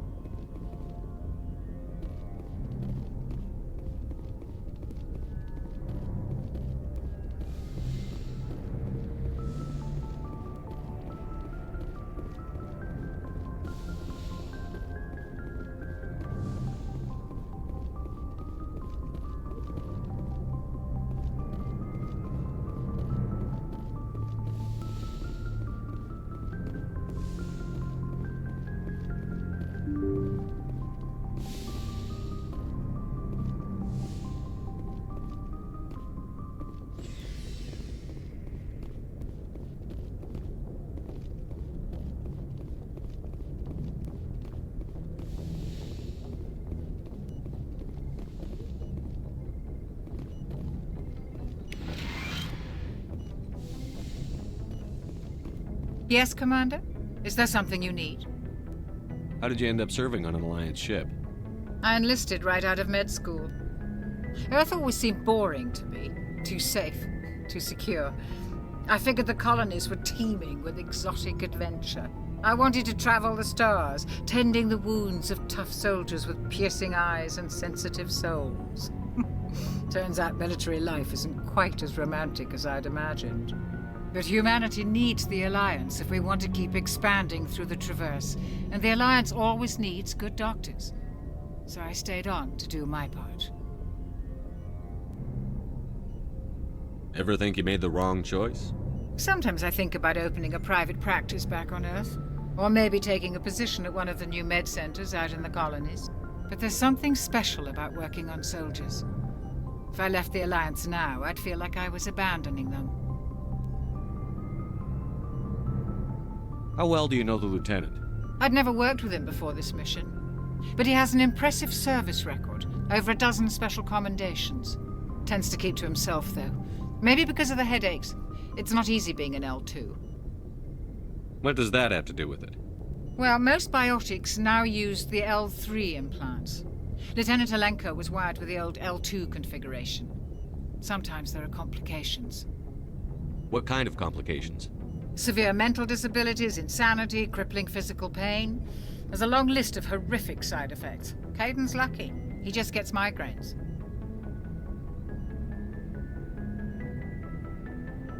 I should go. Goodbye, Commander.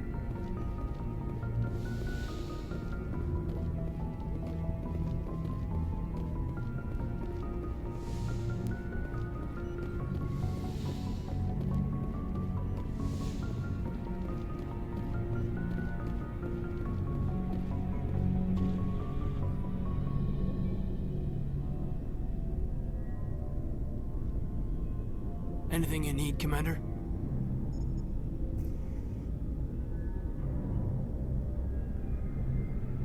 Just trying to get a sense of where the crew's at. Thoughts? I've wasted enough of your time for now, Commander. We'll have time for personal debriefings later. What's your opinion on the last mission? I don't see how we could have done things any better. At least not without getting to Eden Prime sooner. And we were on the scene faster than any other Alliance ship could have been.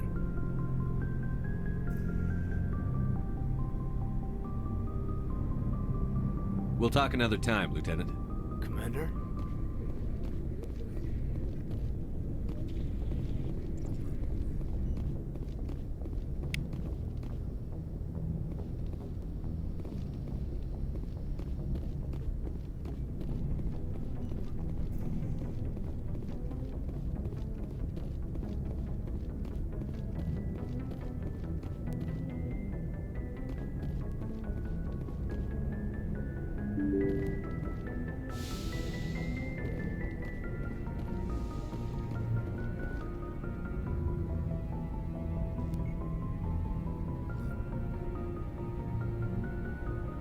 Yes, Commander? Carry on, Presley. Yes, sir.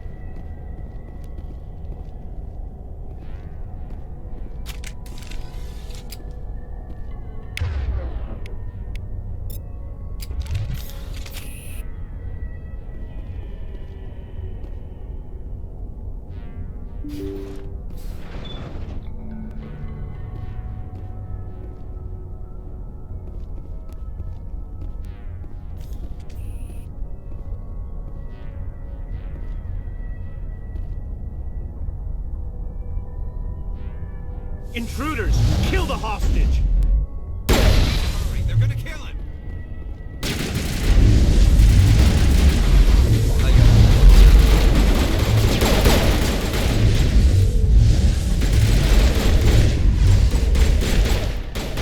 Someone give me a hand!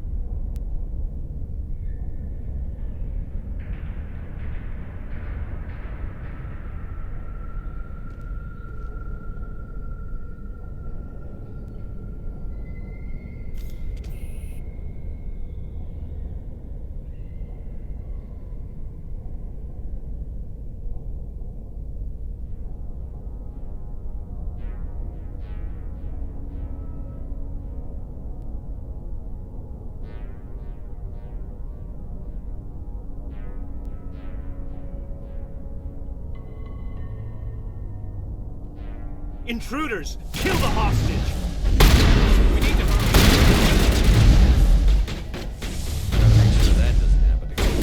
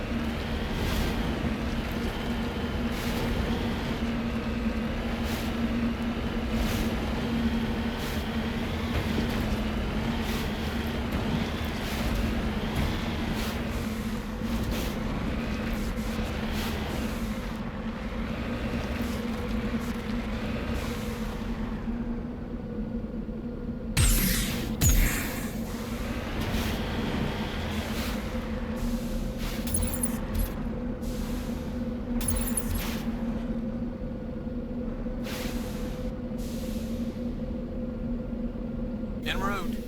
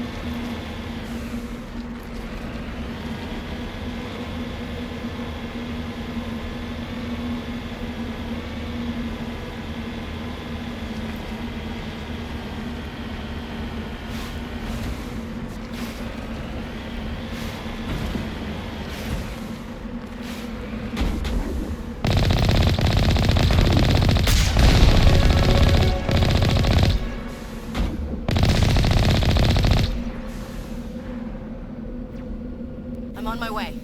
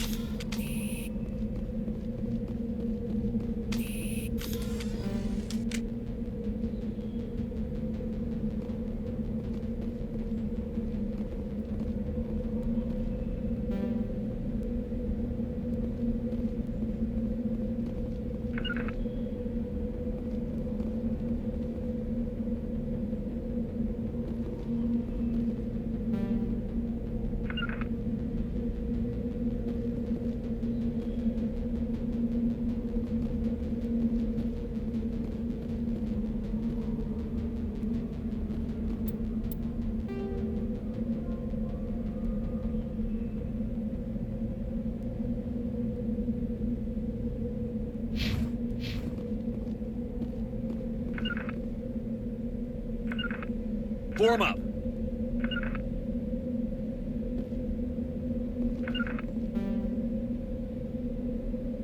En route.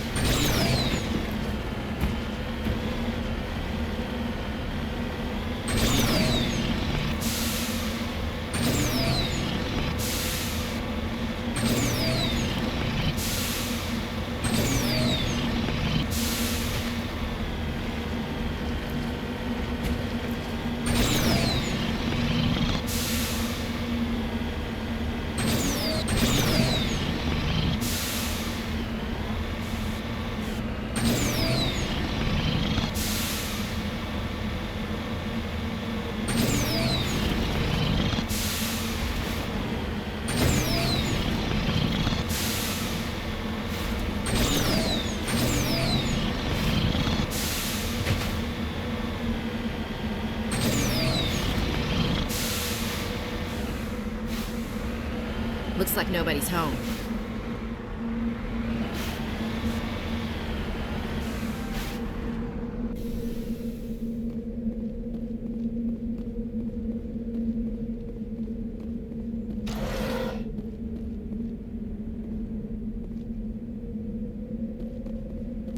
According to these data logs, the survey team unearthed some kind of alien technology. Could be answers at the excavation site.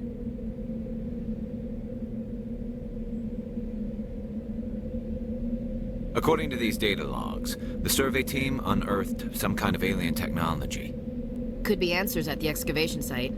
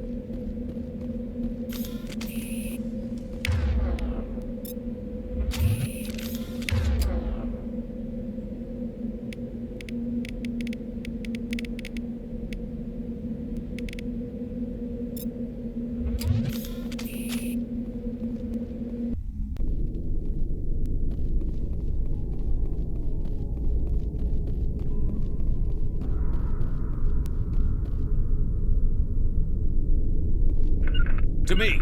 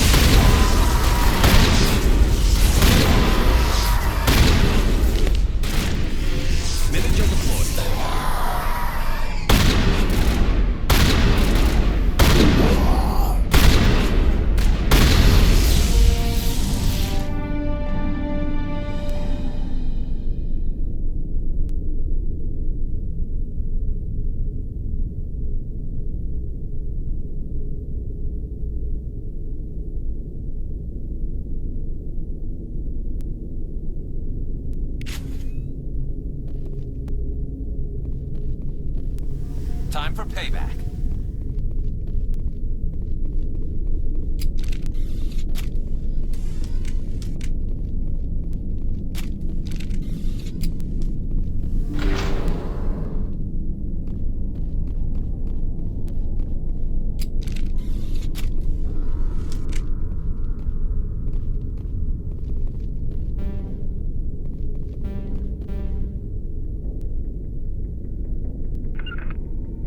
Heading to position.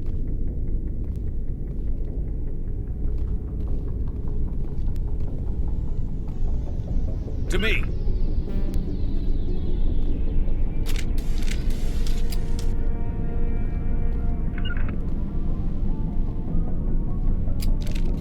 Just lead the way.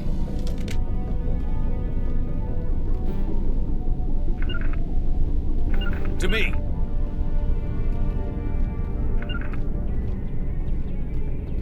Regroup!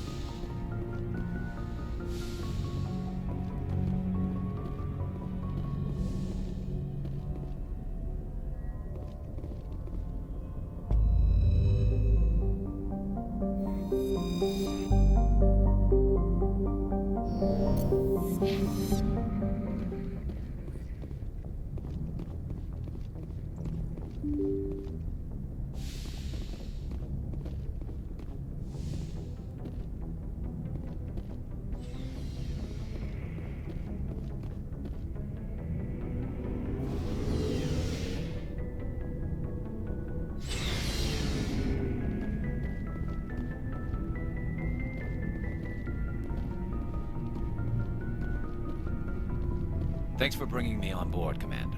I knew working with the Spectre would be better than life at CSEC.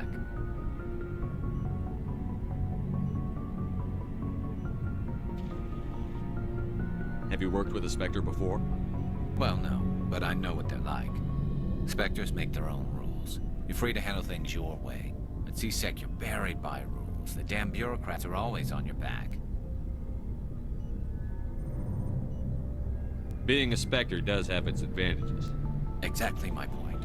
If I'm trying to take down a suspect, it shouldn't matter how I do it, as long as I do it. But CSEC wants it done their way. Protocol and procedure come first. That's why I left. So you just quit because you didn't like the way they do things? There's more to it than that. It didn't start out bad, but as I rose in ranks, I got saddled with more and more red tape. CSEC's handling of Saren was typical. I just couldn't take it anymore. I hate leaving. You did the right thing. Life's too short to sit around waiting for things to happen. Yeah, you're probably right. Either way, I plan to make the most of this. And without CSEC headquarters looking over my shoulder, well, maybe I can get the job done my way for a change. Just do a good job and don't get in my way. We'll get along fine. Don't worry, Commander. I'll keep clear.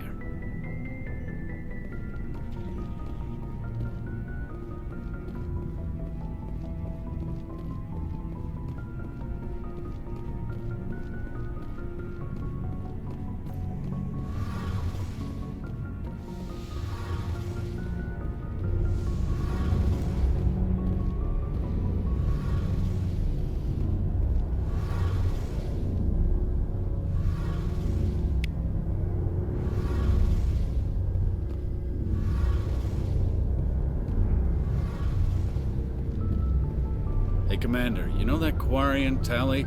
She's been spending all her time down here asking me about our engines.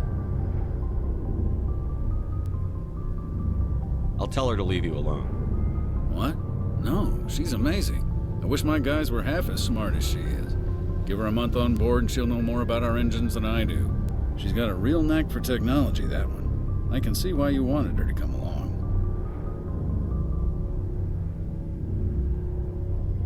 Fill me in on the IES stealth systems. How does it work exactly?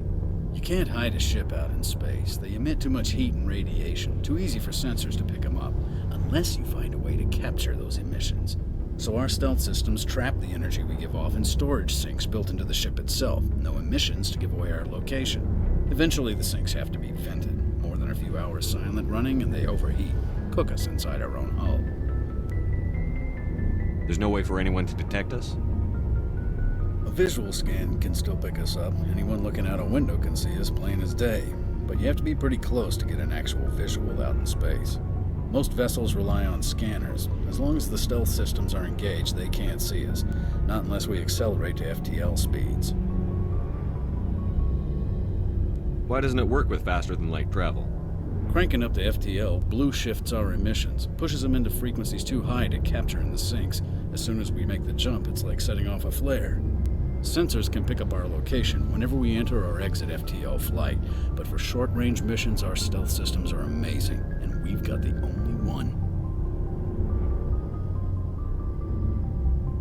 I want to know more about the Normandy.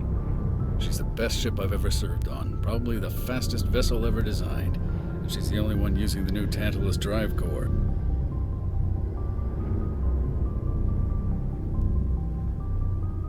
What's so special about the Tantalus drive core? Proportionally, it's about twice the size of any other vessel. Not only are we faster, but we can run at FTL speeds longer before we have to discharge the core. Where else have you served, Adams?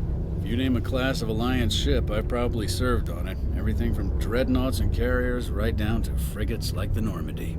My last assignment was on the Tokyo, only a cruiser, but she was a good ship. Couldn't hold a candle to the Normandy, though.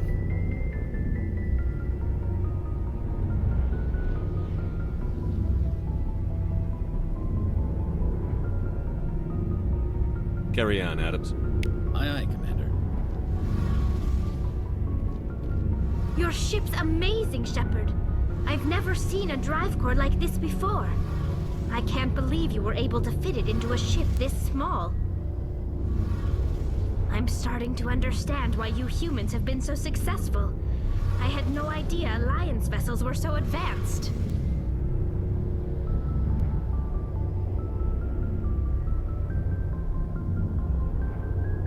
The Normandy's a prototype. Cutting-edge technology. A month ago, I was patching a makeshift fuel line into a converted tug ship in the flotilla. Now, I'm sitting on board one of the most advanced vessels in Citadel space. I have to thank you again for bringing me along. Traveling on a vessel like this is a dream come true for me. I had no idea you found ship technology so interesting. It comes with being a Quarian. The migrant fleet is the key to the survival of my people. Ships are our most valuable resource. But we don't have anything like this. We make do with cast-offs and second-hand equipment. We just try to keep them running for as long as we can. Some of the fleet's larger vessels date all the way back to our original flight from the Geth.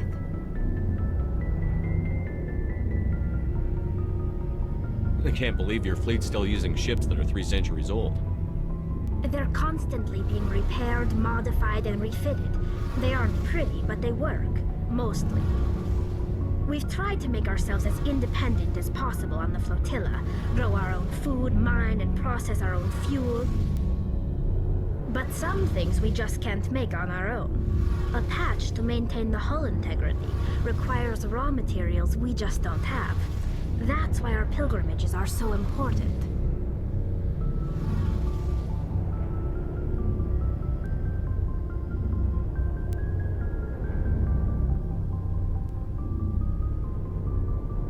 Tell me about your people. Our lives aren't easy.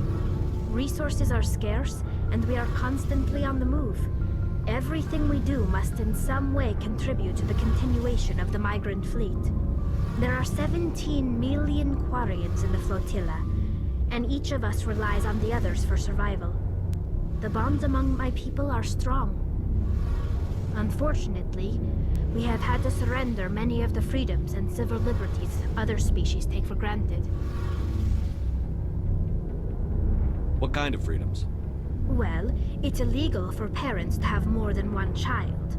If our population grows too much, it would strain our resources to their breaking point. Of course, we also can't allow our numbers to become too few. If our population is in decline, the rule against single births is temporarily repealed. In extreme cases of population decline, incentives are even offered to encourage multiple births, though the Conclave hasn't had to take such measures in nearly a century. That's your government. The Conclave is our civilian branch of government. Each ship can elect a representative to serve on the Conclave and make decisions that affect the fleet as a whole. On matters that affect an individual ship, however, the captain has the final say. It's a tradition that dates back to the early days, when the fleet was governed by martial law. Fortunately, most captains nowadays are smart enough to have an elected council from their crew to give them advice and guidance.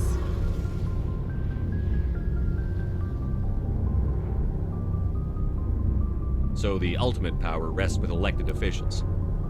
In practice, the Conclave and the respective council for each ship tend to set the rules that govern our daily lives. But in theory, we are still under military jurisdiction. The 5 top-ranking military officials in the fleet serve on the Admiralty Board. These 5 have the power to overrule any decision by the Conclave in case of emergency. To do so requires unanimous agreement among the Admiralty, and they can only do this once. After that, the entire board must resign their posts. It's a safeguard that served us well. In nearly 3 centuries, the Admiralty Board has only overruled the Conclave 4 times.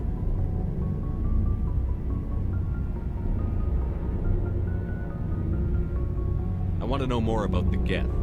I doubt I can tell you anything you don't already know. It's been almost 3 centuries since they drove my people into exile.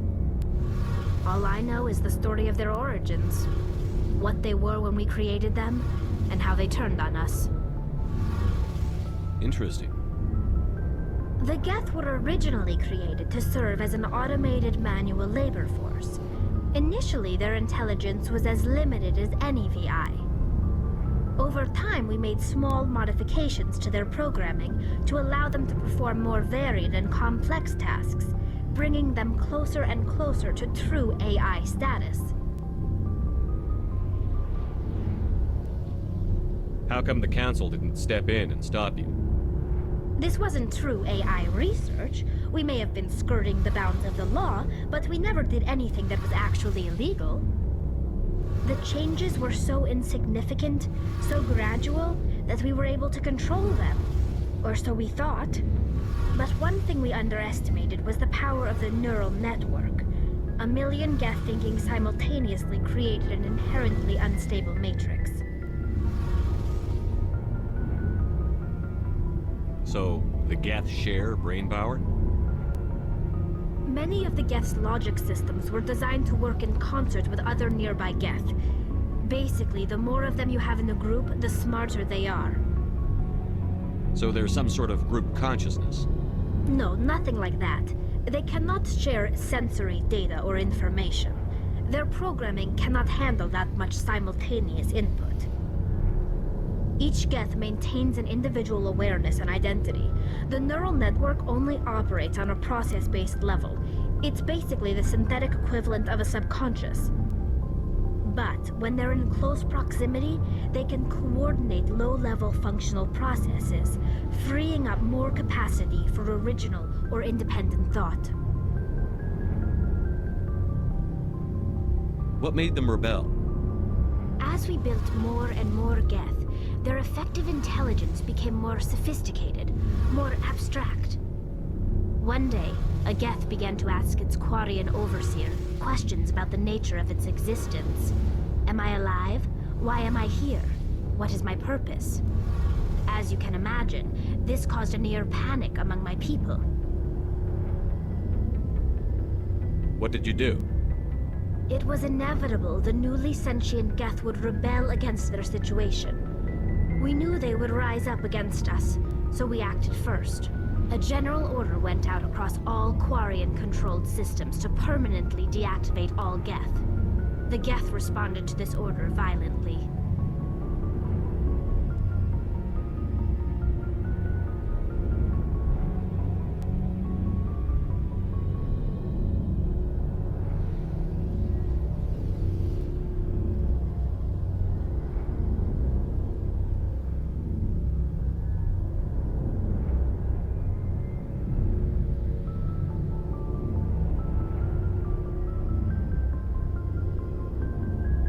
You didn't really think they'd just let you destroy them without a fight, did you? The hope was that most of the Geth would still be little more than machines, incapable of organized resistance. But they had progressed much further than anyone anticipated. The war was long and bloody. Millions upon millions of Quarians died at their hands. In the end, we were forced to flee our own homeworld. We feared the Geth would pursue us, but they never came beyond the Veil. Now we drift through space, exile searching for a way to reclaim what was once ours.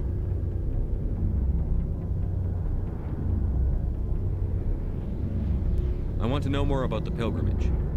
When my people reach maturity, we leave our birth ships and seek acceptance with a new crew. It's necessary to maintain genetic diversity among the fleet. But no ship wants to accept someone who will be a burden on them. So, to prove our worth, we embark on a pilgrimage. We set out alone, leaving the flotilla and our families behind us. We only return once we have found something of value we can bring back to the fleet. This is presented as a gift to the captain of the respective ship we wish to join. If the gift is accepted, we are welcomed into the crew.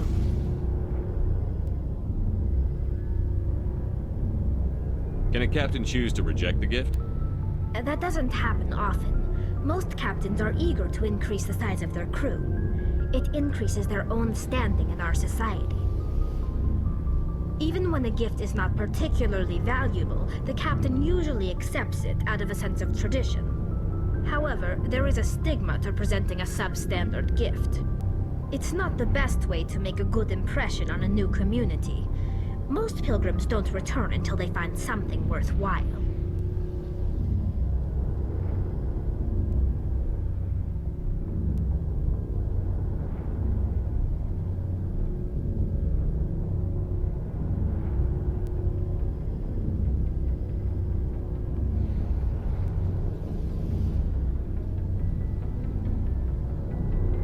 I want to talk about something else. Like what? I should go. See you later.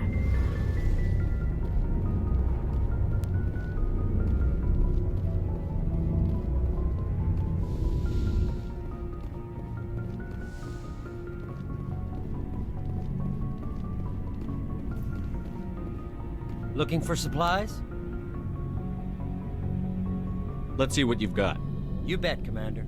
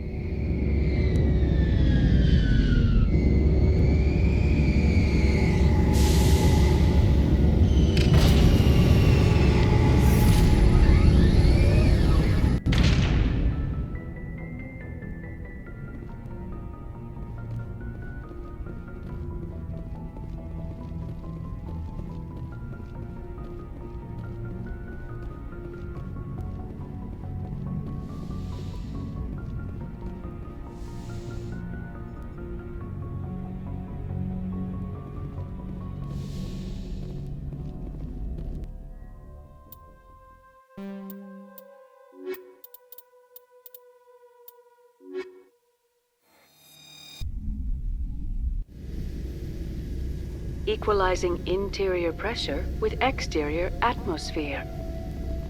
Logged. The commanding officer is ashore. Exo Presley has the deck.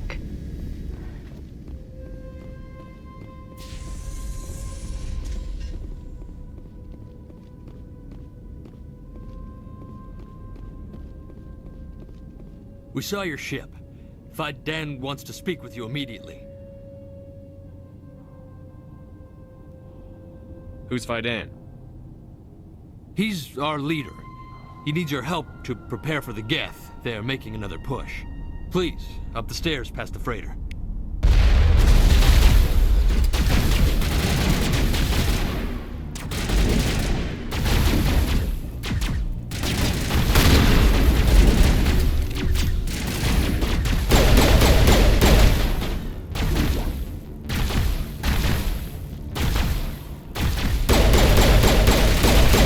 I'm bleeding out!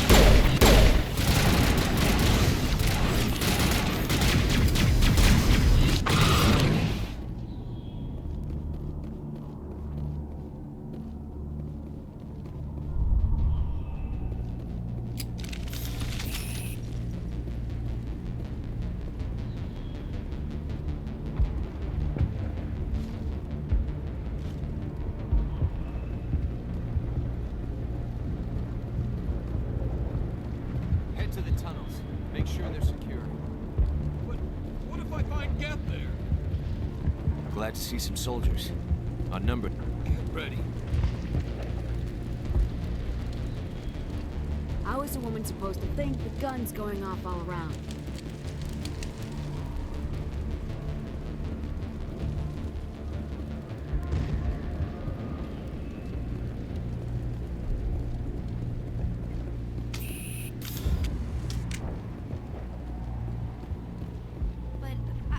The Geth can't be allowed into the heart of the colony.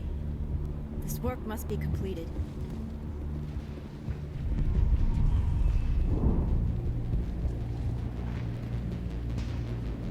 I fear the Geth will kill us all. The Geth are mounting another attack.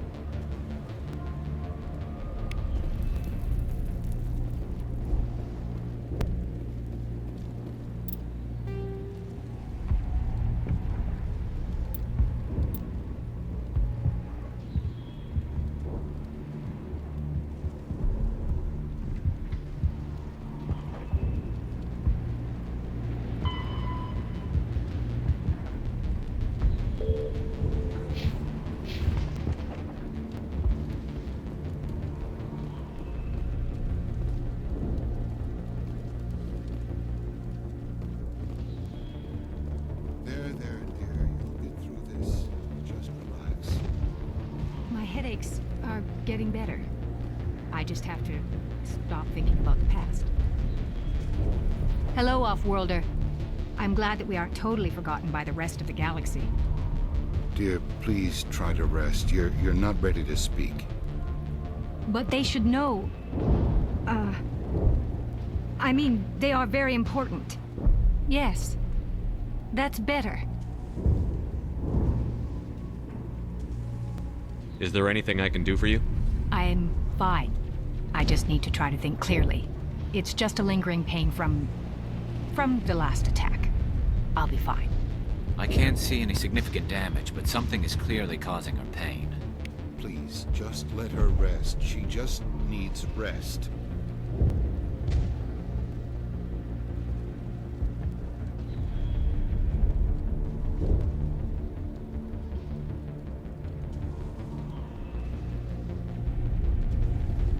The Geth just keep coming.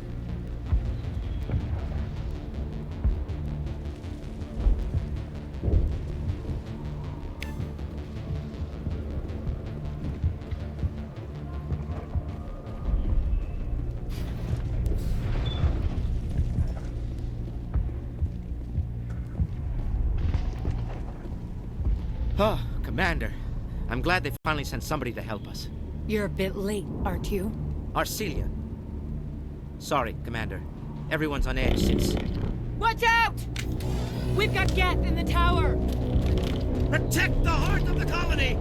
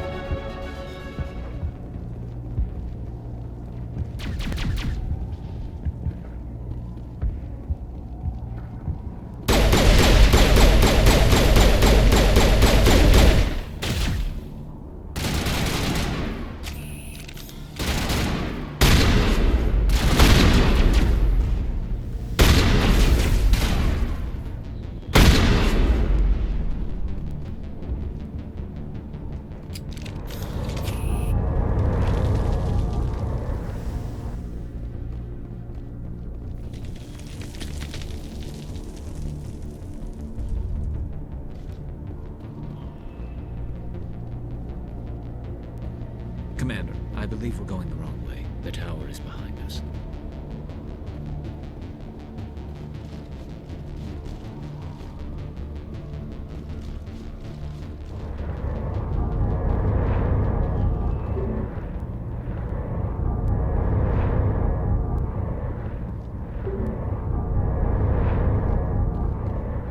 I can't believe the colony held out as long as it did.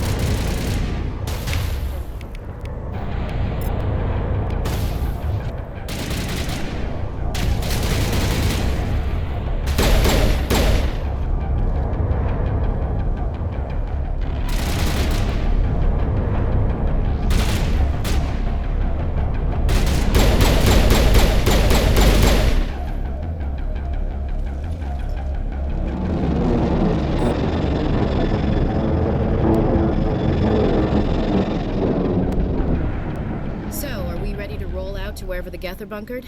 Check in with Fidan, but I think we're done here.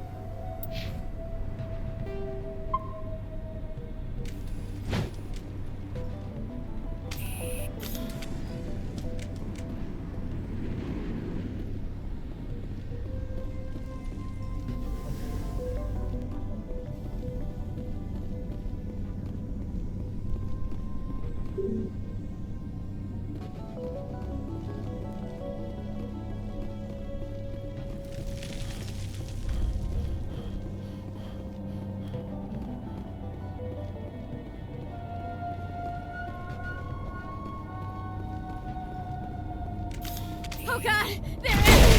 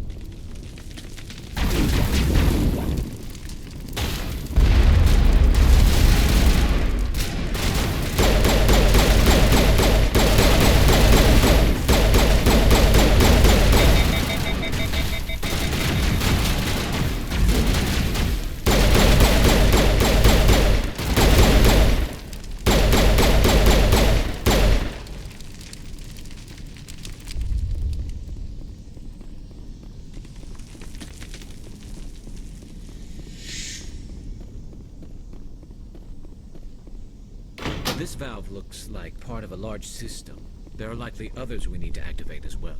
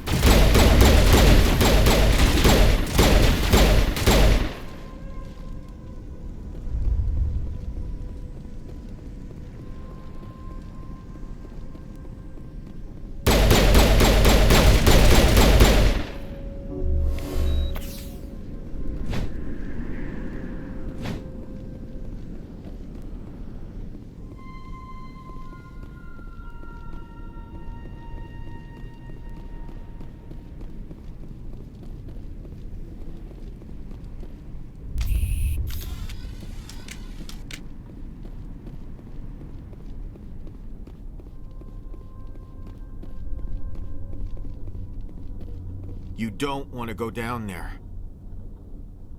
What are you doing down here? Nothing I should be, and anything I shouldn't. No! That was a good one. Very intense. What's the matter with you?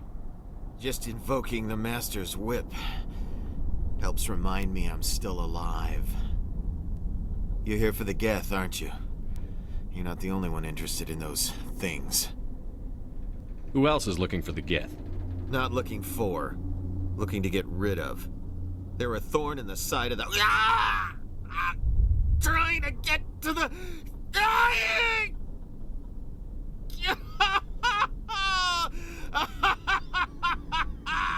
Let's leave him. There's nothing we can do for him.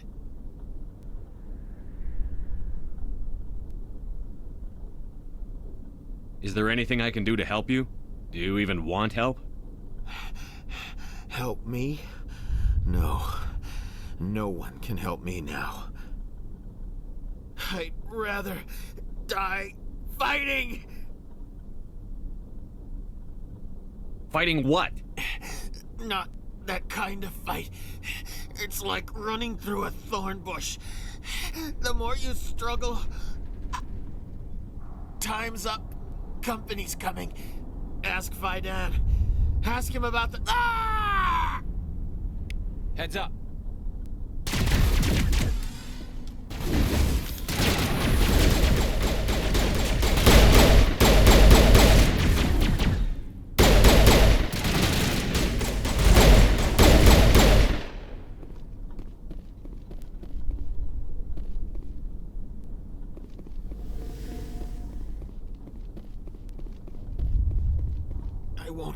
I won't do it. I won't. I can't. I won't do it.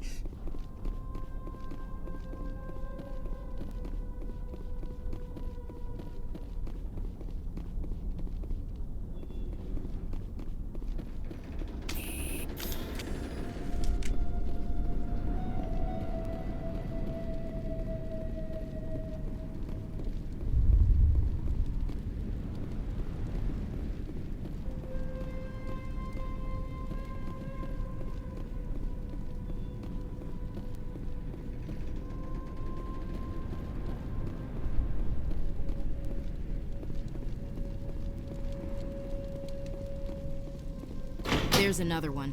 Doesn't look like it's been activated yet, though. We should keep looking.